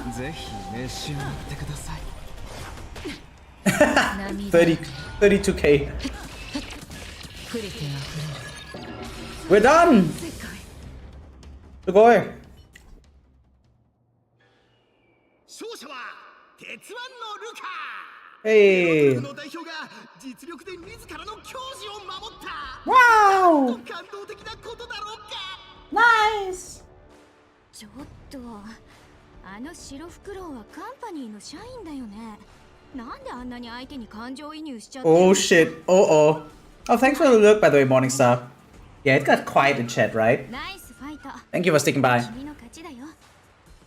Yeah, good night to you too. I appreciate all the company that you provided. Thanks. 誤解しないで。銃の赤心にとっていわゆる全力を出すのは命を懸けて戦う時だけ。これはちょっとした試合に過ぎない。命を懸けるどころか。 I agree with that take of hers. したくないよ。じゃないとカンパニーの防具に悪評が立っちゃうからね。君は勝った。もっと自信を持ちなよ。これはれっきとした勝利なんだから。それにはっきり言うけど軽んじてるのは君の方だよね。 Damn. まさか俺にそんな真似できるはずねえだろ。いいえ。君はカンパニーの肩書きを持つ人をすべてカンパニーの犬だと。そして私たちが Ooh, she's firing back. 奴隷だと思ってる。 I like this. 否定する必要はないよ。そんな目をたくさん見てきたからね。カンパニーは魂なんていう中身がないものは必要としてないんだよ。求めるのは利益だけ。 That's a statement. ベロブルグと何も変わらない。私たちもこの残酷な宇宙でもがきながら生きて幸せをつかもうとしてる。琥珀の王の使者たちが私にチャンスをくれたように、私もカンパニーを代表して同じようなチャンスを君たちにあげた。 I like that. They're like, you know, revisiting that conflict in Bellabog with her. 似てる部分の方がはるかに多いってこと。今君たちが故郷から出て銀河中の人たちに自分たちの姿を見せたいって考えてるのは素晴らしいことだと思うよ。でもこの冷酷な銀河でより大きな危機に立ち向かう準備はできてる？ I mean, she does sound patronizing here a little bit, but he did have prejudice towards her, right? So I guess it just makes sense that she's speaking her mind. I like it. Yeah, there's not much you can say against that. さて、十分楽しんだことだし、私もそろそろ行かないと。ラフではまだビジネスの話がたくさん残ってるんだよね。Ha, okay. トパーズ、待ってくれ。Oh! 俺はトパーズを軽視してるわけじゃねえ。懸命に生きてる人がすごいってことは分かってるつもりだ。 That's such an anime thing to say. Like such a shonen thing. しなくていいよ。相手に揺さぶりをかけるのは格闘技では当然。I agree with that. I agree with the trash talk take. Okay. That was cool. But yeah, this event takes forever. Jesus. Not in a bad way. Probably a little bit longer even than Cheesetopia. Okay, wait, we're doing an interview? Oh, this is cute! But I'm not gonna read it, right, guys? First of all, I'm eating, and second of all, whatever. You guys can just read it on your own or probably play it on your own if you're interested in this in the first place, right? How good are you guys doing interviews, I wonder? I always thought I was a good speaker or some shit, right? But when I was randomly interviewed on the street by a TV channel for the first time in my life, I was talking crap. I was talking so much crap. It was so embarrassing, really uncomfortable. In hindsight, I was ashamed. I was young. I was like 18, 19. But then again, I was already... I like the last statement. Oh god, her face. Cute. No, from what I know... Wait, what did I want to say? God, too many topics at once. No, like, again, so I was already an adult, but... Yeah, I haven't seen much from the world back then, and they were asking me about Japanese pop culture of things, right? And I was too much in the mood of trolling, but I didn't even troll well. So what I did was just talk a bunch of BS into camera, and I was also kind of trying to make fun of the interviewer because they seemingly had no idea at all about anime and manga being a huge part of anime pop culture, or Japanese pop culture overall, right? And yeah, in hindsight, I should have done a better job by being more open-minded and being more explanatory rather than being condescending and trolling, but man, I thought it was funny back then. It was so cringe, not gonna lie.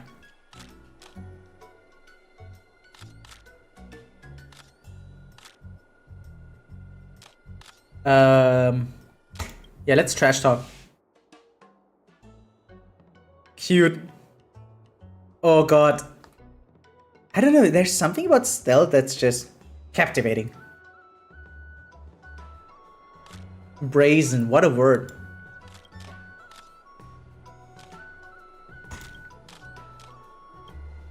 Ah! I'm glad Green Knife gets so much screen time.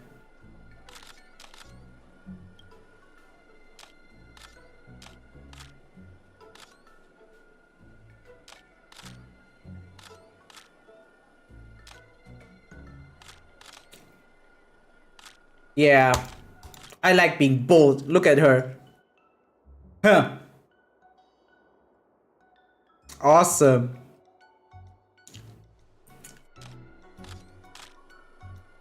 Yeah, you know what? Under these circumstances, now that attitude that I had before would have sufficed, right?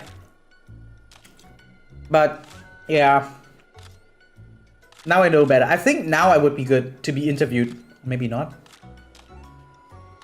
Then again, it's the same, right? These shower thoughts, have you heard of those, right? Like when you randomly think in hindsight about a conversation that you guys had in the past, right?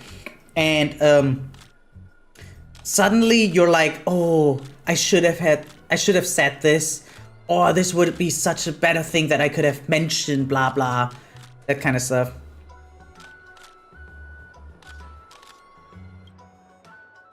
So yeah, that was like, I often have these, not gonna lie. I wish to become good enough in conversation that I don't have these afterthoughts, but I don't think it's really avoidable to a certain extent, because technically every situation can always be done better, right? Handled better. But as, like, the way I am right now, I feel like I would probably do a little bit better during an interview now. Hey, Howdo, what's up? Yeah, we're railing stars, as always, right? And, I mean, we're just playing the event. It's a fun gimmick, but it consumes a lot of time, not gonna lie. But it's very enjoyable, nonetheless. The thing is... how do I say this? I'm not drawn in enough to really dive deep into all the lore behind the event, right? Like, look at this text, for instance. This is kind of cool and funny, but ultimately it matters nothing at all.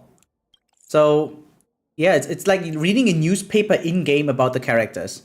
Can be funny, can be interesting, but it's irrelevant to me personally. So but yeah, it's kind of fun to see some certain interactions here. Some lore is being further developed, right? Character growth is being made, and yeah, that's why I'm not skipping the event, and that's why I still want to do it on stream. Do I need to go in here? Is there something here? Oh, it's this room. Now I remember. I'm still not used to this new location. It's actually bigger than I thought it would be. Ooh, what the hell? Wait, I didn't realize the hook was...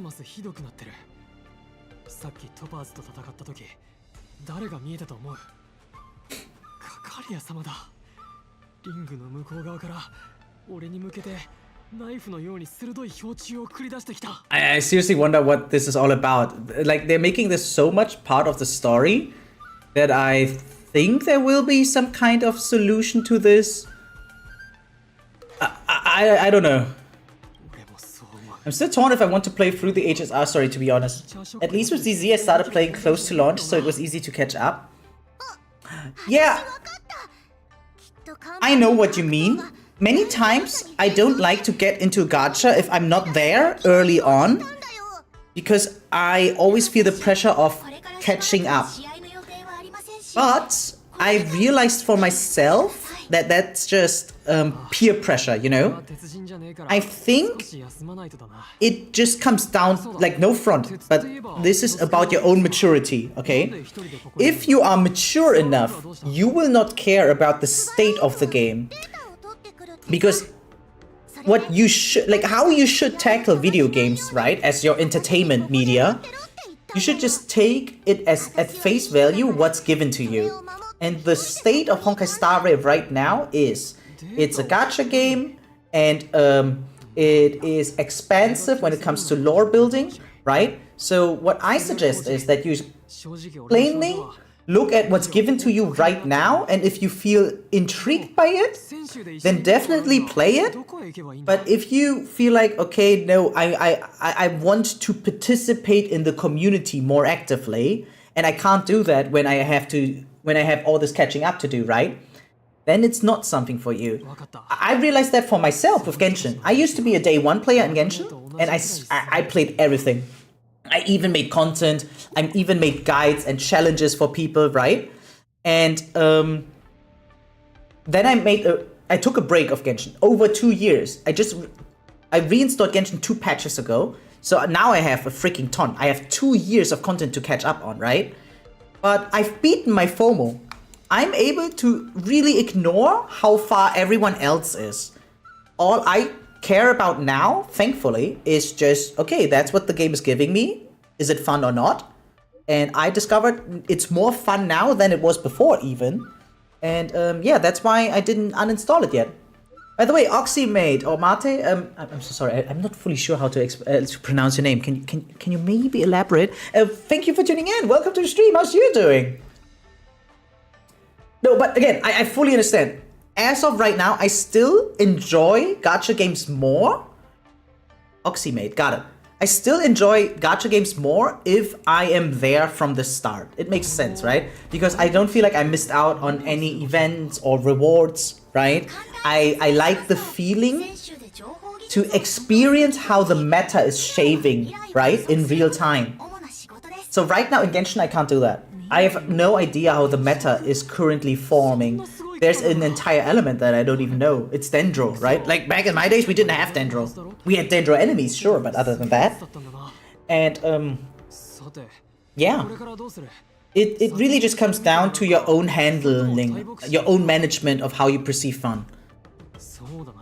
Bro, I forgot how funny CSGO is, even if you get stopped by cheaters. Yeah, like, you know, starting a round of CS sometimes feels like roulette, you know? Because if you get just one round with less cheaters and a goofy bunch of teammates, it's extremely fun even. And it's a nice feeling when you realize that you still have a lot of body memory, right? Like with certain lineups and stuff. And it's just faster. It's just more fast-paced, making it feel more crisp. Wait, but I thought Go is done. You probably mean CS2, right? Oyster is the funniest thing ever. Yeah, but it's definitely not PC. To be honest, HSR feels mediocre to me. The endgame interests me, but the time investment doesn't seem worth. Well, I still believe that HSR requires less time than most other games, and you can just skip ahead, right? As far as I know, you can just skip to the end game. Like, you only need to do the initial part of the story. Like, there's a certain threshold that you need to do first, but once you're done with that, you can just skip to the very end. It just has like 5% of Genshin's time investment. Yeah, I think that's true. And also, it's easier because of the auto gameplay, right? Getting to play... Yeah, like having certain stages of the game just perform on its own is just maximum level comfort. That's why I appreciate Star Race so much.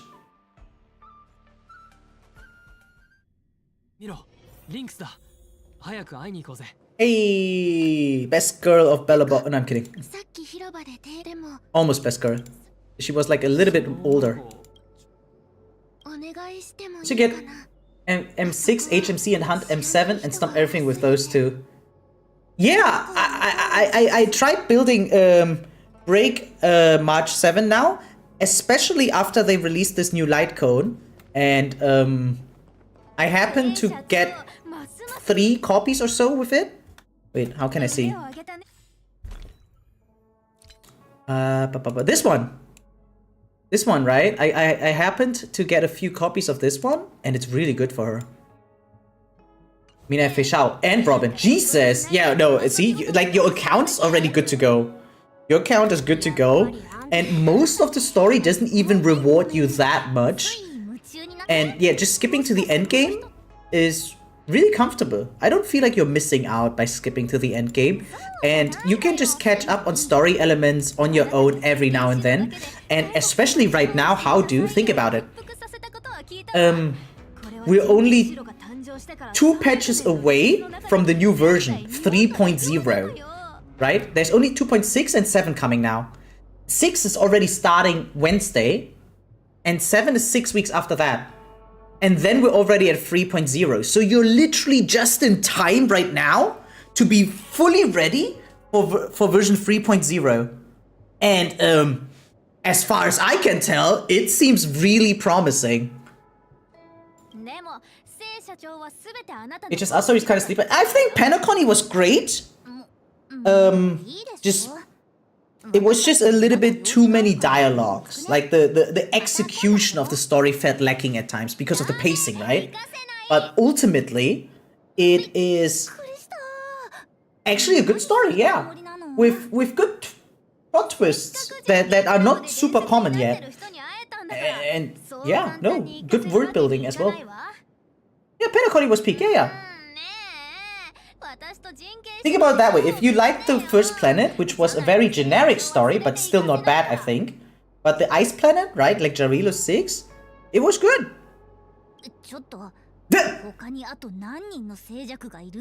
Cute. No, but Penacony is even better than Bellabog. And I think Bellabog was nice. Especially the climax with Wildfire. It was good. It was nothing word-changing now, but it was good. I may or may not have gotten the God roll for Chu. Ooh. Wait, God roll? I don't accept anything as God roll if it doesn't have 5 good substat hits. So did you get it or not? Pay attention to VA scenes, but that's about it. Same, bro. Literally, that's why I'm not skipping these.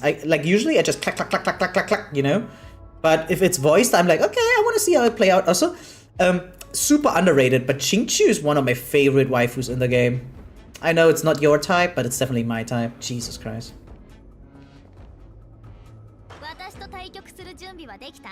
Dive into EHR. Jesus, with an additional speed substat. Okay, yeah. That's officially a god roll, even if you were to get all the lower hits. No, that was good. It was actually good. Right, down, left, up. Okay. Right, down, left, up, right, up.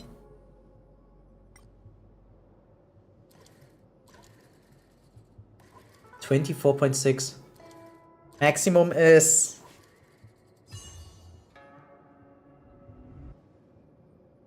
26 something should be max. So you're close to that.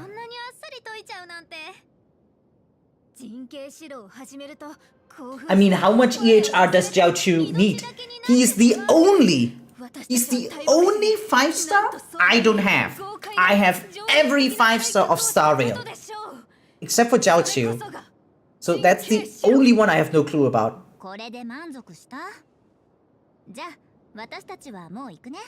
Yeah, you know what? I just think I like Gremlin waifus, right?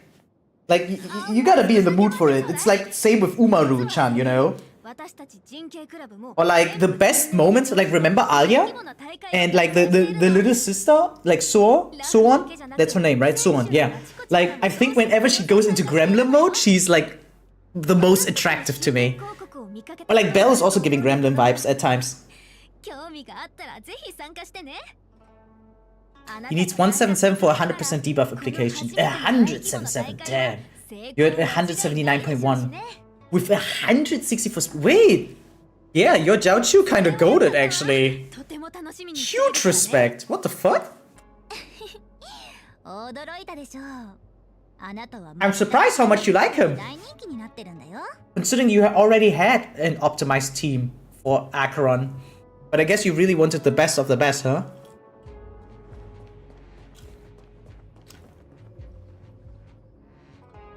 You guys have to understand, Jeremy Lim went all in on Acheron.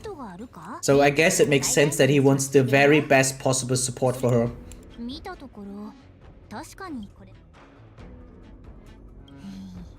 He probably has signature on Zhao Chu, is what I assume. That's... I did not mean by money, of course. I don't mean like E6 all in. Okay, yeah, maybe I should have stated that. No, but like, in terms of building, I think no one... Like there's not a single character you farm more for than Acheron. As far as I know. Then again, you're not that often here, so maybe there are gaps in my memory. Wait, everything above 140 is wasted? Why that? I thought to get 100% debuff application you need 177, Jeremy Lim said.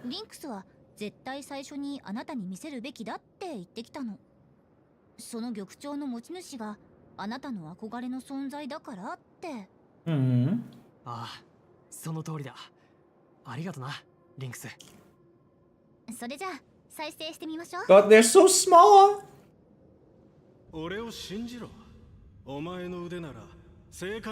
So min-max 140 is enough, but but if you go max-max...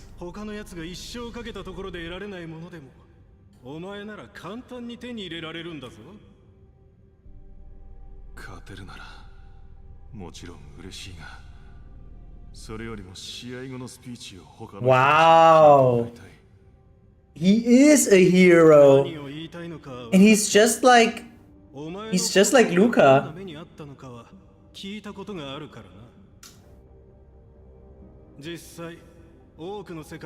Yeah, I feel like a lot of people are only settling for min-max if I think about it, right?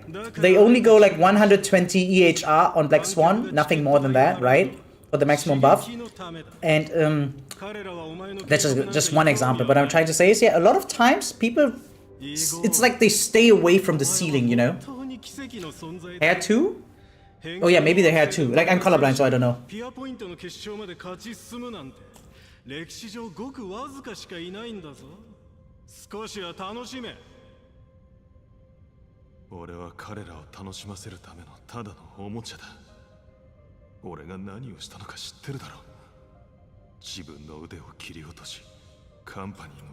What the fuck? He severed what? Wait, that's dark as fuck? Wait, what?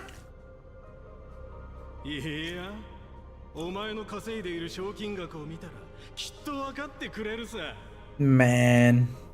He had good ambitions, but ultimately he did get used by the system, huh?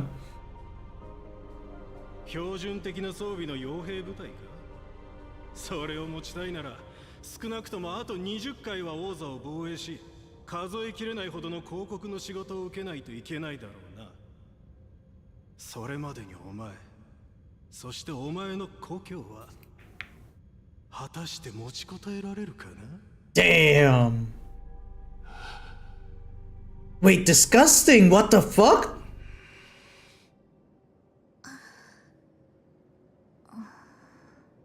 Wait, I didn't know the side quest is going this hard. 本当に予想以上に重い話だったね。Yeah, wait, what? 幹部室レギオンの侵略前に故郷の星を離れ、銀が各地でボクシングの試合に出場していた。勝利した後は観客たちに I mean, 幹部室レギオンへの considering he has 164 speed, so I guess you think less EHR in turn for more attack would be worth it? だけど銀河はあまりにも広いから一つの星が助けを求める声なんてちっぽけなものになっちゃう。さっきはごめんね、新しい物語だなんて軽々しく言っちゃった。 So you lose out 7 to 9% in regards to attack, huh? とっくに歴史の中の話だから。 So you will lose damage on Zhao Chu because of that, but you will get guaranteed more damage for Acheron technically, right? この記録は I would say that's a fair deal. 100% even. 彼が最終的 It's not even a question. どうやってラフまで流れ Let's say you're going for a zero cycle or anything, right? And it's exactly that one moment the debuff does not apply. And you lose out on one stack. That would suck way more. Who cares about 7 to 9? I would even trade 50% of damage of Zhao Chu. かかるって感じかな。もしかするとそれで彼がなぜ泉州にたどり着いたのかわかるかもしれない。 Okay, yeah, now I'm actually intrigued in the side quest story. 連絡するよ。私はしばらく大牧師に残るよ。局長の修復 I mean, のことでまだ手伝う。 wait. Shout out to my own YouTube again. We all remember this famous clip, right? Right? Where, wait. You guys know what I tried to say, right? Look at this. So, what we have here is Mr. Pocky. Shot from Mr. Pocky. Is it cool? Right? 99.3% crit rate. See? He has 99.3% crit rate. Looking good. And he misses. I mean, it's not 100. It's not 100. What are you expecting? Right? Oh, It's not 100. Fix your game. Oh, it's so cringe. But this is the content that people like, right?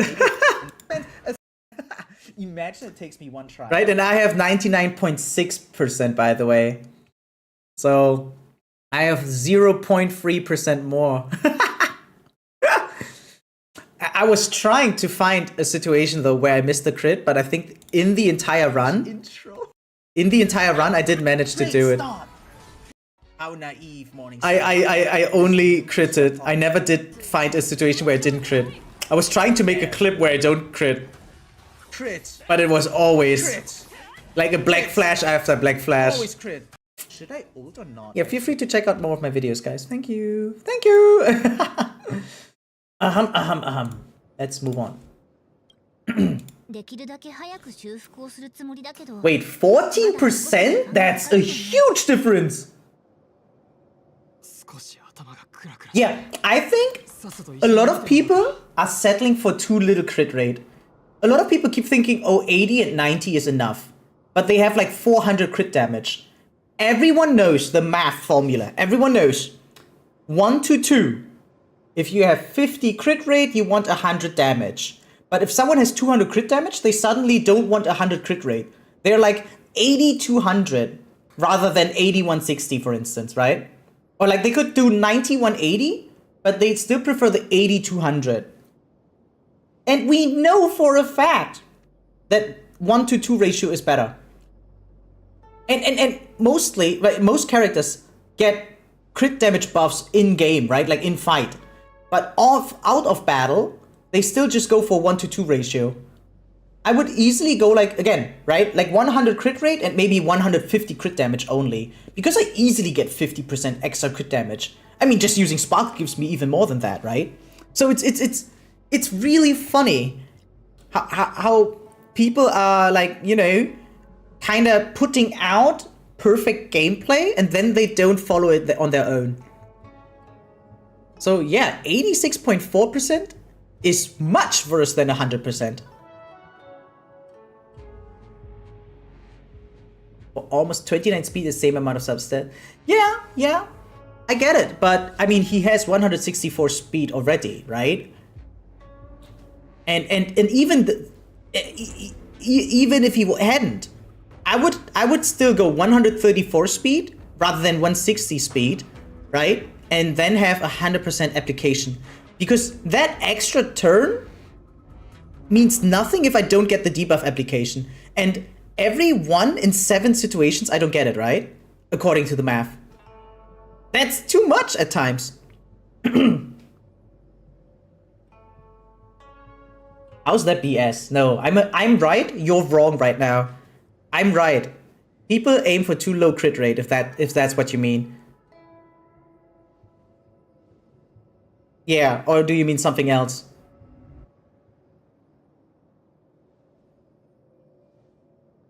Nah.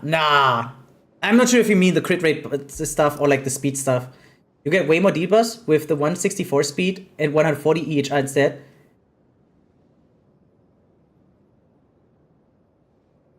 Nah, it's not even that much difference. But no, I mean, he has 164 and 177 already, right? But if and then I said something else. I said, if you want to zero cycle, wouldn't you want 100% application? Because that one extra turn, like, nah. Oh yeah, 179, true. Yeah, no, but yeah, I would still easily sacrifice that if I had to choose one or the other. Nah, you could if you remove some of the EHR, right? Right? But yeah, I mean, you don't need more speed than that. 164 is more than enough. Most people don't even play with that much on Jiaoqiu, right? As far as I know. Or are they actually going 160 all the time?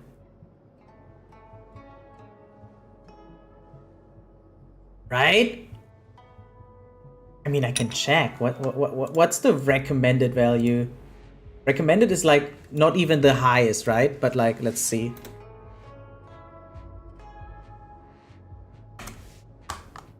What do the smart people say? Up. Builds. Let's see.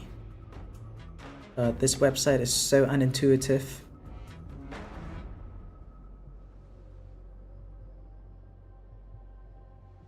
Wait, it's not even stated here. Like, Pride One has no set number. Don't they have recommended stat values?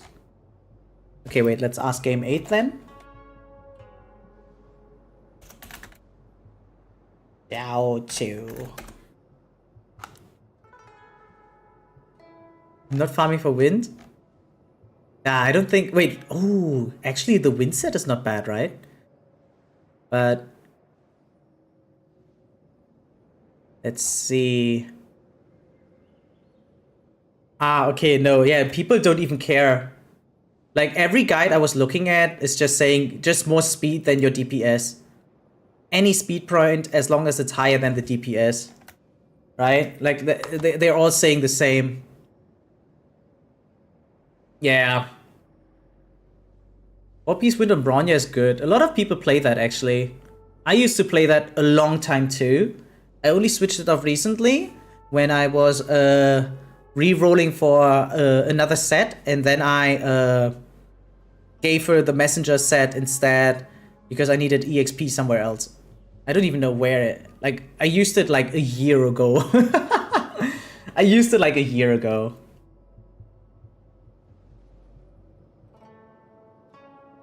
No, okay, I mean, if we talk about simulated universe with extended rounds, right? Like, you don't zero cycle Divergent Universe 8. You don't do that usually, unless you get a game-breaking thing which you usually can't replicate that often. And yeah, anyway, so I guess more speed is more important than more effect hit rate throughout extended periods of battles. But if you go for shorter battles, like only endgame, pure fiction, MOC, etc., right? Then I would say more hit rate is more important than speed. But that's only, again, for super fast clears like zero cycles.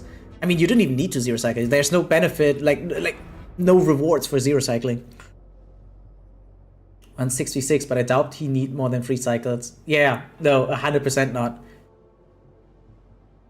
Like E3 Acheron with that much optimization now on a support character on top.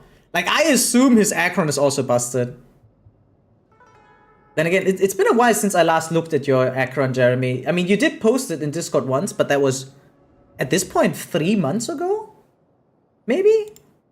I'm actually not sure anymore. Definitely a long time.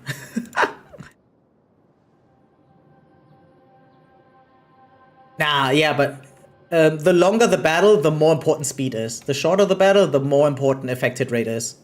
I think that's something we can definitely settle on.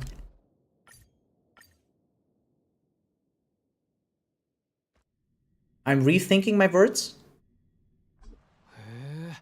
Yeah, no, I think that's pretty much on point. You think not?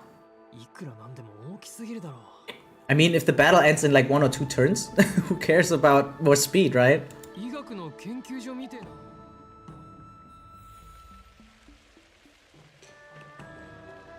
この貼り薬を何枚か貼っておけば大丈夫ですよ。偶然だな。師匠もどっかおかしいのか? Okay, he seems almost happy that they might have a problem too.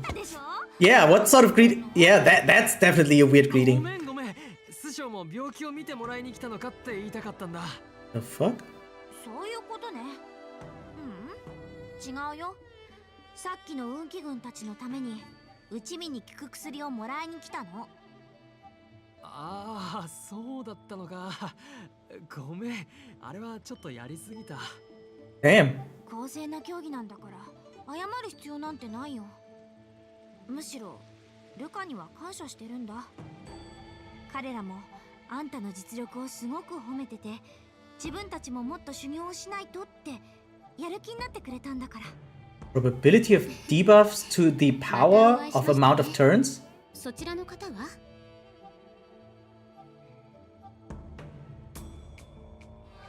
Okay, I mean, we can put that in perspective, actually. Oh, free stream. Hey, I appreciate it, Pixel. What's up? How was your round?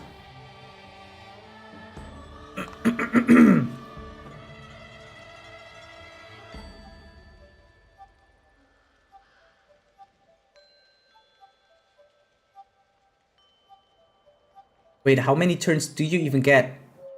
So if you have 160.1, right? Then you get 3 in turn 1? Is that it? Or when do you get your extra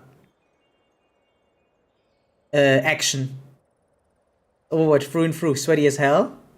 Yeah, I guess that makes sense. Overwatch is definitely sweaty, especially the ranked mode of Overwatch.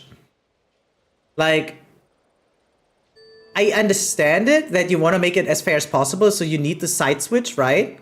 When you're switching sides to like attacker to defender, but some of the rounds go extremely long. Like, extremely long. It was quick play even, what? Last time I played ranked, it wasn't that sweaty than quick play. Wait, how is quick play more sweaty? Wait, I would need to check up the amount of extra actions that you get for watch speed.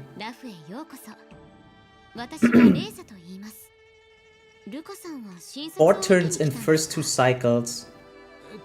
Wait, so if I have less than that, I only get 3 turns? Damn. Wait, I didn't even know that. まずは造影検査をしてみて、脳に気質的な問題がないか確認しましょう。格闘家ですと、この問題は Is that the formula? I remember a different formula, to be honest. 気質？それって何と関係あるの？気質が悪いのも病気ってこと？気質的な問題です。どう説明すれば、要するに脳に異常があるかどうかってことですね。脳に異常? Ah, and because your action value is lower, you get another turn. So it's 3 turns in cycle 1, or is it 2 in cycle 1 and then 2 in cycle 2? I wait for 200 speed, Alan. Does Alan even want speed? I never built Alan. Like, there's like 6 characters not built on my account. Yeah, I mean, I get it that people call it cycle 0, but technically, like literally speaking, it's the first cycle that you experience. So let's call it cycle 1, okay? So in the, I mean, I did put it this way. In the first cycle, how many turns do I have? So 3 in 1 and 1 in 2 in the second. Okay.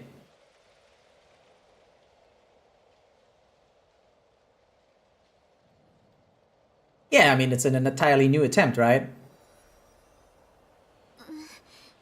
I mean, yeah, on average, if you average it out, you definitely want more speed, guaranteed, right? Because you have more attempts, right? But on the other end, I think still, and I'm gonna die on this hill, for a smoother, more brain-dead experience of the game, which again, we always advocate for, right? For the sake of consistency, definitely higher effect hit rate, same as crit rate, is better, I think. Right? Like, I'd happily like go down a little bit on the 1-to-2 ratio, etc., etc. For the sake of consistency. Because the amount of times that I need to restart is not even probably that often in comparison, right? Like, again, it's 1 out of 7 attempts that I miss. You forgot something? Okay, like what? Again, don't own the character. Wait, you guys can see here, by the way, if anyone's curious enough. There we go.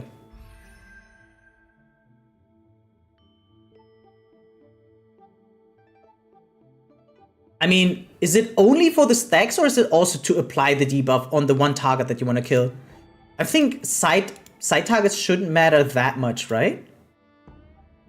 I think it was not about only farming stacks for Akron, is it? Oh yeah, okay, true. I mean, I did say I only missed 1 5-star, but I also still miss 1 4-star. I wonder when I will finally get Moze. Like, how long is it gonna take? It does hurt a little bit to have this gap in my collection, right? Then again, if I don't scroll down enough, then no one can see. Right? It looks super filled. But, yeah. I mean, you have ult, which equals out all the stacks anyway. Oh, again, I don't know how he works. I mean, I can just read quickly. Never mind, I can't read it here. Ah, after you would... Okay, they all... Okay, you know what? No, then it doesn't matter. Yeah, that exactly. I said it doesn't matter because then it's basically always... Nah, no, then we can fully disregard it. The other targets. I mean, especially if there's multiple targets, then effective rate becomes even less important. The more targets there are, if it's only about farming stacks, right? Then the less you want effective rate if you had to sacrifice speed for it. No, then I take everything back in that circumstance. Okay, at what age is...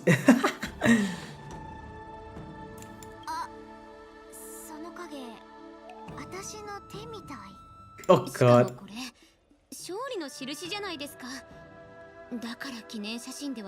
Wait, that's actually cute. His only single target debuff is the one if enemies act in his ult. That's basically Gamba part. Or if there's just one enemy.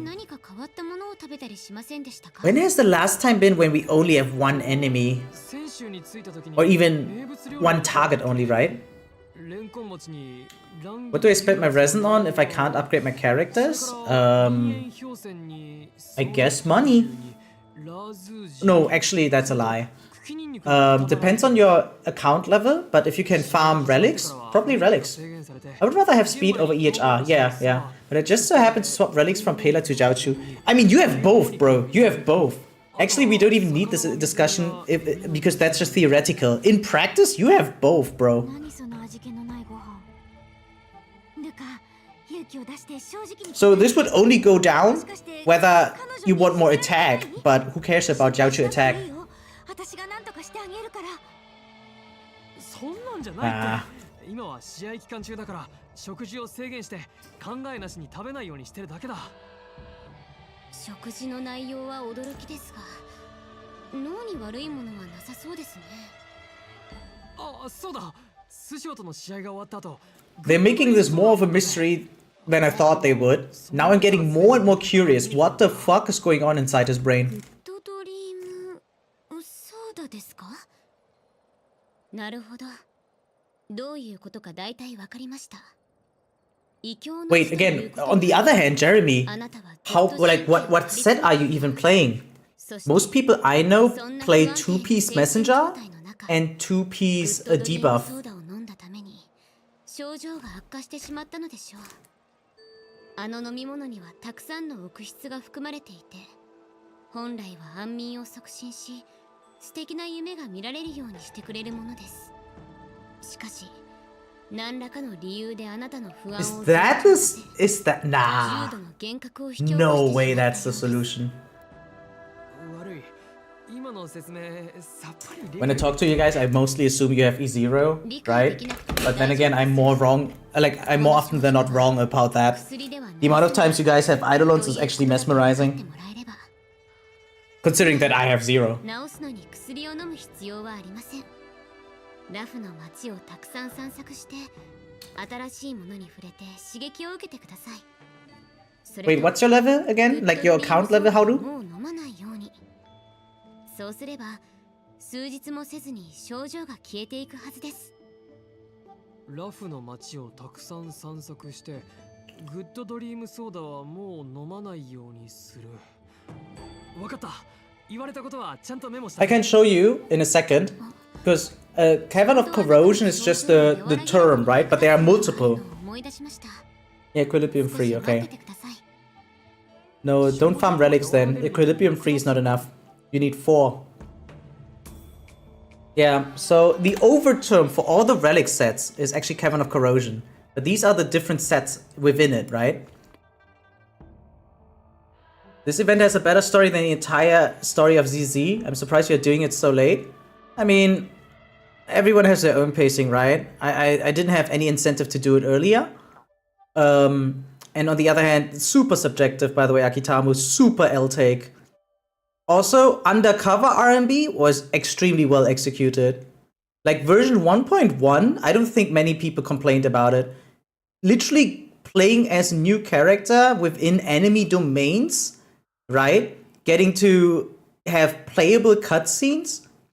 Nah, it's objectively better even technically than many other executions of other stories, even of better stories. More fun than good. Fun is good. Like let's not like that's just what is it called? Hair trimming. Like guys, listen. You can like and dislike whatever you want, but coming into a stream and being like, "Hey yo, this shit is better" or "That shit sucks." That's just a super L-take. This is like omega level immaturity. And yeah, saying like more fun than good is also the same. Fun stuff is good. I mean, I explained it recently. So the horror movie, A Quiet Place, technically it fails as a horror movie because it's extremely funny rather than scary, right? And yet, it's still a good movie because I got to laugh a lot. As the entire cinema. We were watching like how many, 200 people or some shit, right? Everyone was having a bunch of fun watching that one. We didn't get scared, which is usually the goal of a horror movie, but damn, that movie was fun, so it was a good movie experience. Dislike mid, yeah, that's fine. Again, I keep saying that, it's totally fine. But if you give a shitty reason to dislike, right? It's like, I dislike mid. He has black hair. That's yeah, ugly. That's like, okay, sure, whatever. If you don't like black hair, I mean, that's, again, an L-take, but whatever. You have black hair, right? No, but again, execution of story, like, again, a lot of people complain about a lot of things of Zenless Zone Zero, and a lot of the complaints are valid, right? But almost every single person in the world agrees that the comic style of the story is a good execution. Like, you might not like the content in itself, but like the addition of sound effects and background music and voiceovers to that comic style, extremely good. There's like since he's breathing her kitty, see? See, at least being sarcastic about it, right? That's like literally saying the opposite, so I'm glad about that. Yes, I mean, the story doesn't really make me contemplate the story. ZZ is really fun. I think the characters are well done. Yeah, it's a rather straightforward story. I think what's so interesting and what a lot of people are afraid of as writers is actually what Zenless Zone Zero is doing. There are so many stories out there, popular, highly popular, because it's post-apocalyptic. What Zenless Zone Zero is doing, right, is making a story that's post-apocalyptic, but already restoration of humanity, right? Think about like super well-known media, like, I don't know, Walking Dead, for instance, like any zombie apocalypse, right? I don't know a single show out of my mind right now where humanity literally recovered. Like, if you show a new person Lumina Square, they wouldn't know that this is the last city of humanity, right? Like, they would just not know. Like, you have cinemas, you have bubble tea, ramen and shit, right? Like, people don't understand that literally the entire world went to shit, and New Eridu is humanity's last civilization. So, now that you overcame this great mystery, big obstacle that would have been the crazy story, you literally start from scratch again, but you have this background story. And again, a lot of people are afraid of writing these stories because I assume most of you guys barely know other stories that have humanity recovered after an apocalypse, right? So, yeah. I think for that reason, it's intriguing for me. I can see other people being more interested in the different stuff or in more ongoing stuff. But the cool thing is that the story of Zenless Zone Zero is trying to discover what happened back then, right? Like, only now, by the way, only now we finally get into their plot. Think about it differently. Literally 1.0, 1.1, and 1.2, unfortunately, were only character introductions. That's what it was, right? And I think that that's a bad execution on Zenless Zone Zero's part, right? Like, I'm not gonna try to simp too much for ZZZ. Like, I'm gonna say, first of all, I'm biased as fuck, yeah? I love the game. More than Starray, by the way. Even though I spent way more money on Starray. But, yeah, the game itself is extremely interesting, but not well executed. Same with the TV. Most people enjoy the gameplay, but they hate the execution of the TV mode, for instance. So yeah, we only got to learn every faction. 1.1 was about the police, right? The other one was about Belobog, and on top of that, Victoria Housekeeping and the Cunning Hairs, right? Like, that's it. There was barely story. I think the only part of story that we got was a little bit about the sacrifice, that thing that we found out in the boss fight after Belobog Industries, right? But now we finally learned about the goal of Bell and Wise. They literally just mentioned it this patch. So, in my opinion, a little bit too late, right? Other games have way more straightforward stories. And yeah, we literally only received the goal of the main characters now. It's too late. I understand if people dislike it because of that reason. But yeah, again, repeating my initial point, coming in here and saying, yeah, ZZZ is trash and this story is good. By the way, this story is mid at best. Like, I can easily get invested into any story because I have the ability to enjoy stuff, unlike most of you guys. But it's, first of all, it's not even that canon, right? Like, it's a side event. You can even miss it if you want to. No one cares. You can skip it and still experience the game. So it's not important. It's not important by design even, right? However, there are cool plot elements and character development as well, and a little bit more hindsight into the lore and world building. So I guess that's cool. But the story itself is kind of, yeah, I mean, this dude is having hallucinations and keeps seeing enemies. Like, and then we are having this war dance just as a publicity stunt, right? So the world, or rather the cosmos, thinks better of the Shanzhou and of the participants, and that's it. It's really not that deep, guys. Come on, let's play with open cards here. ルカさん、お待たせしました。見てください。こちらがあなたのために用意した夢爆療法です。I admit I can be pretty critical, but part of that is because I value my time too full. No, that's totally fine. I mean, to be omega blunt, right? I got invested into Zenless on Zero before the game was out. Technically speaking, I didn't even know about the story. I'm mostly here for the character designs and the execution of the gameplay and stuff. And story, etc. is secondary. And I think that's true for most players, actually. Right? You install the game not because you hear, oh, great mystery to be resolved. Right? You see the commercial or anything else, or you hear friends talking about it, and they tell you, oh, it looks cool. Oh, it sounds cool. Right? But you don't install because of story.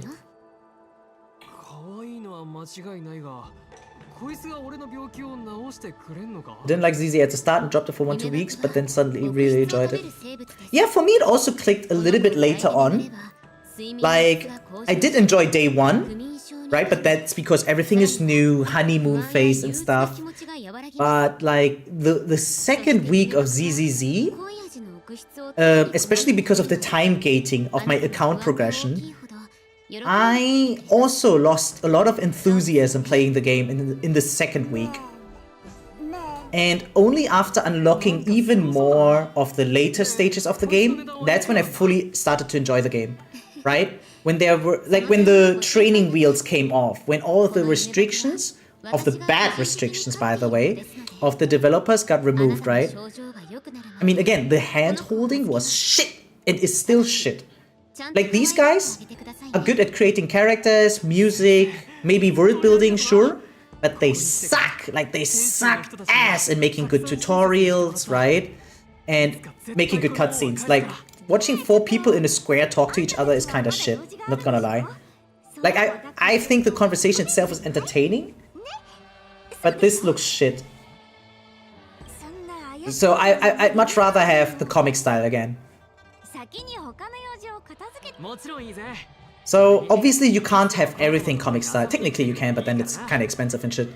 But you can't have everything. So I get it back and forth in Zenless on Zero, right? They have the split screens with all the characters in the front, and then comic again, and then cutscenes. So they have 3 different media to tell story. They tried with the TV. It was okay-ish, but again, execution unfortunately very bad. But Star Rail has nothing except for 1 cutscene per patch. 1 cutscene per patch. Come on, guys. You can't tell me that's peak.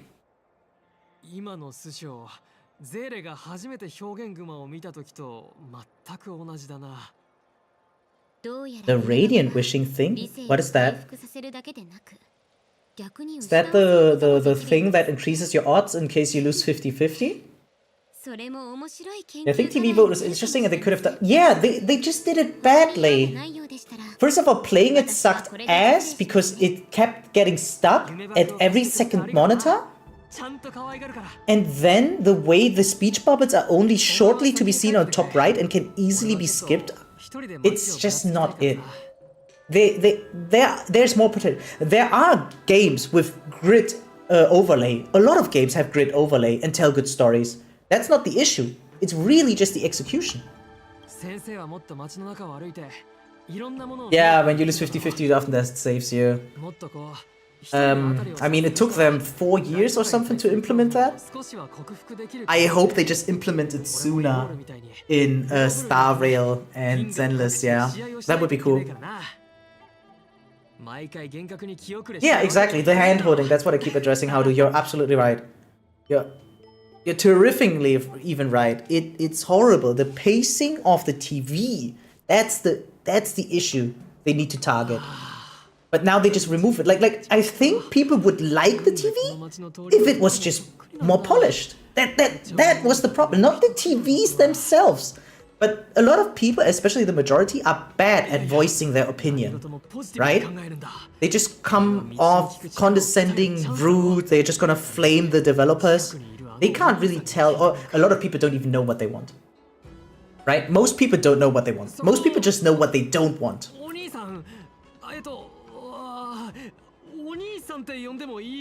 Lol. You should know that these are long-life species, right?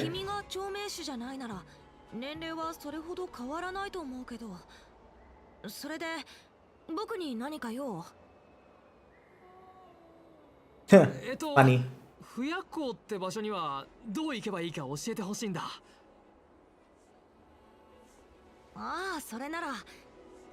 That was a weird break just now, before he said that way.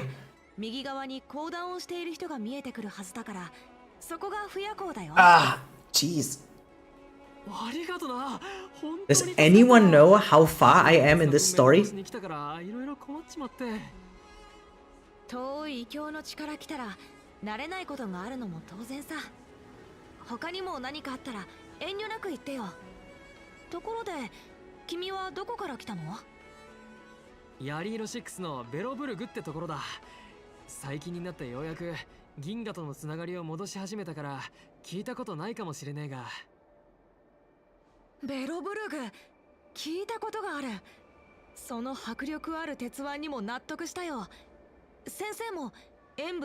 He calls him sensei? Wait, why that? Cute. I wonder if Yanqing is maybe too... I guess he's still young in mind, right? But there's something immature about him. And I guess, yeah, he's supposed to be immature in a way.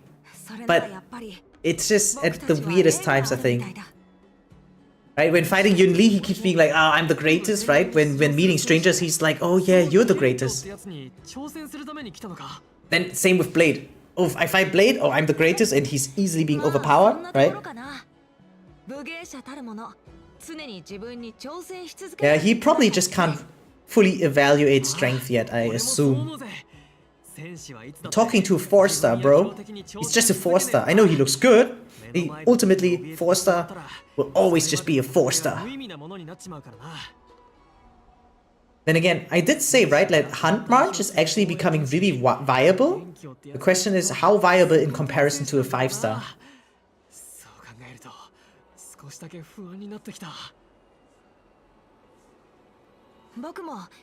By the way, do I have to take a look at the thing that was posted in Discord?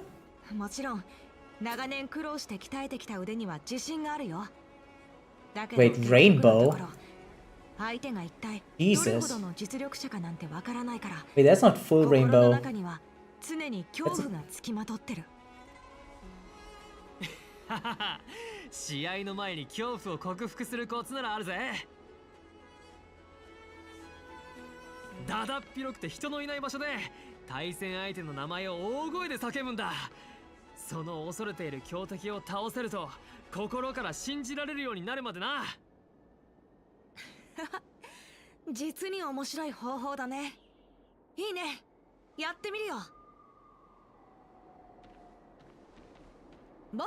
Okay, no, yeah, you did reply that. I see.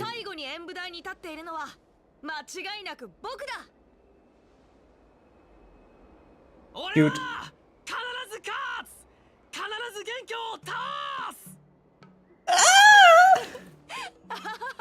Cute. Very cute.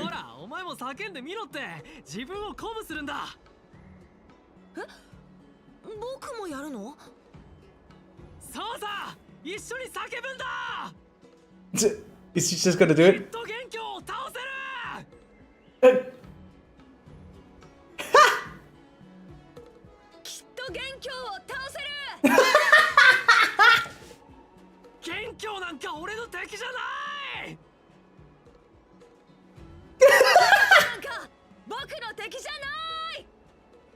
Wait, this is actually funny. What a cringe way to bond. I love it. It's super endearing. だから言ったろ。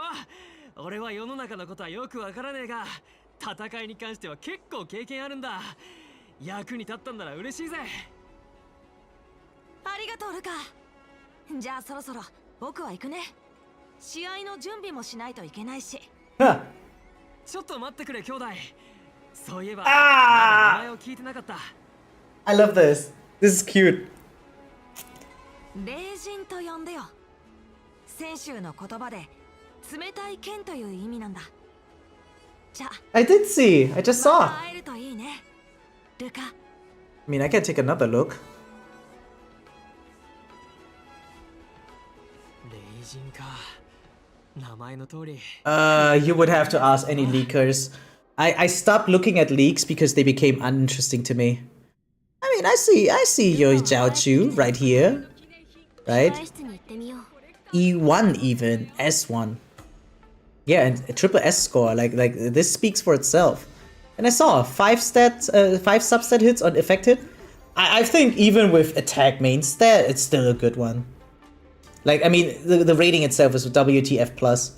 Whether it's an orb or not, sure, getting the correct orb with perfect substats, technically it's more rare. But you know, a shiny is a shiny. And yeah, you know what? If we compare it like to shiny Pokemon, of course, a shiny legendary is cool. But it's much easier to get shiny legendaries compared to like any shiny random mon, right? Because for the legendary, all you need to do is you go to the place where the shiny, where the legendary spawns, you click on it, and then you just turn it on, off again, turn on and off again, all the time, right? Still a shiny, even a legendary. But if you really want to get a random one like a Kangaskhan in shiny, either you breed that motherfucker, right? Or you find it. Sunday and Robin are birds? I don't even know what their kind is being called actually. They are... No, F-Jin is what Aventurine is. What's the term for those feathered beings? Oh, I forgot. But yeah. I mean, yeah, we would need to look at leaks to know how different they are, but probably vary. So all I know is it's being rumored that he is supposed to be an advanced forward mechanics support, right? Like Sparkle and Bronya. While on the other hand, Robin is a aura support, right? Making everyone participating in a fight stronger, technically. So isn't that like very different?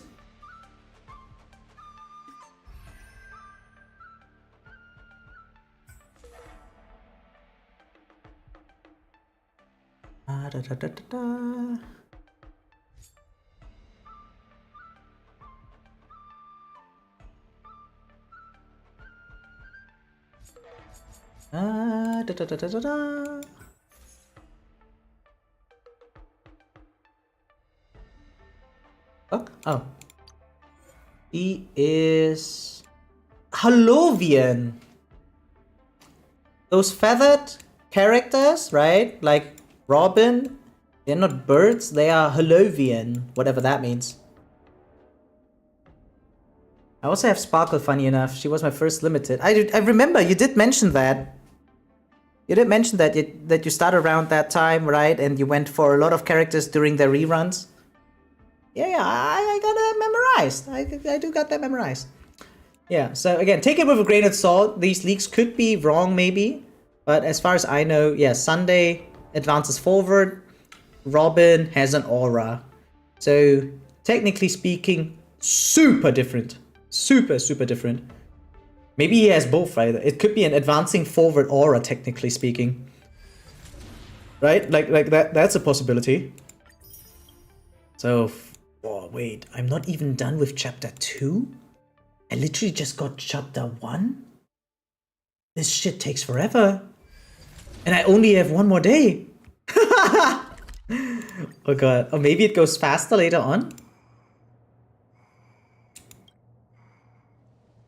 I think that's why I got burnt out. All these limited crazy banners released. And I felt like I need to get enough stellars for them. From side quests and stuff.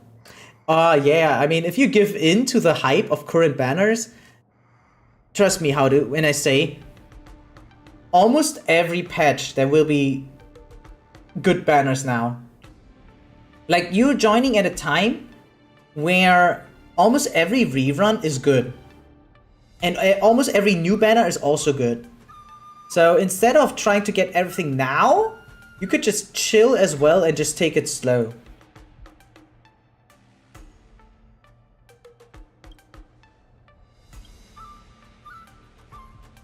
Right? Like, I mean, it's normal to get burned out if you try to rush a game too much. It's really just about self-discipline. I mean, did you do your Star Race station? I would be kind of curious to see all your pulls thus far. Just to see, like, how many pulls does one get early on when starting now?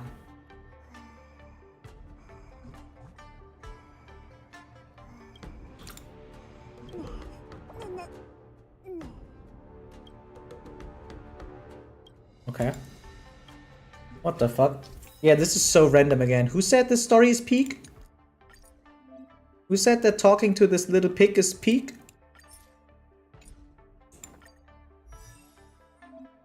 Another. There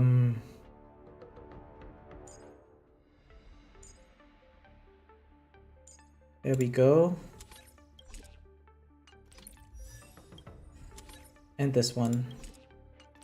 I topped up after I lost the 50-50 sparkle. Damn! That's some commitment.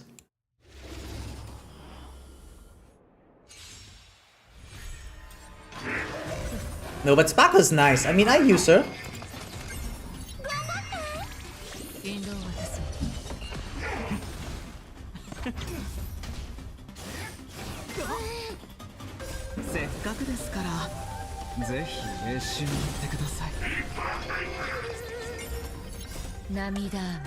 Okay.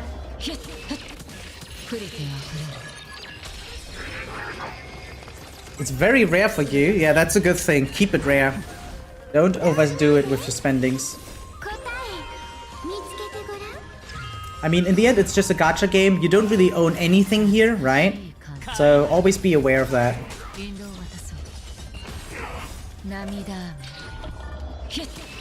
Always be aware.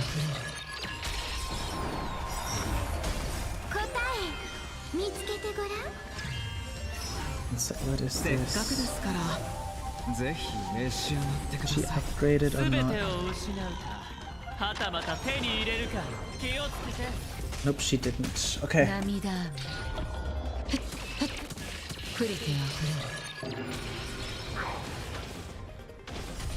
Ah!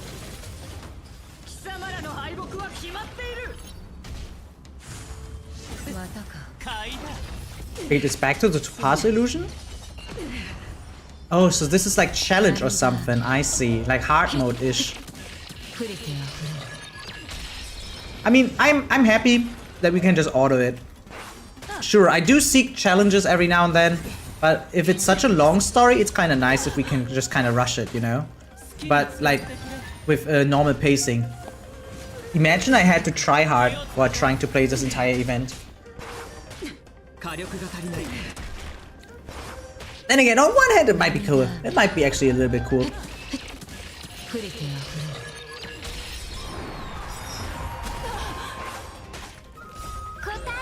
Damn, it's a little bit dry.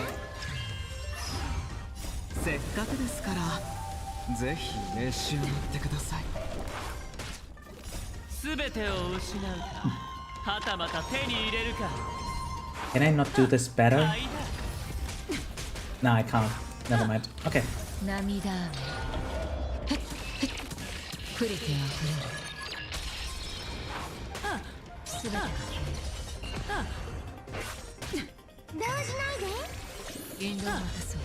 Ah! Ah! She keeps saying ah! Did I change my title? Maybe I didn't. Oops. Maybe I should.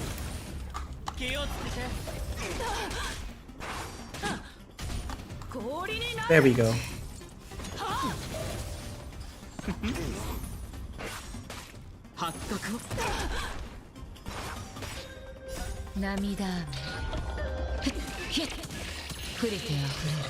Okay.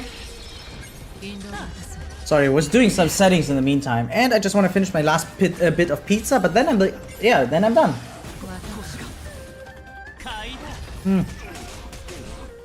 Since I really want this event to be done, I think I'm gonna push for 1 more hour, but that's it.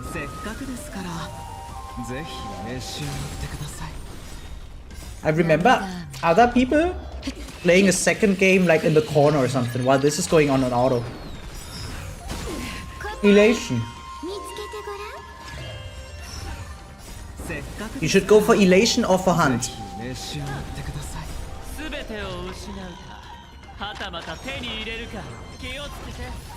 No problem. Then again, it doesn't take that long. Only at the start it did take a little bit long, but other than that.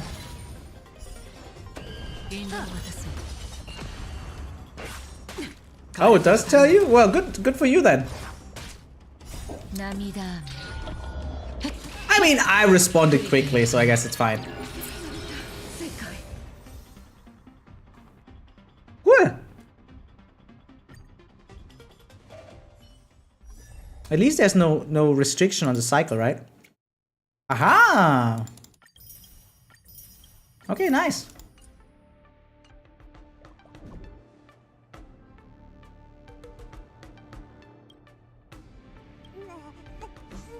No problem. Is that the pet that we get to keep?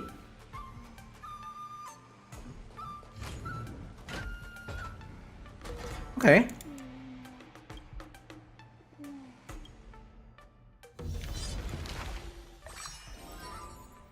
Boot Hill? What? Okay, I guess that's cool. Come on. 3! Ah, this is gonna take forever again. Uh-huh. I'm just gonna... Ha! I like that response. Ha! Weakness broken. Sounds like fire. Oh, we get to use Boot Hill on his own. Okay. Okay. I just recently built mine up a little bit. Wait, the best team for Boot Hill. The best team for Boot Hill. Isn't it with Bronya and Runmei rather than Harmony Trailblazer, or am I tripping? I think that's how it is, right? Oh my god, is she built? She doesn't even have all relics. Oh wait, no, it's just missing one. I'm just gonna take this one, I guess. 11. Sure. HP and speed. Crit rate, good damage, defense, speed. Uta looks like a cool character aesthetically. Yeah, he does. I totally agree. How much speed you got? 145. Yeah, that's enough. That's enough. That's enough. Okay, we do this. This, confirm. Oh, wait. That's a mistake. 1 second. Runmei. There you go. I think this should be the team. Except that Runmei wants her signature. Now. Just need to remember to swap it back. Okay, here we go. Time for some Boot Hill action. Haven't seen him in a while. That's actually kind of cool. Hey, these NPCs look kind of nice too. Very different. Okay. Sure. Okay, buddy, hit it! Can't believe that Boot Hill is supposed to be better than Firefly in this state, but whatever. Is there any situation where Boot Hill is better than Firefly, I wonder? Maybe this one?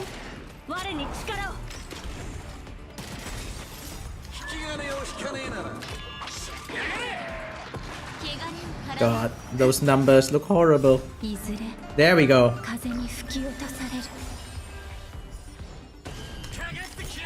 Do it! 65? Oh god.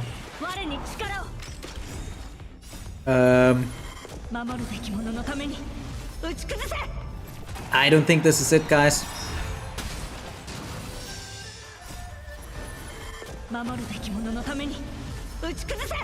Okay, now we got all the buffs. If he doesn't hit 200k, I'm never gonna play him again. 750, okay, we good.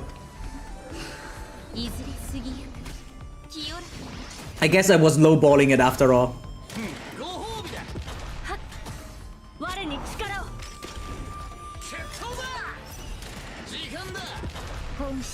800, it's okay. I still believe that Firefly would hit harder, but it's good to see him once again.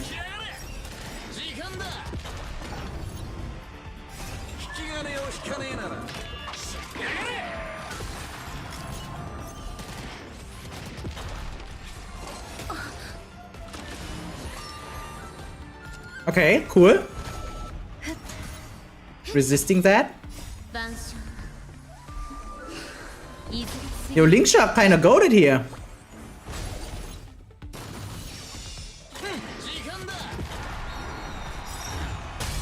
Yay.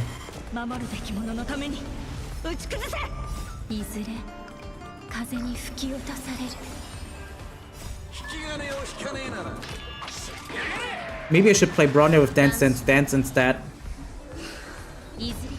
Right now she has this battle pass one.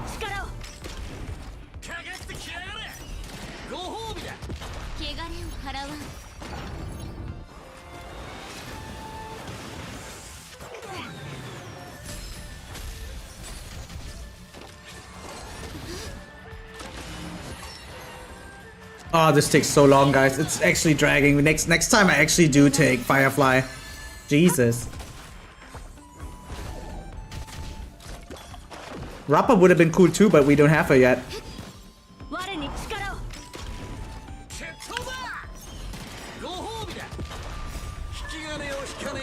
Okay. Nice, finally. Yeah, I have to swap this. And I still don't know whether Bronya is better or Harmony Trailblazer.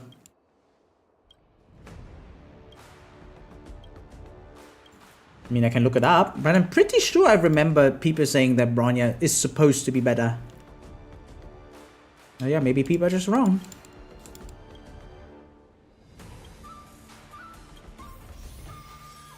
Hey, there we go.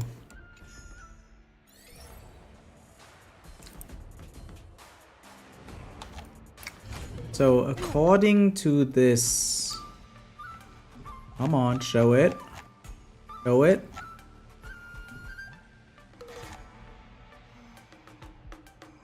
Yeah, look, according to this, Bronya over Harmony Trailblazer. Oh, interesting. I'm not sure how true that is. Because the Harmony Trailblazer also enables the others to deal a lot of break damage, right? So while it might be less for the DPS overall, it, you know, might be compensating or even better just for the rest of the team. I mean, I could try. I don't know, it feels weird. Oh! Oh! Imbibitor Lunae, what? Haven't played him in a while. Who's like him? Enemy trotters continuous refresh. Damage dealt by basic attack increased by 50, and defeating a trotter will grant you 1 skill point. That means we can also just play Ching Chu rather than Imbibitor, right?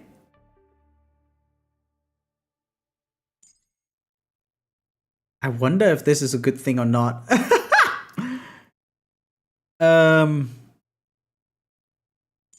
Like this? Is Ching Chu built? Nope. Wait, I kinda wanna try out now. Okay, nope. Let's see. So...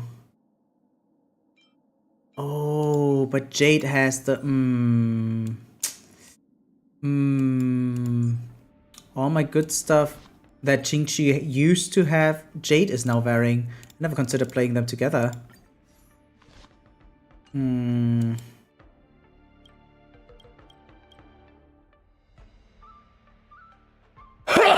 Oh, sorry. Okay, considering that... Wait, where's my own sparkle? So this looks good in itself. My Imbibitor, my own, is probably not built, I assume. And again, just haven't touched him in like forever. Yeah, no light cone for him. Trace is barely up. Yeah, nah. What is the best team for any normal Imbibitor Lunai though? Is it actually still with Ting Yun? Wow. This is old school. Kinda nice to be incentivized to play him again. But other than that, I'm looking it up. What is Ting Yun and Aventurine? Actually. Ah. Interestingly so. So her, and him. Oh wait, wrong order. Like so. Also need feint attack and super drink. Okay. Well, here we go then. Hey Kana, what's up? Welcome to the stream. How's you doing? Hope I didn't miss your message there. I was in the middle of brainstorming which team would be good for Imbibitor.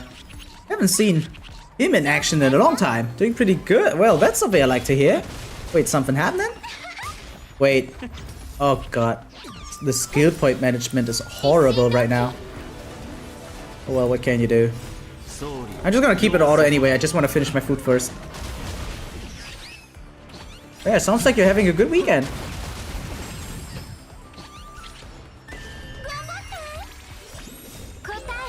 There we go.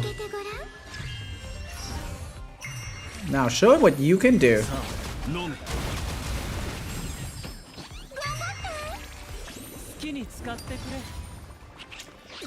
Why did he use a skill point of mine now? That kind of sucks ass.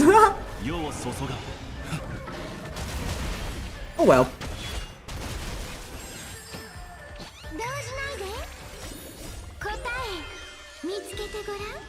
The new relic set, the one that's coming out next week, or the one that's coming out 2.7? Because we did get some leaks, right?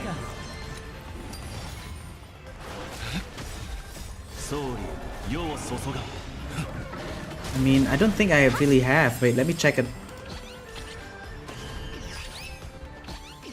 Oh yeah, the one that also gives like a lot of crit, right? I think. You mean that, right? Let me look at it. And the other one.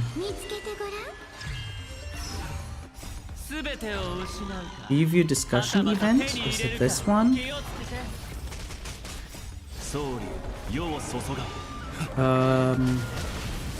Notices. No info, maybe.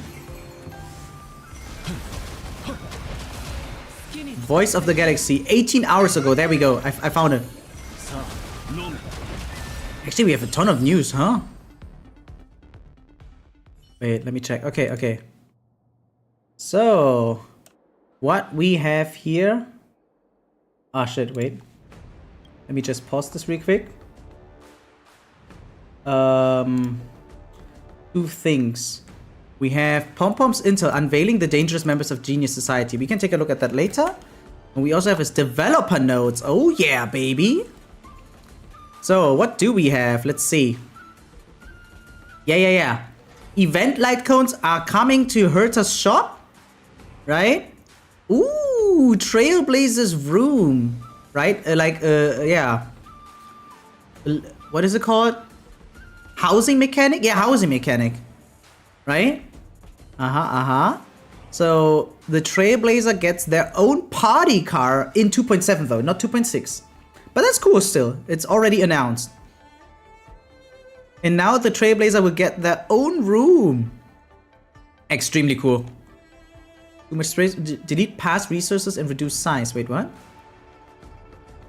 Delete past mission resources feature will be introduced. Using this feature, certain one-time mission resources from previous versions will be deleted. What? Based on Trailblazer's game progress. What?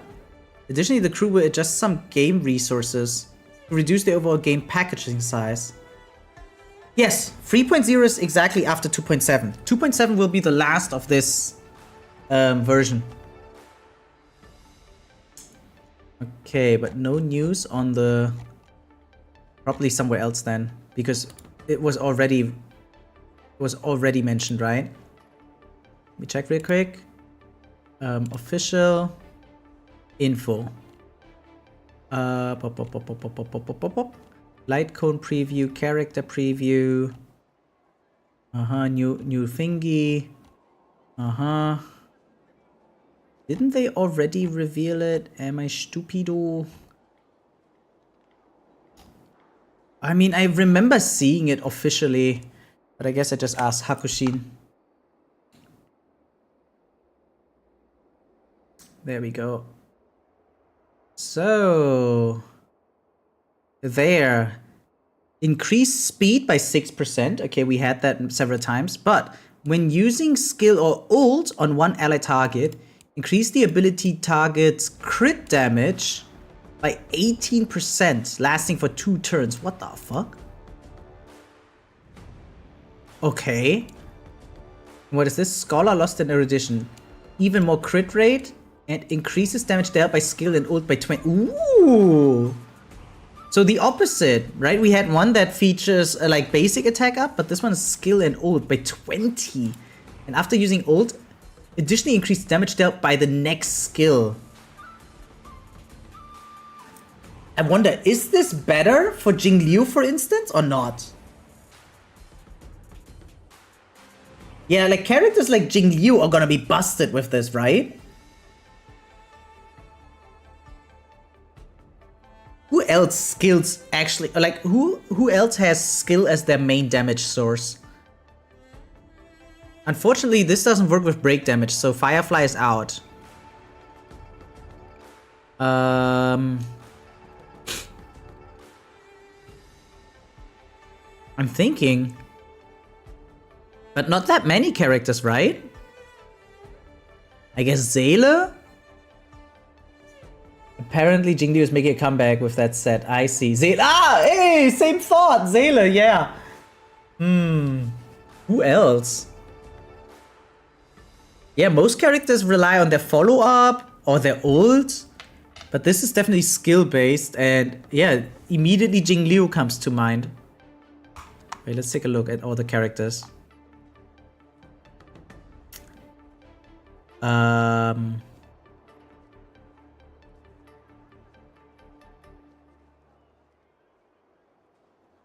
For some reason the pictures are not loading, but we see the names. That's all we need. Actually, yeah, it's only Seele and Jingliu who rely, and even Seele is not 100% reliant on skill, right? Like Jingliu, for instance, even her ult does not compare to her skill attack. So there might be more characters with more emphasis on the skill, I assume. Right? I think that's fair to assume. Yeah. Interesting. Wait, what? Oh, did I? I shouldn't have. Wait. So, ult and skill, both 20. And after using ult, you get extra skill on top, yeah.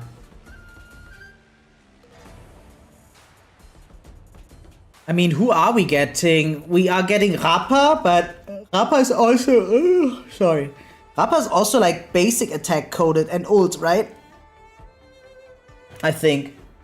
Rappa's not that skill oriented, I assume. Like her skill looks freaking cool, sure, but it's really down to her ult.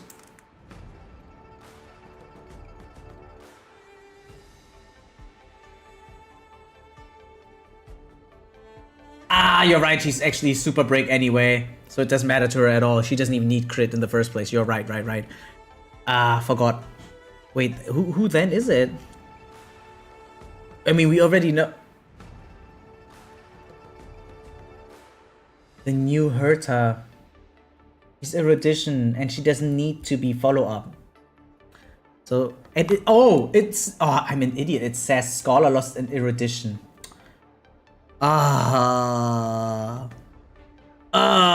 It just says here. Okay, now we figured it out. That's cool. Looking forward to it. Cute.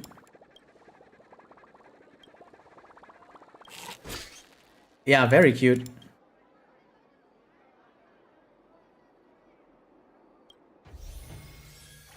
Yay.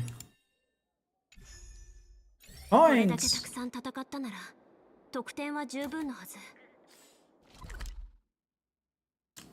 Wait, what?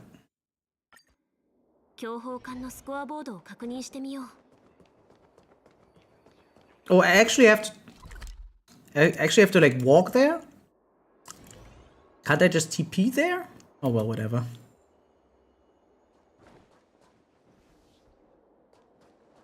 Ah! There we go. Sorry. What is exactly banner order for the next matches? Emotional damage! Okay, sorry. Oh, hey, what's up, Pixel? How's it going with your games? So, coming Wednesday, we get Rappa. After 3 weeks, we get no one. We get a rerun of Acheron and Aventurine instead. But after that rerun, so at the start of 2.7, right? Like 2.6 only Rappa, that's it. 2.7, we get Sunday first, and then Fugue, or whatever her name is. 2.7 seems extremely promising. I agree. I'm very hyped for 2.7. Did I have just TP'd in here? That's so weird. With the dev notes, can't wait for pom-pom content. What makes you say pom-pom content? I mean, I'm definitely excited about the housing system that we're gonna get. 2.7 housing system sounds mega cool.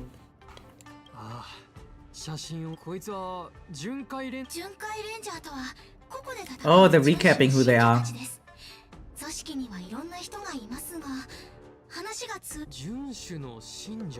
I can have a house? Not a house. So, in 2.7, the Astral Express will get a second floor. You can go up. And then the Trailblazer will get their own room where they can freely decorate and stuff. Extremely cool. 2 skip banners are gonna fix my current constant. Yeah, agree. Like, first of all, we get 1 banner off, right? Completely. Because, yeah, after Rappa, we just get 3 weeks chillin'. Then we get a Husbando, which is Sunday. And most people are not gonna pull for Sunday because he's a Husbando. So first of all, we only people that really enjoy his gameplay mechanics and people that like Husbandos are gonna pull for him, right? But other than that, a lot of people are gonna skip him. Because we had so many amazing banners in a row now. But yeah, it's nice. So 6 weeks without any spending at all, right? That's neat. My headcanon for Trailblazers is that they are completely unhinged. Yeah, they are. It's not just your headcanon, I think. I mean, there are a lot of dialogue choices that you can do, which are, yeah, extremely unhinged too. I hope he's not too good. So, he seems like a advanced forward character like Sparkle and Bronya, but apparently not as skill point based. So like Sparkle has 2 gimmicks. She advances forward, but only 50%, and she recovers skill points, right? Now Sunday is gonna be different. he's gonna be advancing forward, but not skill points. Instead, he gets something else. I think more... I don't know exactly. We would need to look at leaks for that. Hey Mello, what's up? Welcome to the stream. Don't want to be tempted to pull for a unit I don't like. Yeah, same though. I really hope I skip him. I don't know whether I skip him yet, because I almost pull everyone, right? That's like an issue of mine. I pull for almost every character in the game. I mean, I do like pointing it out. Look at this. I only miss 2 characters. Technically, I only miss 1 5-star, because Moza I get just randomly eventually, right? At some point, I just get a random Moza, 100%. But Jiaoqiu, on the other hand, no clue when I ever get him. To be fair, it's content for you. Yeah, but I didn't feel like I was missing out from Jiaoqiu not having him. And I'm not a big streamer. I have 9 viewers, guys. Like, that amount of viewers is not enough to finance pulling every character. Unfortunately, it's not. Then again, I didn't make a lot of videos. That was my laziness, I'll admit it. But yeah, it's just too expensive for someone like me. My Lingsha. Jeez. My Lingsha is not good. So I have this one for the extra energy region. Someone said she wants exactly 16 energy, right? I did go up with a Traces though, because people were complaining that I don't max my characters enough, right? Because as you guys know, I have a ton of level 75 characters. Like from here, 78, 6, 6, 5, 5, 5, 5, 5, 80, 80, 80, 9, 8, 6, 6, 6, 5, 5, 5. Yeah, I don't max a lot of my characters. So I wanted to go a little bit higher for Lingsha at least. And, oh yeah, her stats. So she has 190 break, no healing boost. And yeah, exactly 16 energy, right? Some effect resistance, sure. These are the relics that I use on her. That was you? No, it was not just you, trust. I promise you get my primes. Oh, no need. No, it's fine, Howdo. I appreciate it. And I mean, you're free to do whatever you want, but don't do it just because I asked for it, right? Like, I don't mean to ask for you guys' money. It's nice if you give it, sure, to support the channel. That I do appreciate. But I have a full-time job, guys. Unlike many others. So I'm not in a bad position. I'm just not good enough to afford every character. Yeah, I barely max characters. In Zenless Zone 0, for instance, I only have 1 level 60 character. That's it. The rest is much below. And literally it's Bernice. Bernice is my first character that I level 60'd, and she just came out. I'm gonna skip all only for Aventurine. Maybe Tingyun if I have Primus. Otherwise, I skip her too. Oh, I mean, how many Aventurines do you want? Like, you're gonna get Aventurine rerun soon, right? The Aventurine rerun is gonna be in 3 weeks, guys. 3.5 weeks, okay? In 3.5 weeks, you get to pull for Aventurine's rerun. And then Sunday and Tingyun come out.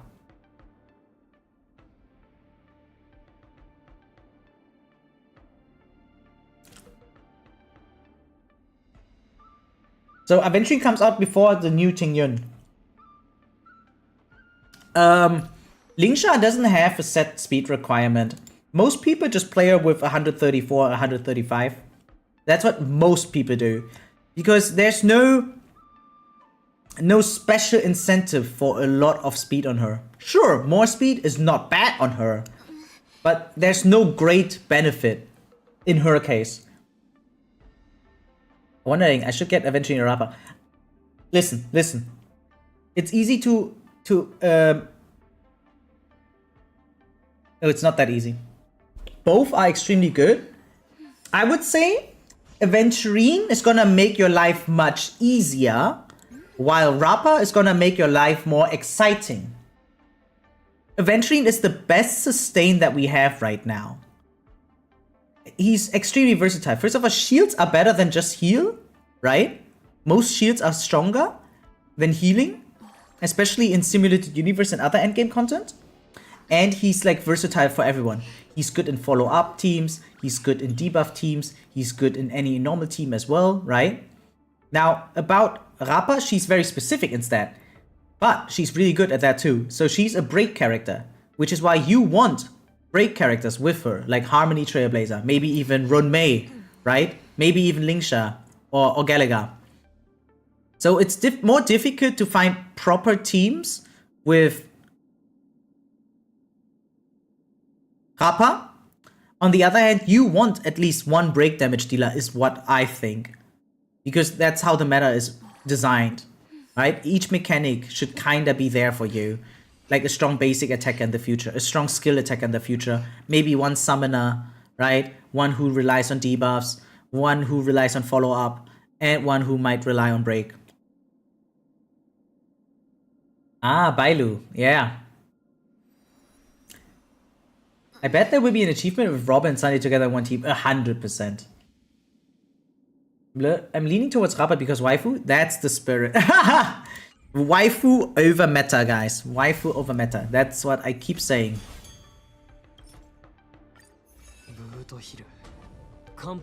It's also more fun. Not gonna lie, it's way more fun. The game itself is solvable on its own. Meaning, you can, like, there are some people doing these no pull challenges, right? Right, guys? 0 pull challenges. And because of that, I feel like, yeah, ooh, okay, I'm down. Eto.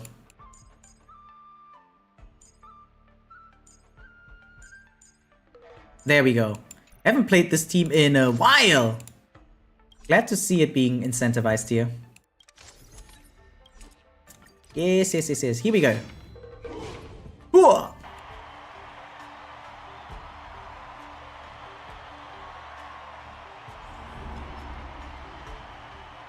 Face off match. Okay.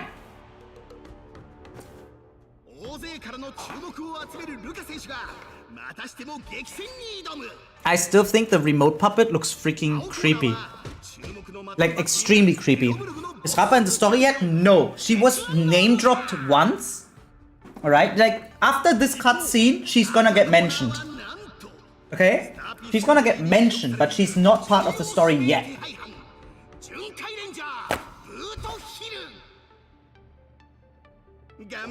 Oh, thank you, Pixomatic. Hopefully see you next time. Good night.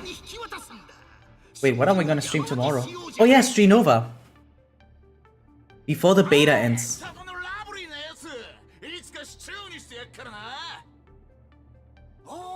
As much as I can, but right at the moment, I only have 20 puts and 30 pity, but guaranteed. Okay. Wait, that's easy then. That's easy. Don't forget, the new version, you get 110 pull for free. First of all that, right? Then with dailies, even without daily pass, even without battle pass, you will easily get 30 pulls in the first 3 banners. And since you have guaranteed, you literally get enough pulls for Rappa if you wanted to. Only because Lingsha gave me barefoot? Girl, damn, okay. But I will still charge 100 bucks for him. Oh, wait, no, you were after Sunday, I'm stupid. This will be the first character where I will be a whale. Wait, how many do you plan to get? And you can call me Pixel, by the way. The phone name feels weird to hear. Okay, Pixel mad. No, I'm kidding. Yeah, Pix. Hey. What up? Wait. Oh,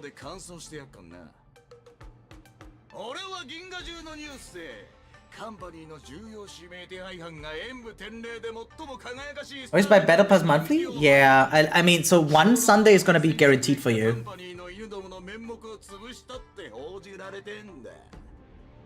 Aww, he's sitting next to us, guys.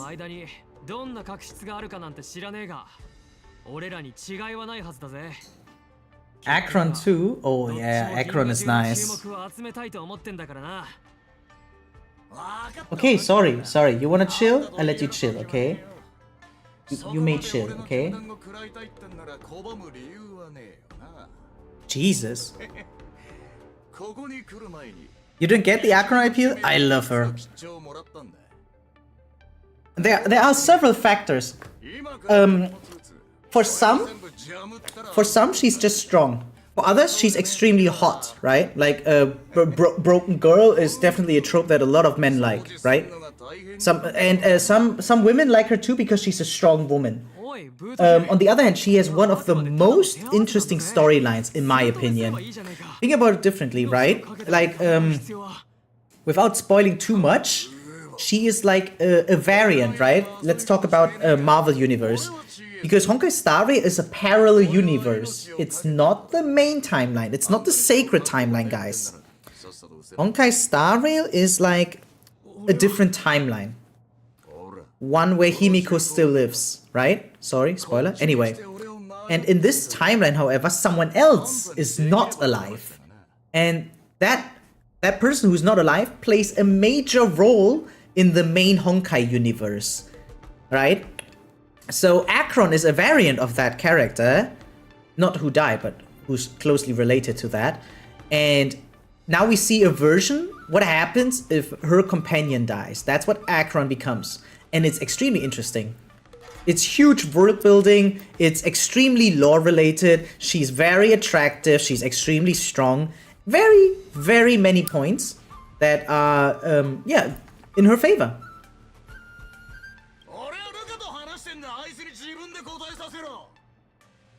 Yeah, okay, sorry. It's maybe a little bit of a spoiler, but in the main timeline, Himiko is fucking dead. No, Zenless Zone Zero was confirmed by Hoyoverse to not be Genshin or Honkai related.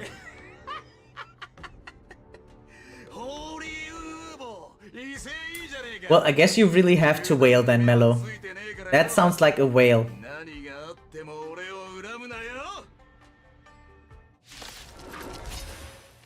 Pulling for waifus? Is Sunday your waifu too?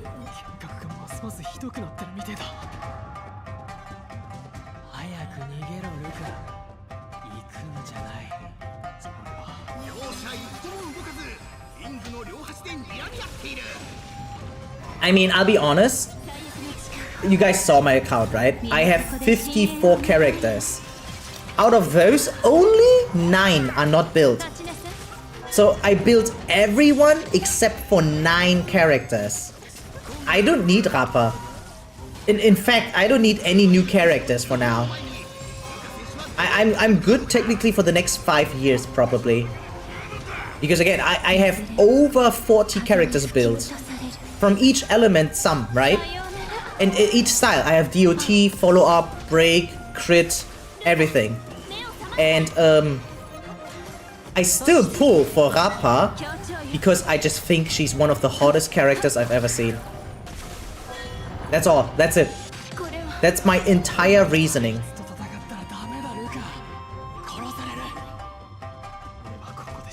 I mean, he looks like Robin a bit. I mean, yeah, they're both the same race. They're related by blood. I get it.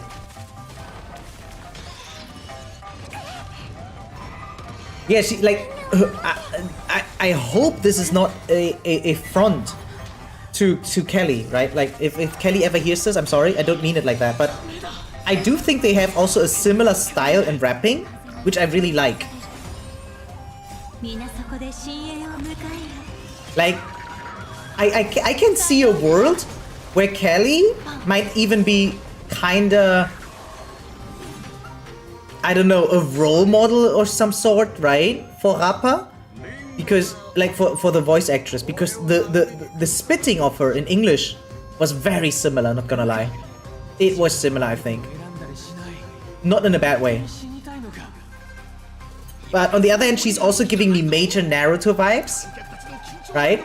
And like the outfit is hot. Like we get a ton of skin, right? Hot pants.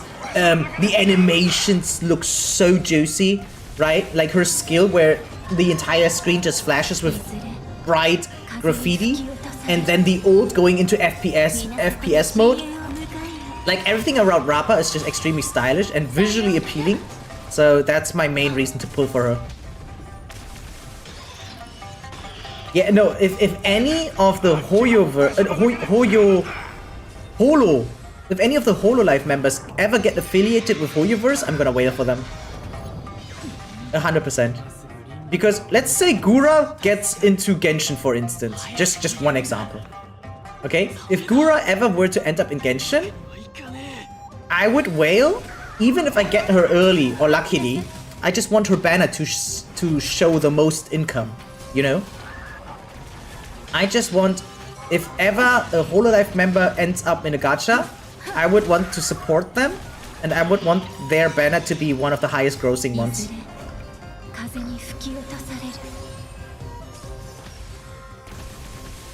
Oh, you like Yosuga no Sora? Yeah.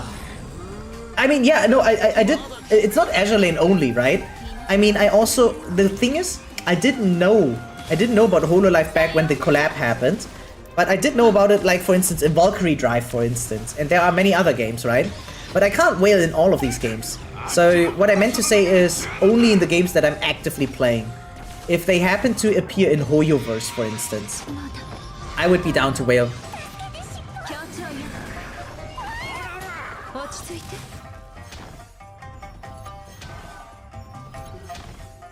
Thankfully, we got them for free in Valkyrie Drive, right?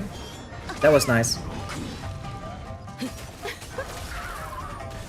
I also think it's kind of nice, and I hope that they have synergy together, like Robin and Sunday.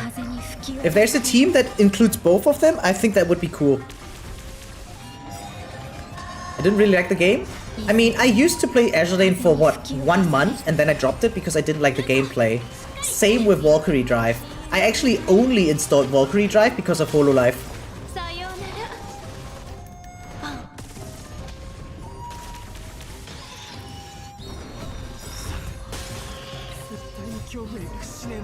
You really liked Azure Lane? I think Azure Lane has like the best fan service, maybe even too much.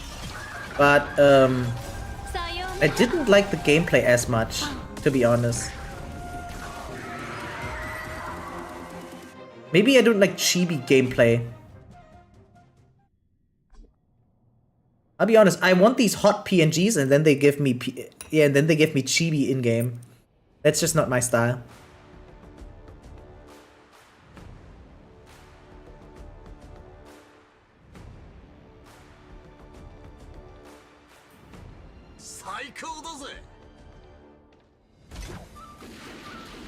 What the hell? Wait, what? Did he just shoot off his arm? Oh yeah, I heard good things about the Azure Lane anime. I haven't seen it that though.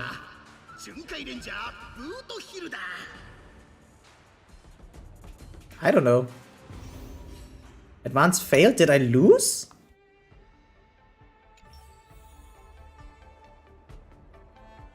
Or was that scripted? I didn't pay attention. No way, I lost, right?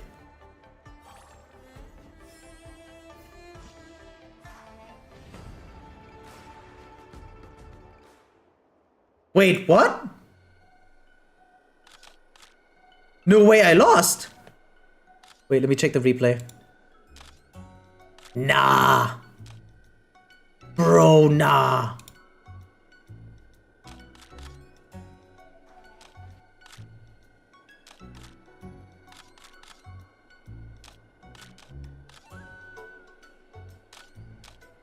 Wait, what? Oh, I think I lost, right? Wait, I'm checking the replay. No, I did beat his first phase and then second phase. Right? Did we beat it or not? No way I lost. Battle over? So it's automatically, right? Yeah, I didn't fucking... I didn't pay attention. That's why I just have to check for the story from... Okay, yeah, No, I won the fight. Okay. Mother effer. How can they let me lose?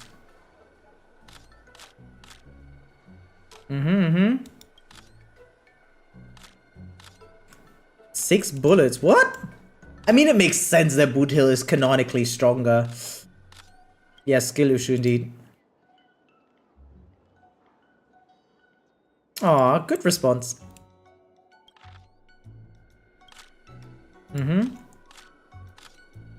Yeah, that depends on his condition. Maybe I should have used up my points first. Okay. What is Hook doing now? Who's supposed to be here? I skipped the next one. Hook seems to be standing a little too far in front. Oh, cute! Okay. Tear up and wipe at... Yeah. Hook is finally going up. I'm so touched. Can you see this? I'll get first. Cute. Uh-huh.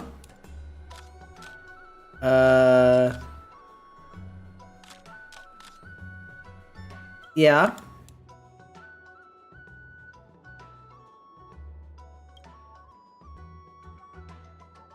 True.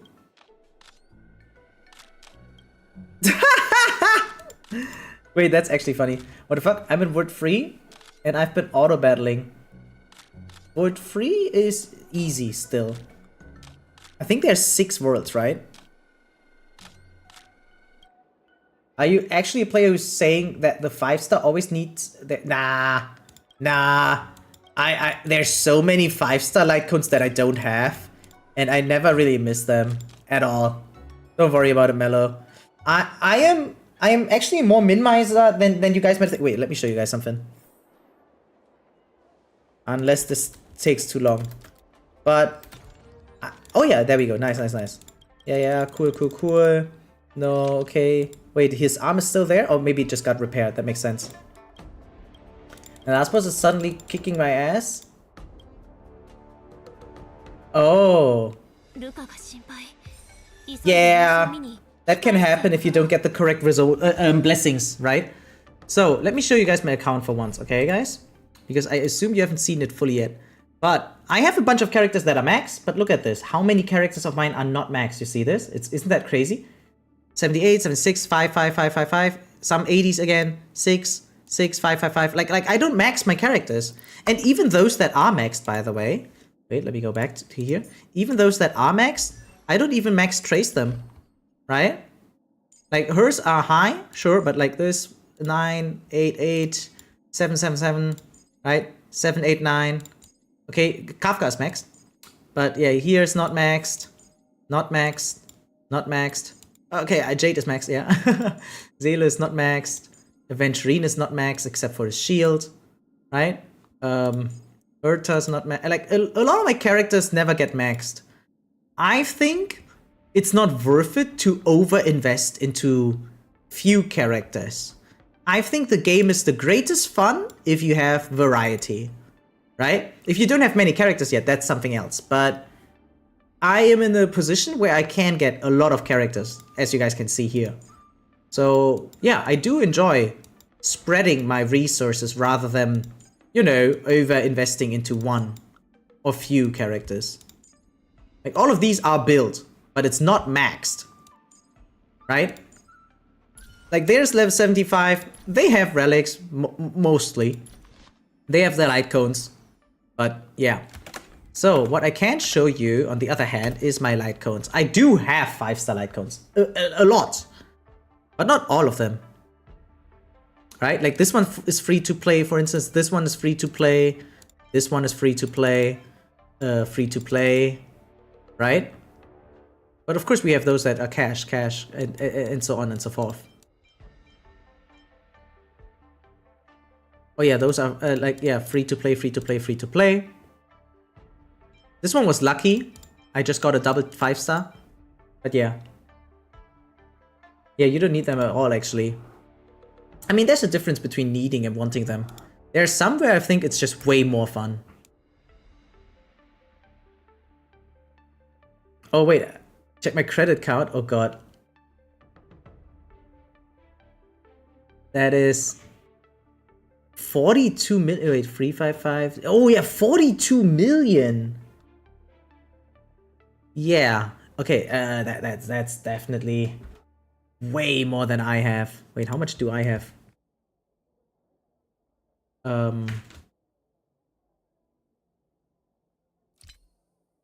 I have 15 million. But yeah, I saw the 42069. Yeah.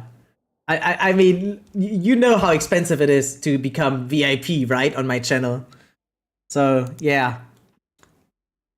I mean, let me try to pull You know what? Who cares about 10 puts? Let's just go. Maybe something lucky? I still need Bronya's Light Cone. Ah, unlucky. Maybe now? Ah, unlucky. Well, that happens.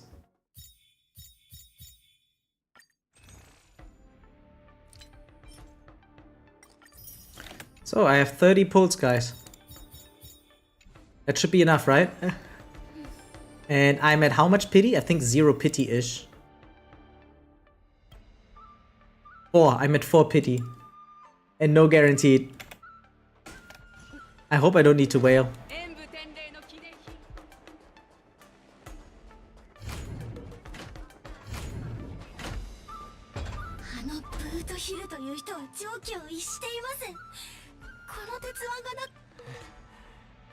俺らには実力差がありすぎた。わかるか？あいつに近づいた。ルカ選手。He was genuinely trying to convince you to drop out of the competition here. He went overboard this time. What about your iron arm? Yeah, what about your arm? I got my link shot on Monday with MOC rewards. Nice! Congrats to that! でもそれが役に立つのか。結局はフードヒルに一発でやられちまうんだ。俺みたいな世間知らずの田舎者はそもそもこんな大会に出場するべきじゃなかった。 Stressing for Rappa? Same. Bro, I have 30 pulls for Rappa, bro. 30. Oh, losing 50-50 would suck, yeah. I hope I win it too. I hope I win my 50-50.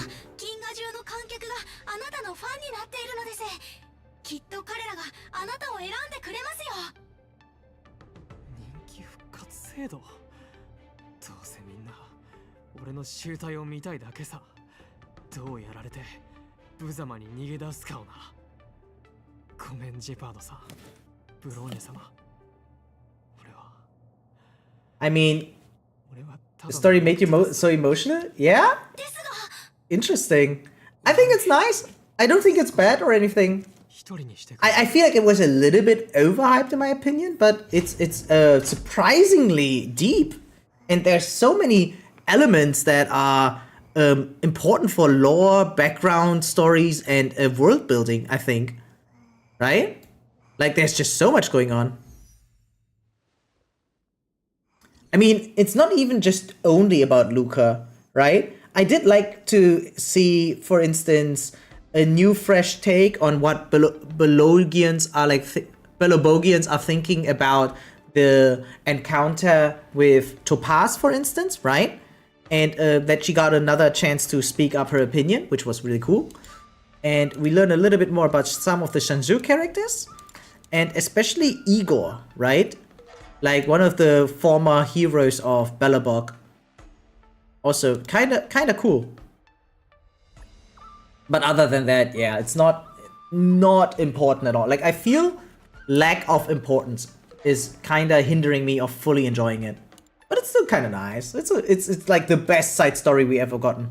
If I want to put it like that, right?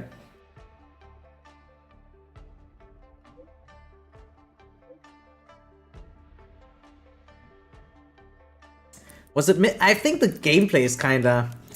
On the other hand, thinking about it differently, I would say that there's a huge effort being done to be immersive into the character lines.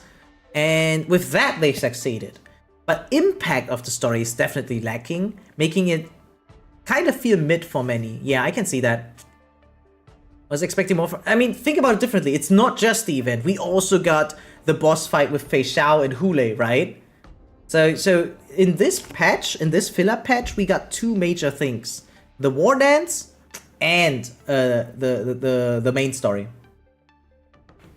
But yeah, it's still less than in comparison to other filler patches, like when we got Swarm Disaster for the first time. I think one of the best filler patches was definitely Swarm Disaster. Yeah, main story was really good, I think. I still think it's crazy how Jiao Chu took the most lethal poison in the world and then only turned blind from that. But other than that, I think it was really good. Oh, yeah, Ethereum Wars was definitely very enjoyable too. actually cool. It just lacked a little bit of story because it only felt like memes and stuff, right? Especially with Hook at the end. But other than that, yeah. Audio only? Ah, that sucks.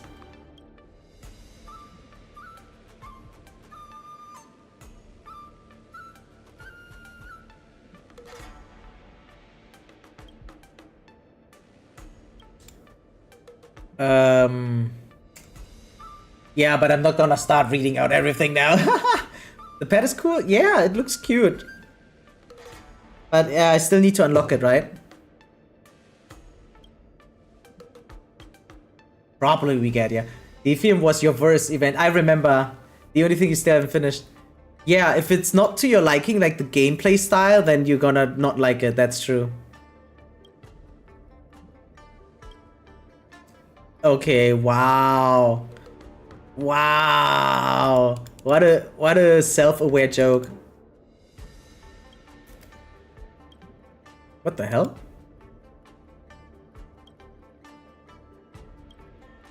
Okay, cool. I'm pretty sure we will get more, what is it called? Pets and stuff. And other accessories.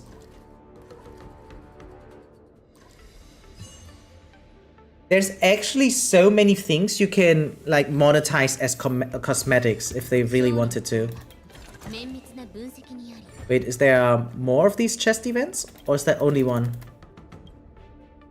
Ah, I can just keep talking to her. Yeah, that's cool.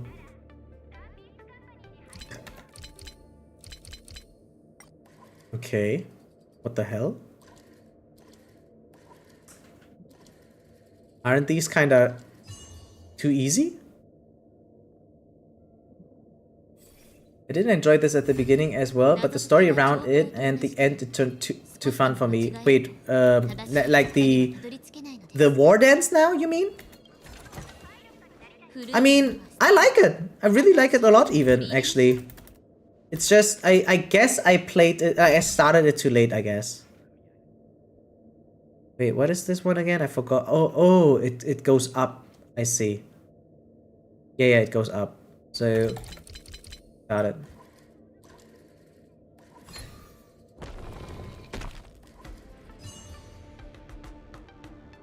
I just think the pacing is a little bit like the TV mode in Zenless, but other than that, it's good. I didn't pay attention to how many I have to do.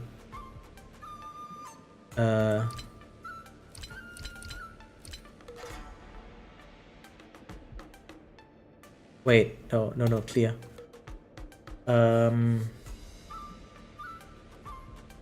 I need to end up there.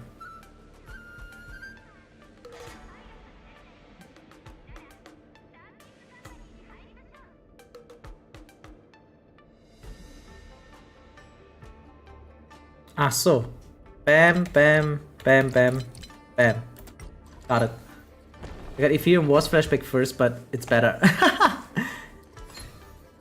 Yeah, like the thing about Ethereum Wars is that you had to do a lot of organizing, right?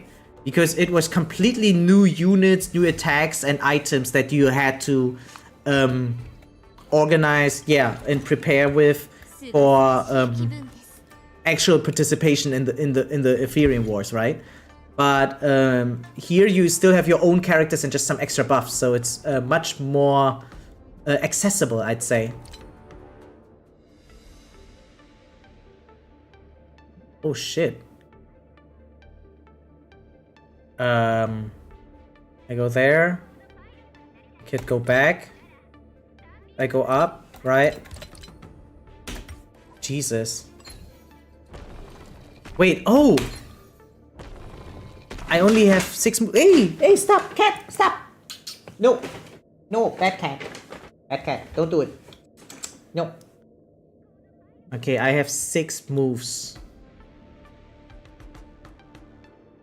So... Bam, bam, bam. No, that doesn't work either. Oh, wow, wait, this isn't tricky. I'll admit it.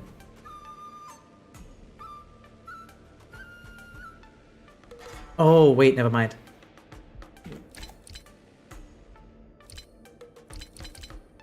Got it. Yeah, I thought I had 7 moves, my bad. I was looking for a different path, but this one turned easier after all.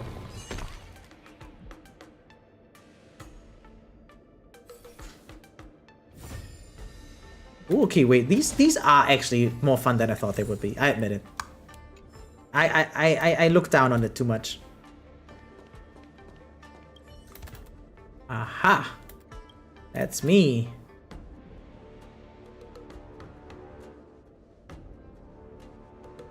Yeah. Okay, I'm ready. Hey, what's up, Tofu? Welcome to the stream. How's you doing? Locked pressure pillars can be raised after Ingenia has over 2 times. Aha! Now that is new. So I have to 1, 2, 3 up. Okay, cool. How's you doing, Tofu? Welcome to the stream. Thank you for tuning in, by the way. Oh, Vanessa. Don't wait. Can you access YouTube? I was wondering. Because I'm streaming on YouTube as well. Maybe you can do not only audio mode there. You think you can help with my account? I need help. Sure, I can do that. Like, do you just want some advices or do you want me to perform it for you?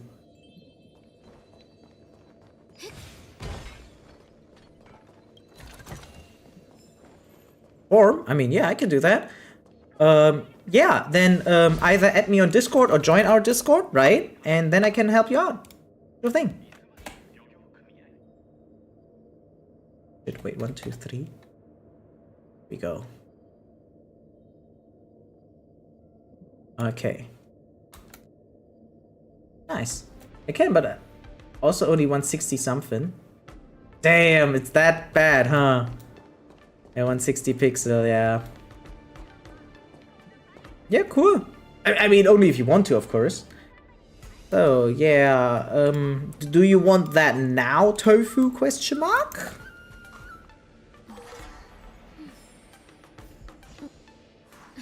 There we go. Just doing some settings real quick. Okay. In the meantime, I just keep doing more puzzles. Yeah, okay, sure, I'm down. I'm just waiting for your response then. Wait. Wait, no, that's not it.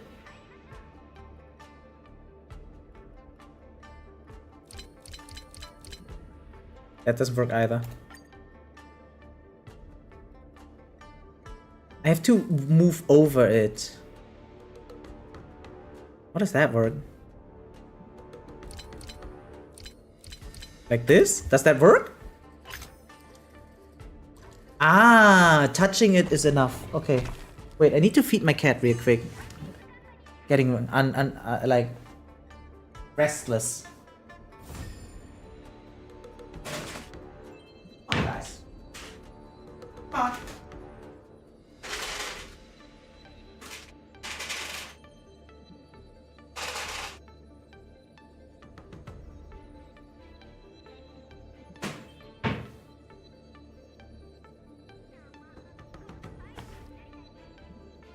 Okay, here we go.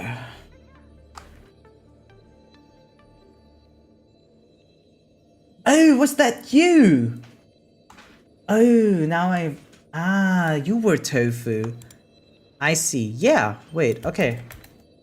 Let me log out real quick then. I'm noticing a disparity in the level of husbandos between HSR and ZZZ. Yeah, ZZZ has the least amount of all Hoyoverse games, right? Out of all Hoyoverse games, ZZZ has the least amount of husbandos, which is crazy. But on the other hand, Genshin is following that trend, unfortunately, too. I just realized, right, like I think, was it, like someone posted in Discord, I don't even know, maybe it was Vanessa. But yeah, only one husbando was released in a single year, in the recent year of Genshin. Only one, and it was Kinich. The boar guy would go crazy. But I don't think it would make a lot of money, but the boar guy would be cool. I mean, I don't know if they need more husbandos. Like, let's face it. In the industry, the most money you get from waifus. That's just a fact. Okay? Now, it might not be fair to the entire player base, right? But since waifus make more money, it's unfortunately obvious that they will cater to more waifus, right? Like, it's as simple as that. If more people paid more for husbandos, right? And I'm not saying that you guys are spending too little. What I'm trying to say is that it's the player base itself.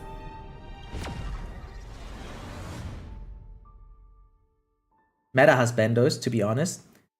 I think there would be too many complaints if there's too many husbandos that are too relevant for the meta.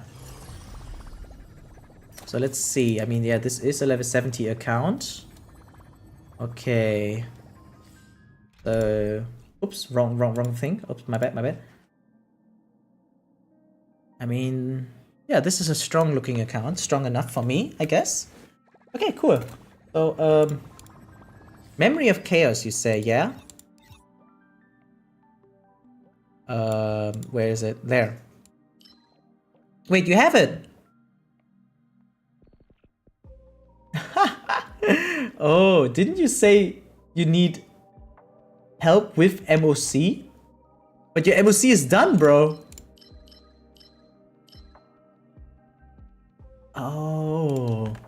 Okay, so we don't need to do MOC. Instead, let's take a closer look at your account then. I need to end round with 21. What?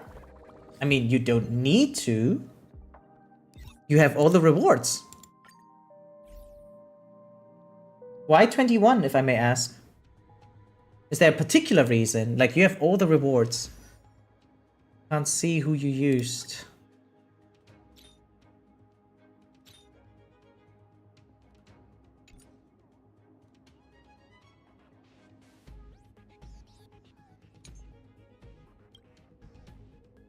I mean, this is Hule. I guess we also gotta keep in mind what players in China and Japan want. And what they probably want, even less husbandos. Yeah. I mean, don't get me wrong. The Asian fan base for instance, Aventurine, and for furries like Lycan is strong in Asia. I still just think it's simply stronger for waifus. I was hoping Love and Deep Space would make it more popular. I mean, Love and Deep Space is extremely popular. And I do believe that seeing how successful Love and Deep Space is, there will be more husbandos. I do think that the industry is shifting more to not only waifus. More and more games try to add more husbandos. It's very natural, I think.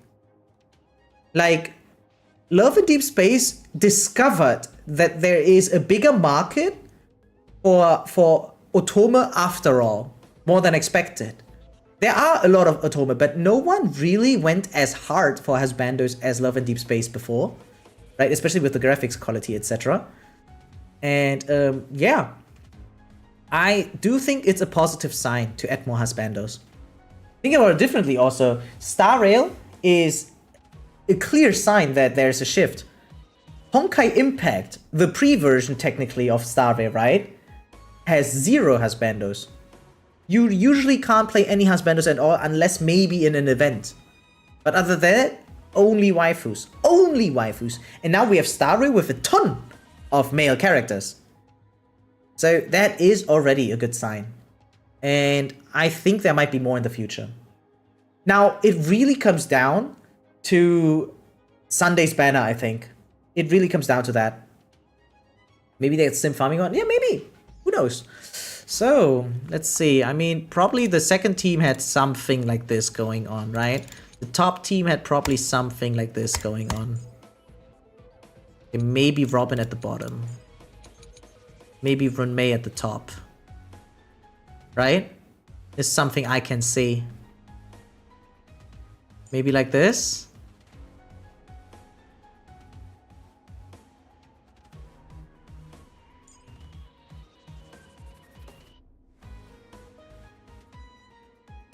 Our top team has no sustain. Oops. Who's your sustain?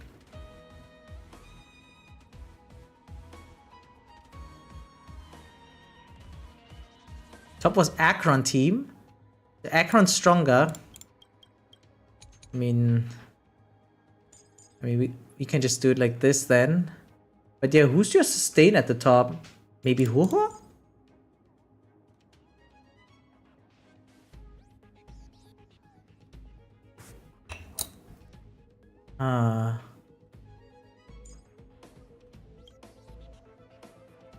Something like this is what I assume happened?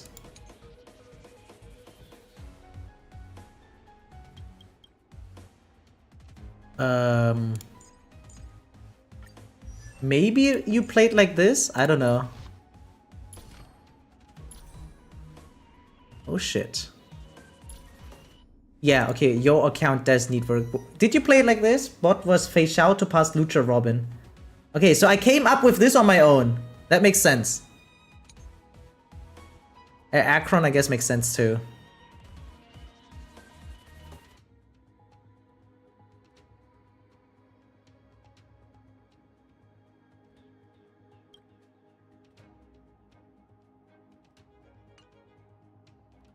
Actually, you can play it the other way around, right? Did you try it the other way around yet?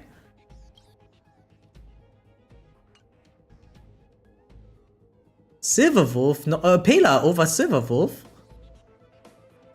Where the fuck? Oh. Oh, you're playing a little bit too horizontal. I mean, I always advocate for horizontal gameplay, guys, right? But this might be a little bit much. 70 is borderline, definitely.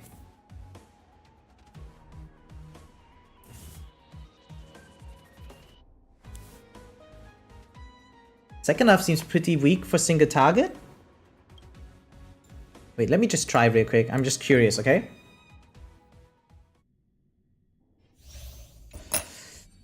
So...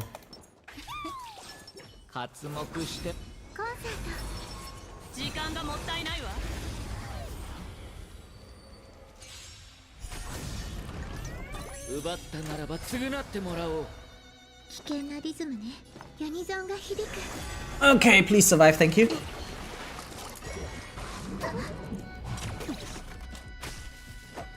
Okay. Fire imaginary. Do I have any? And normal, I guess. Okay, sure. I can work with this. It's 80, yes. Yes, it was always 80.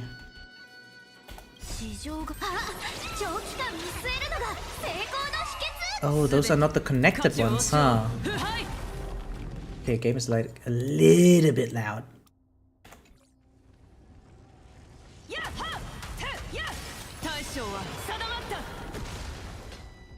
Okay.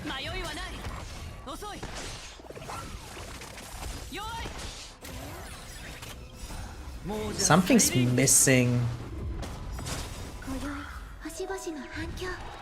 It's unlikely we get a level increase in ZZZ. Yeah, I don't think that's gonna happen.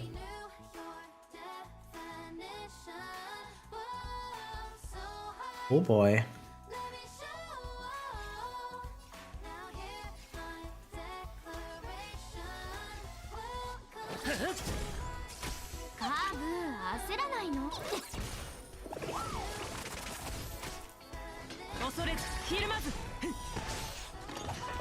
Ouchie, ouch. Ouchie, ouch. That's good. Very cool.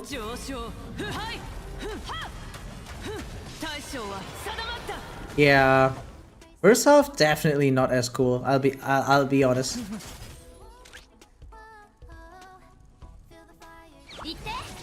Come on. Hit the left TV? Ah, unlucky. Ah, whatever. We don't need energy, right? Maybe we do. Ah! My energy! Yeah. I mean, again, I was just trying something out. I mean, we did ult during Robin. I just did... Oh, you mean the first one, yeah. No, I mean, again, it's 5 enemies with single target. Obviously, first half didn't do that well. I mean, you did play it this way anyway. No, there's minor things I can already see. I mean, we are a little bit limited as you are low spender properly or free to play, I assume. Phew! Your Akron has too much speed. What the fuck? Where's that speed? Oh, 9 speed here, I see. I mean, it's okay. Still a good one. 10! Yeah, okay, this one needs replacement. This one needs... Wait, you have a better one right here. It's minimally better, but it is better.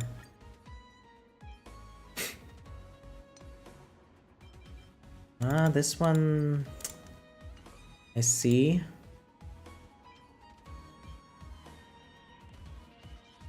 Yeah, difficult. Yeah, a little bit low on resources, I guess.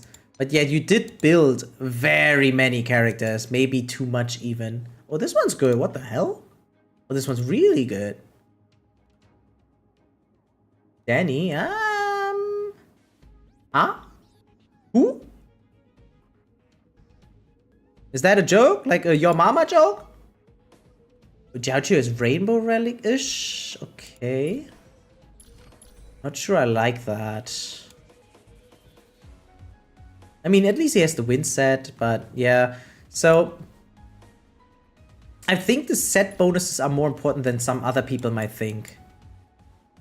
Also, effect hit rate is too low on him. Do you even have... So you do. Yeah, maybe you need this. It's fine, actually. You just need more effect hit rate, I guess. Wait, what light cone do you use on him? That's why. Okay. Isn't there one that gives more for free?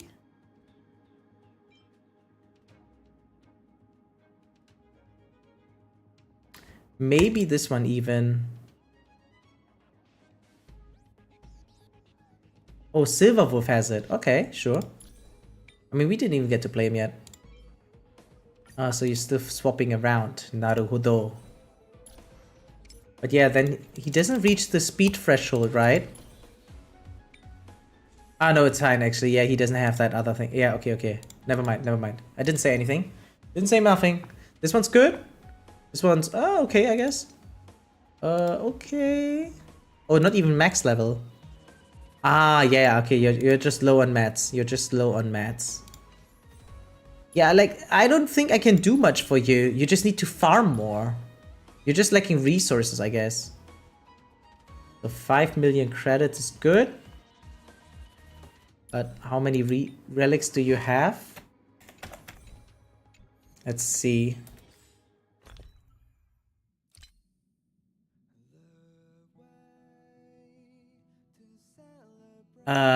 These are not only 5 stars, are they?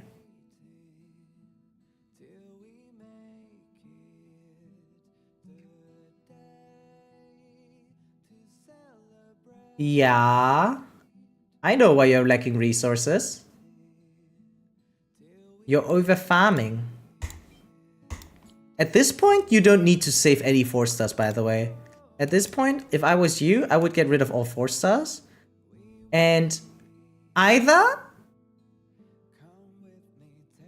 Like, if you wanna go for long-term planning, you should convert any of the useless 5 stars into reroll mats. If you want short-term benefits, then I would turn a lot of these into EXP. Yeah, listen. Short-term benefits, turn some of these into EXP. Long-term, turn all of these into reroll mats, just to have a bigger chance of getting perfect stats. These right here are so bad. I'm just gonna be bold and unlock them for you. Because Celestia Differentiator is one of the worst relics in the entire game, and it will stay like that. This is guaranteed to be bad forever. Literally forever. Unless, like, no, even zero, no, this is the worst relic set ever. You don't need this. So Bellobox Iron Defense is very niche, and in my opinion, you also don't need it. So this is up to your own choice, but these can all go, especially the attack one is not good. HP is not good, especially with no defense. Like, you just want the defense one. Like, maybe break, but probably not. So I'm just gonna be bold. This is dead set. Okay. So you love this song? Yeah, I agree. I think the more resources you have, the more strict you have to be when filtering. It's the same, right? Like if I have 10 apples and I know they're about to expire soon, right? I'm still gonna keep them as long as I can and just eat them as soon as I can. If I have 1,000 apples, there's no way I can eat all of them, right?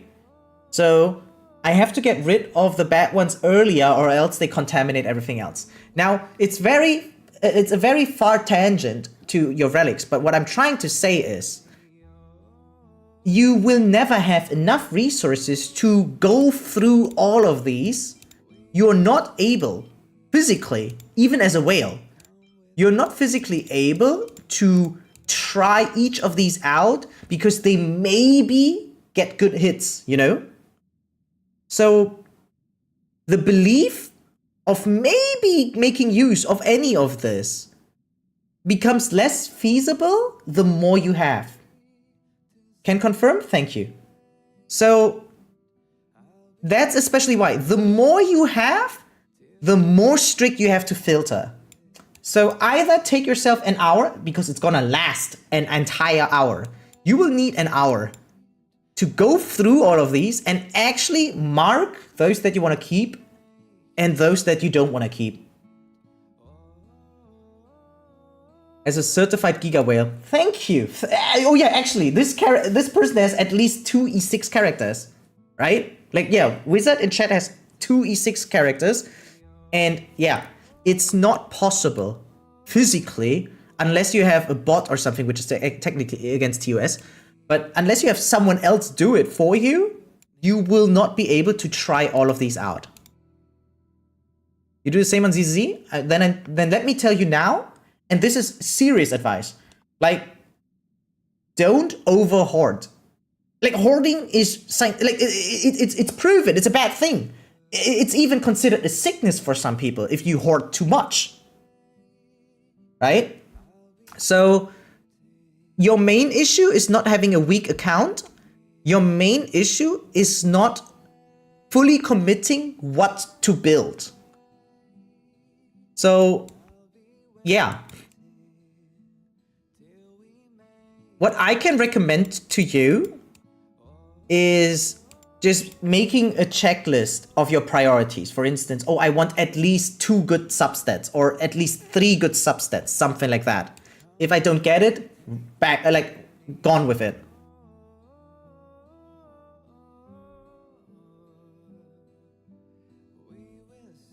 I keep like 1 set for just, yeah, okay, but we're talking about 1930 relics, guys. 1930. This is not about collecting. Like, this is lack of efficiency. Think about it differently. How much Trailblaze power currently is not in the work? All this Trailblaze power that you needed to get this, and we're talking about thousands. Thousands of Trailblaze power is literally lying around, and as long as it's just lying around, it serves no benefit. There's no difference if you had not farmed at all. Right?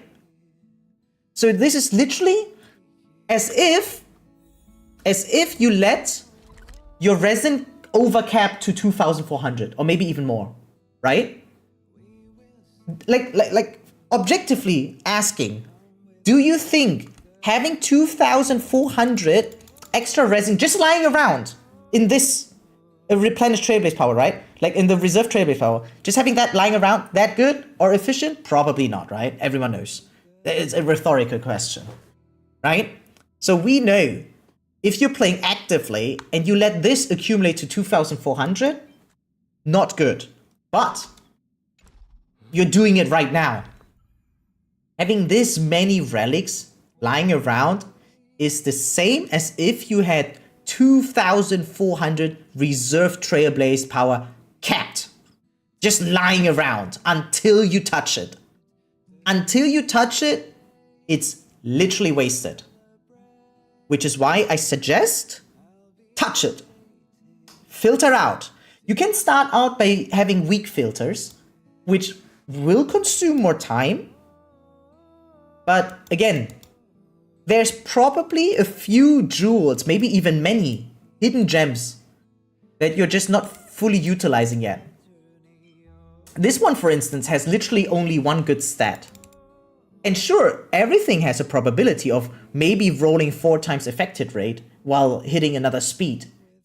But it's not feasible. It's not feasible to hope for that. Right? Like, yeah, it's just not working out. In the long term, in the long run, you will not be able to filter out these unless you start now. Because you have to start at some point. And if you don't start now, you will stay weak for a longer duration. Like, I can't help you out unless you do something with this, I think.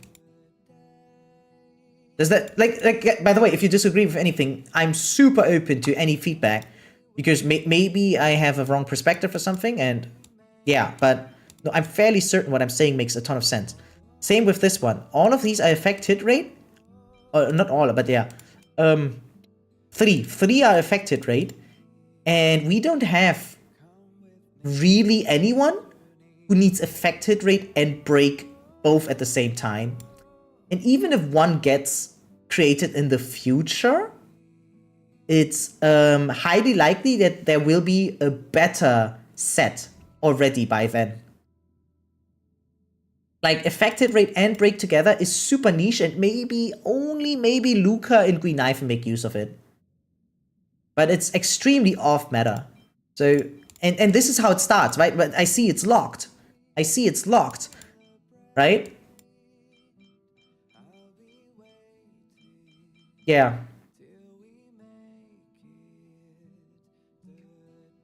I mean, yeah, we can tackle like the train of thought for one character maybe, but then again, I don't even know who. Wait, didn't Tofu mention like Himiko maybe or something?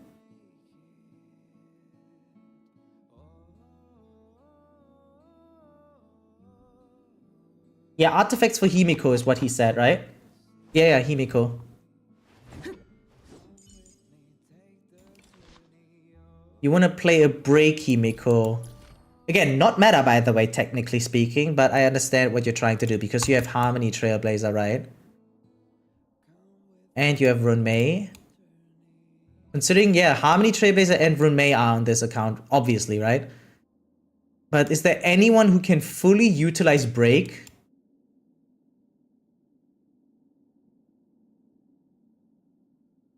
Out of these characters, only Shuyi, Himiko, and Hunt March.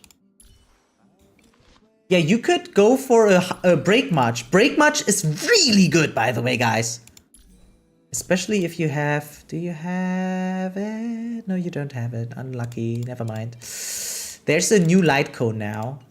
It's not reliable, but like... I'm not gonna pull, don't worry. Oh, you can't pull anyway. Okay, look at this one, guys. It's a new Hunt light cone that has break. It's really good. Like, it's almost as good as Boothild's light cone. It gives permanent speed. Look at this max level. 56 break, and it gives 12% speed after dealing break damage, which is almost guaranteed that you do that. I use it too, Wizard. Listen, again, it gives break and speed 12% if you have it S5. And even without S5, like S1 is already 8% more speed. That's usually like around plus 10, right? But if you ever get it super impositioned, this thing is really fucking good. So good luck getting it. I use her as a crit right now too, especially now that we have her M6, E6, right? But yeah, okay. So break Himiko, very, very interesting.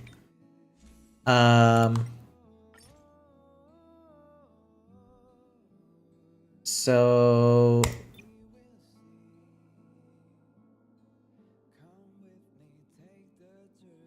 There.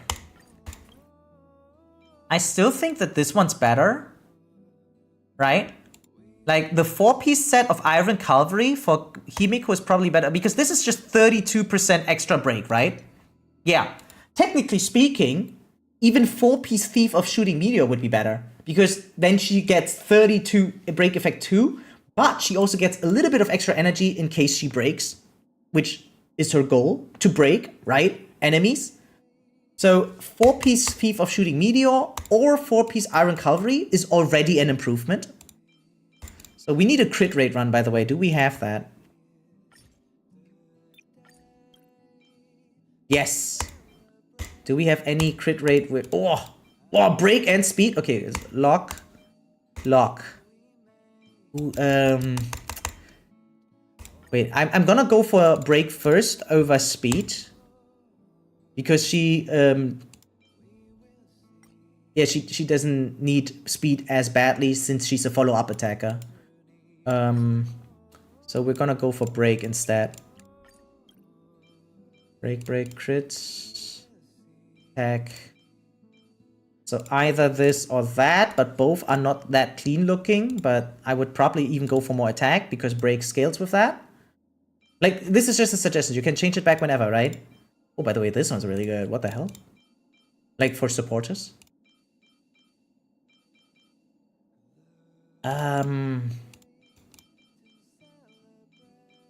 Maybe this one for now. Maybe.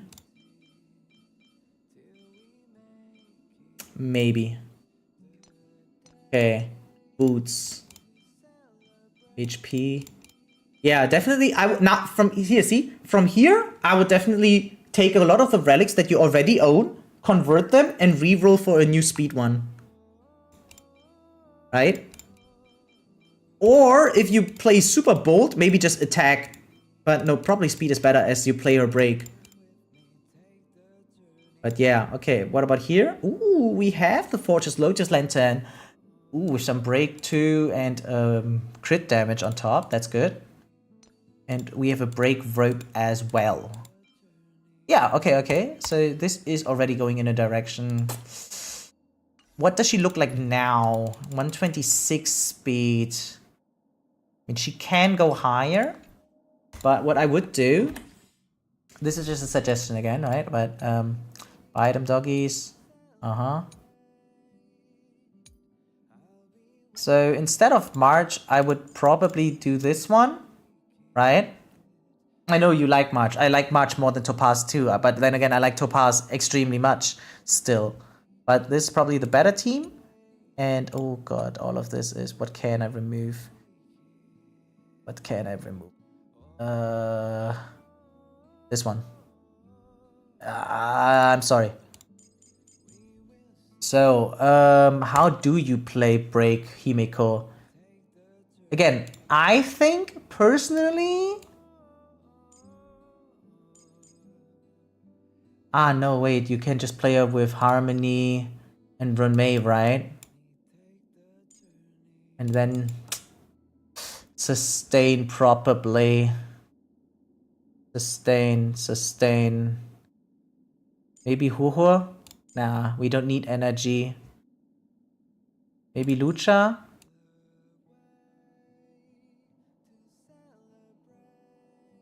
I'm still thinking, guys. Gallagher?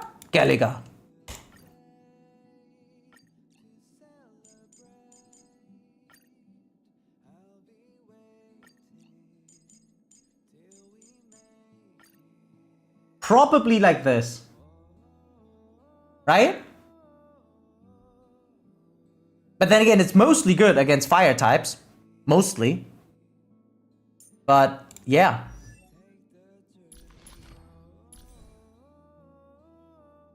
Again, speed boots probably.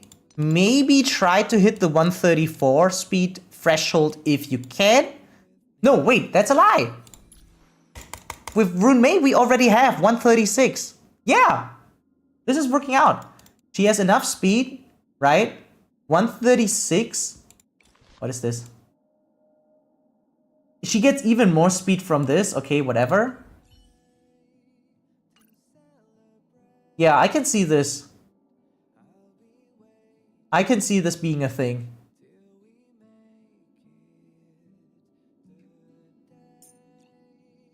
Totally.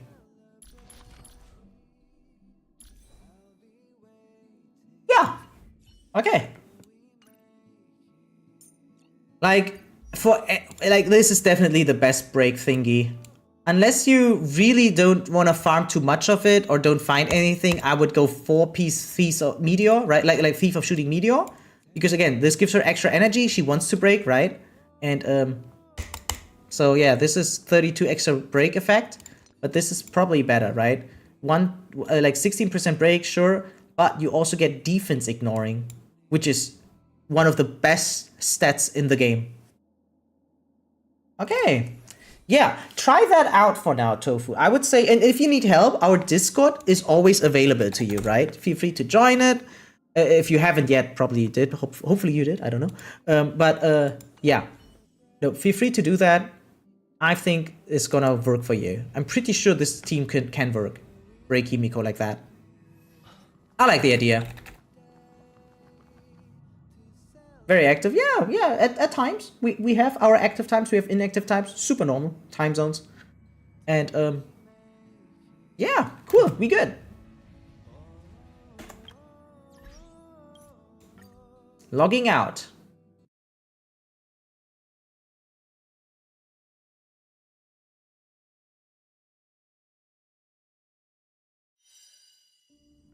So I don't think I'm gonna do much longer. I'm just probably gonna do the rest of the puzzles because I really like puzzles. And then I'm gonna call it a day too, and we just probably gonna continue that tomorrow, I guess, because I only have one more day to do it. There's your call. Yeah, I mean, it's super late. I mean, we also have barely any chat or viewers anyway. Not that I don't demand it, right? And we are a small channel. But I do like, you know, adapting to what you guys wanted. Like, Rubik's Cube stream when? I don't need to stream that completely, right? I mean, my fastest time is roughly a minute. I roughly need like a minute, depending on like what rolls I get, right? Like what pattern or how far I can think ahead. But getting this thing done is not crazy. Unless I were to learn new patterns or new algorithm styles, then maybe, right? Like, let me just break it apart real quick. Like, yeah.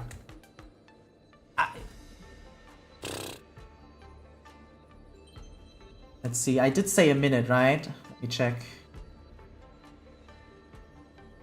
What is a good pattern?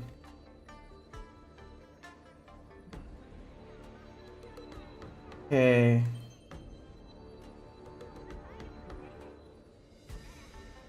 Okay, let me try, yeah? You guys ready? Okay, and we're not gonna stop like strictly now, but okay, here goes.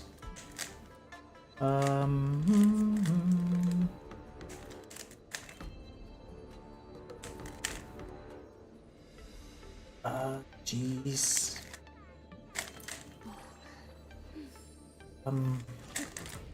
Jesus Christ. Oh, I went the wrong way. Oops. Yeah, I hate it when that happens. Oh, all of this sucks. Okay, I kind of destroyed my own pattern there because I'm under pressure. I'm not used to doing it on stream. I'll be honest. I know it sounds like a cheap excuse, but I don't think it is. Ah, okay, I got it. And next one here.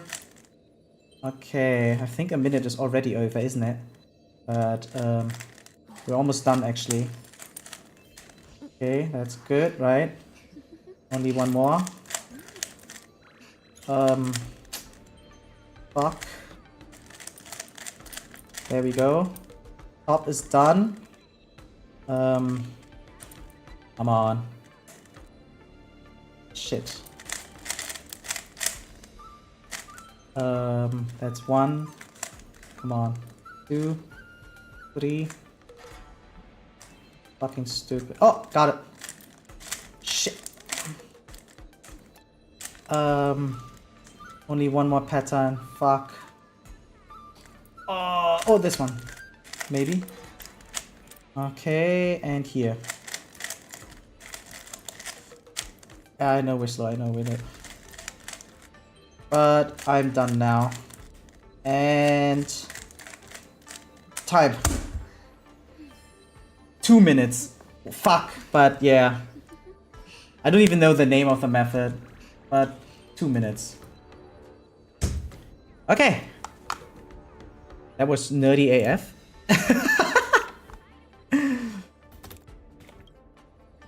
I can do it faster with a little bit more prep work. I know it sounds like a cheap excuse, but it's something, okay? Up, down. Then what? No, that doesn't help. Oh. Up, down, up, right, left, up.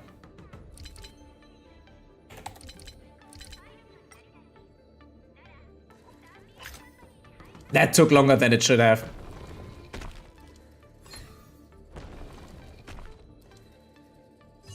Okay. Oh, I love this. Maybe we should like make a puzzle stream, guys. Would you guys mind? I remember. Oh, oops. Wait. I need a moment. I need to collect the chest. Oh, I can just get. Oh.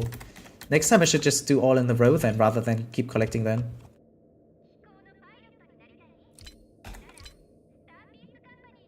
Oh, wait. Clear.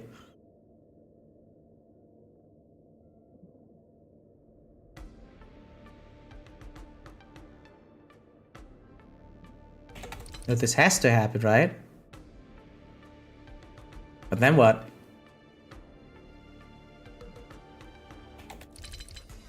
Oh, that makes sense. I thought I had 1 step less, and then I saw at the bottom that I had actually 6. We were here together? What is that? It was awesome. Oh. I don't know that one, to be honest. What the fuck? I mean, first step, okay, guaranteed. Then what? Then you have to go back. Then you... Oh, okay. Wait, that's lame. But okay. Huh? Isn't this one kind of forced? Okay, sure. I don't think there was a different solution, was there?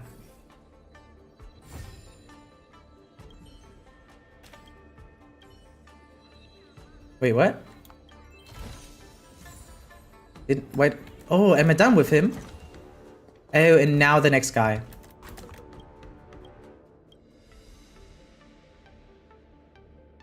Yeah, come on, give me the chest. Bring it on. What the fuck? Oh! Oh, wait, actually interesting. Ah, wait. Almost messed up. This one's cute. This one was cute. Not gonna lie.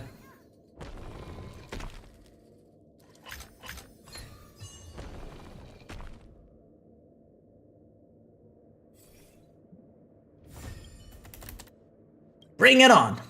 Wait, these are cool. I like this. Is it a bad thing for me to like this? Sometimes I feel like it's a bad thing.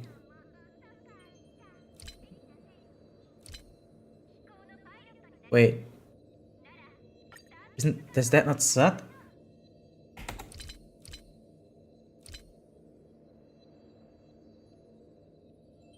Yeah, this sucks.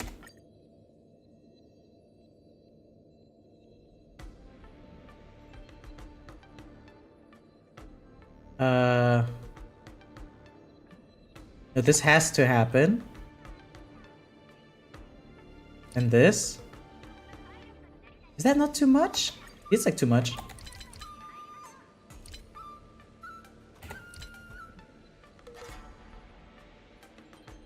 It's way too much. What am I doing? Think.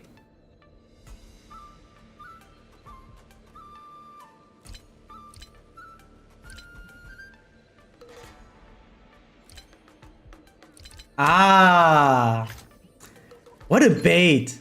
I wonder what it's like to create puzzles like these. Like, because it's yeah, they were leading me on. And how do you come up with traps like these is what I wonder. Coming up with a path and then obstructing it makes sense. Okay. But how do you really make sure that someone struggles? I mean, this kind of looks like so and so. Oh, this one's stupid. Yeah, no, that wasn't stupid. Uh-huh. That one's stupid too. Wait. So we have to go here. We have to go there. We have to do this. Then we go down again. Nope, this is stupid too. Wait. Maybe a lot of playtesting? Maybe making family members play something. You keep treating these developers of gigantic companies like normal people. No. They gotta have different procedures. This is how you usually start off, I think. But as soon as you become a mega corpa, things change, I think. Like, I do believe that some companies stay down to earth-ish, right? But I don't think these guys. Am I stupid?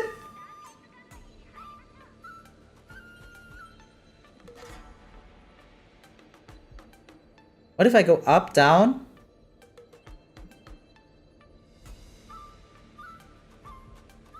Wait, can I get stuck? That's actually funny. No. If I do this. Ah, so. Fuck. You go back. Got it. My god. Aw, Tofu. You shouldn't tell the solution to others. That's a bad thing. Don't do that. First of all, I came up with it on my own. But second, don't do this. That's a bad thing to do. In all cases, by the way. Imagine you have a kid. If you tell your kid the solution all the time, it's not gonna learn. Right? Now you could make an argument and say, no, I want to keep my streamer stupid, right? But that would also be kinda a dick move, not gonna lie. Right? Like, because there are times where I can do it really fast like this, right? But on the other hand, isn't it kinda cool to, you know, see some learning curve?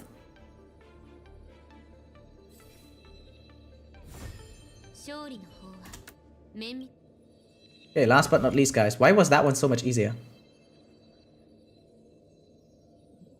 Eh? Wait, this one sucks too. Oh wait, it doesn't. No, it does.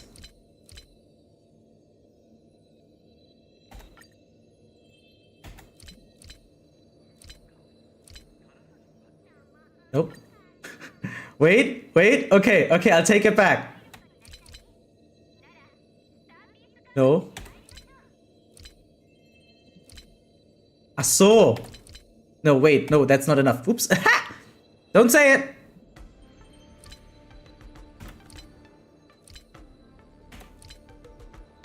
Nope.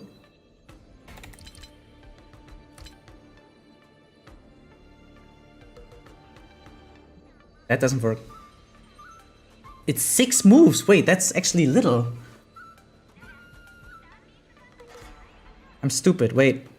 1, 2. Active. That's too many.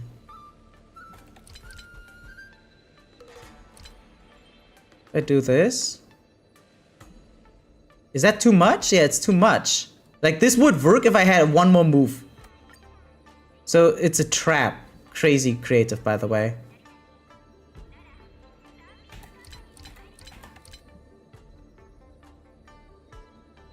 Wait, that sucks. Wait, with this, everything is up, right? Do I want everything to be up? No, I don't want everything to be up.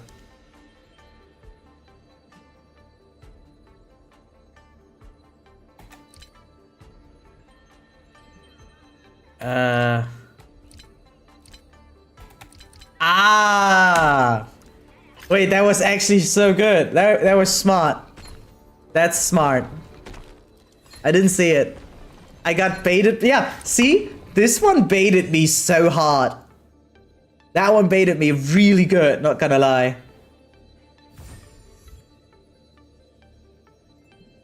It's the same for other people too. People can lose their sense of independence. Oh, you're right. Actually, that's a good point.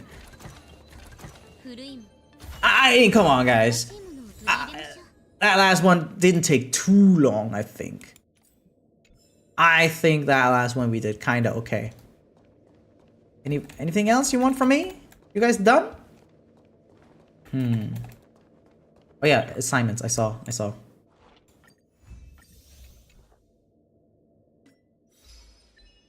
Okay, 15 Pathfinder reviews, sure. Did that. Simmering Fire die. Okay, cool. Yeah, no, guys, it's too late. It's 2 in the morning for me. We're gonna continue this tomorrow, okay? And once we're done with that, we're gonna play Stream Over. That's the plan. Okay, without further ado, let me end the stream and hopefully see you guys next time. Till then, see ya.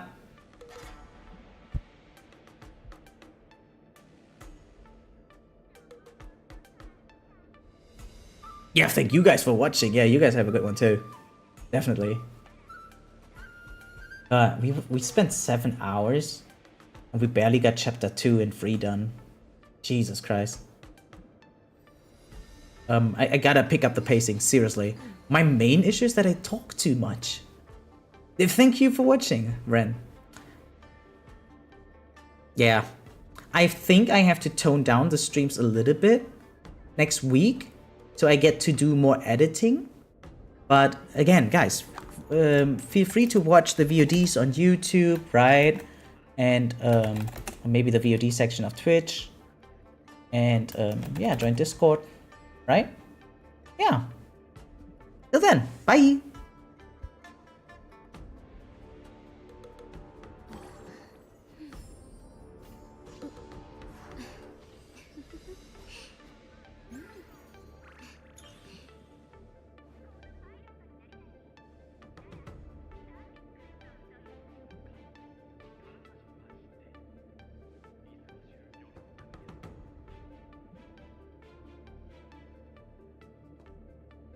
露光成就蒼天へ昇る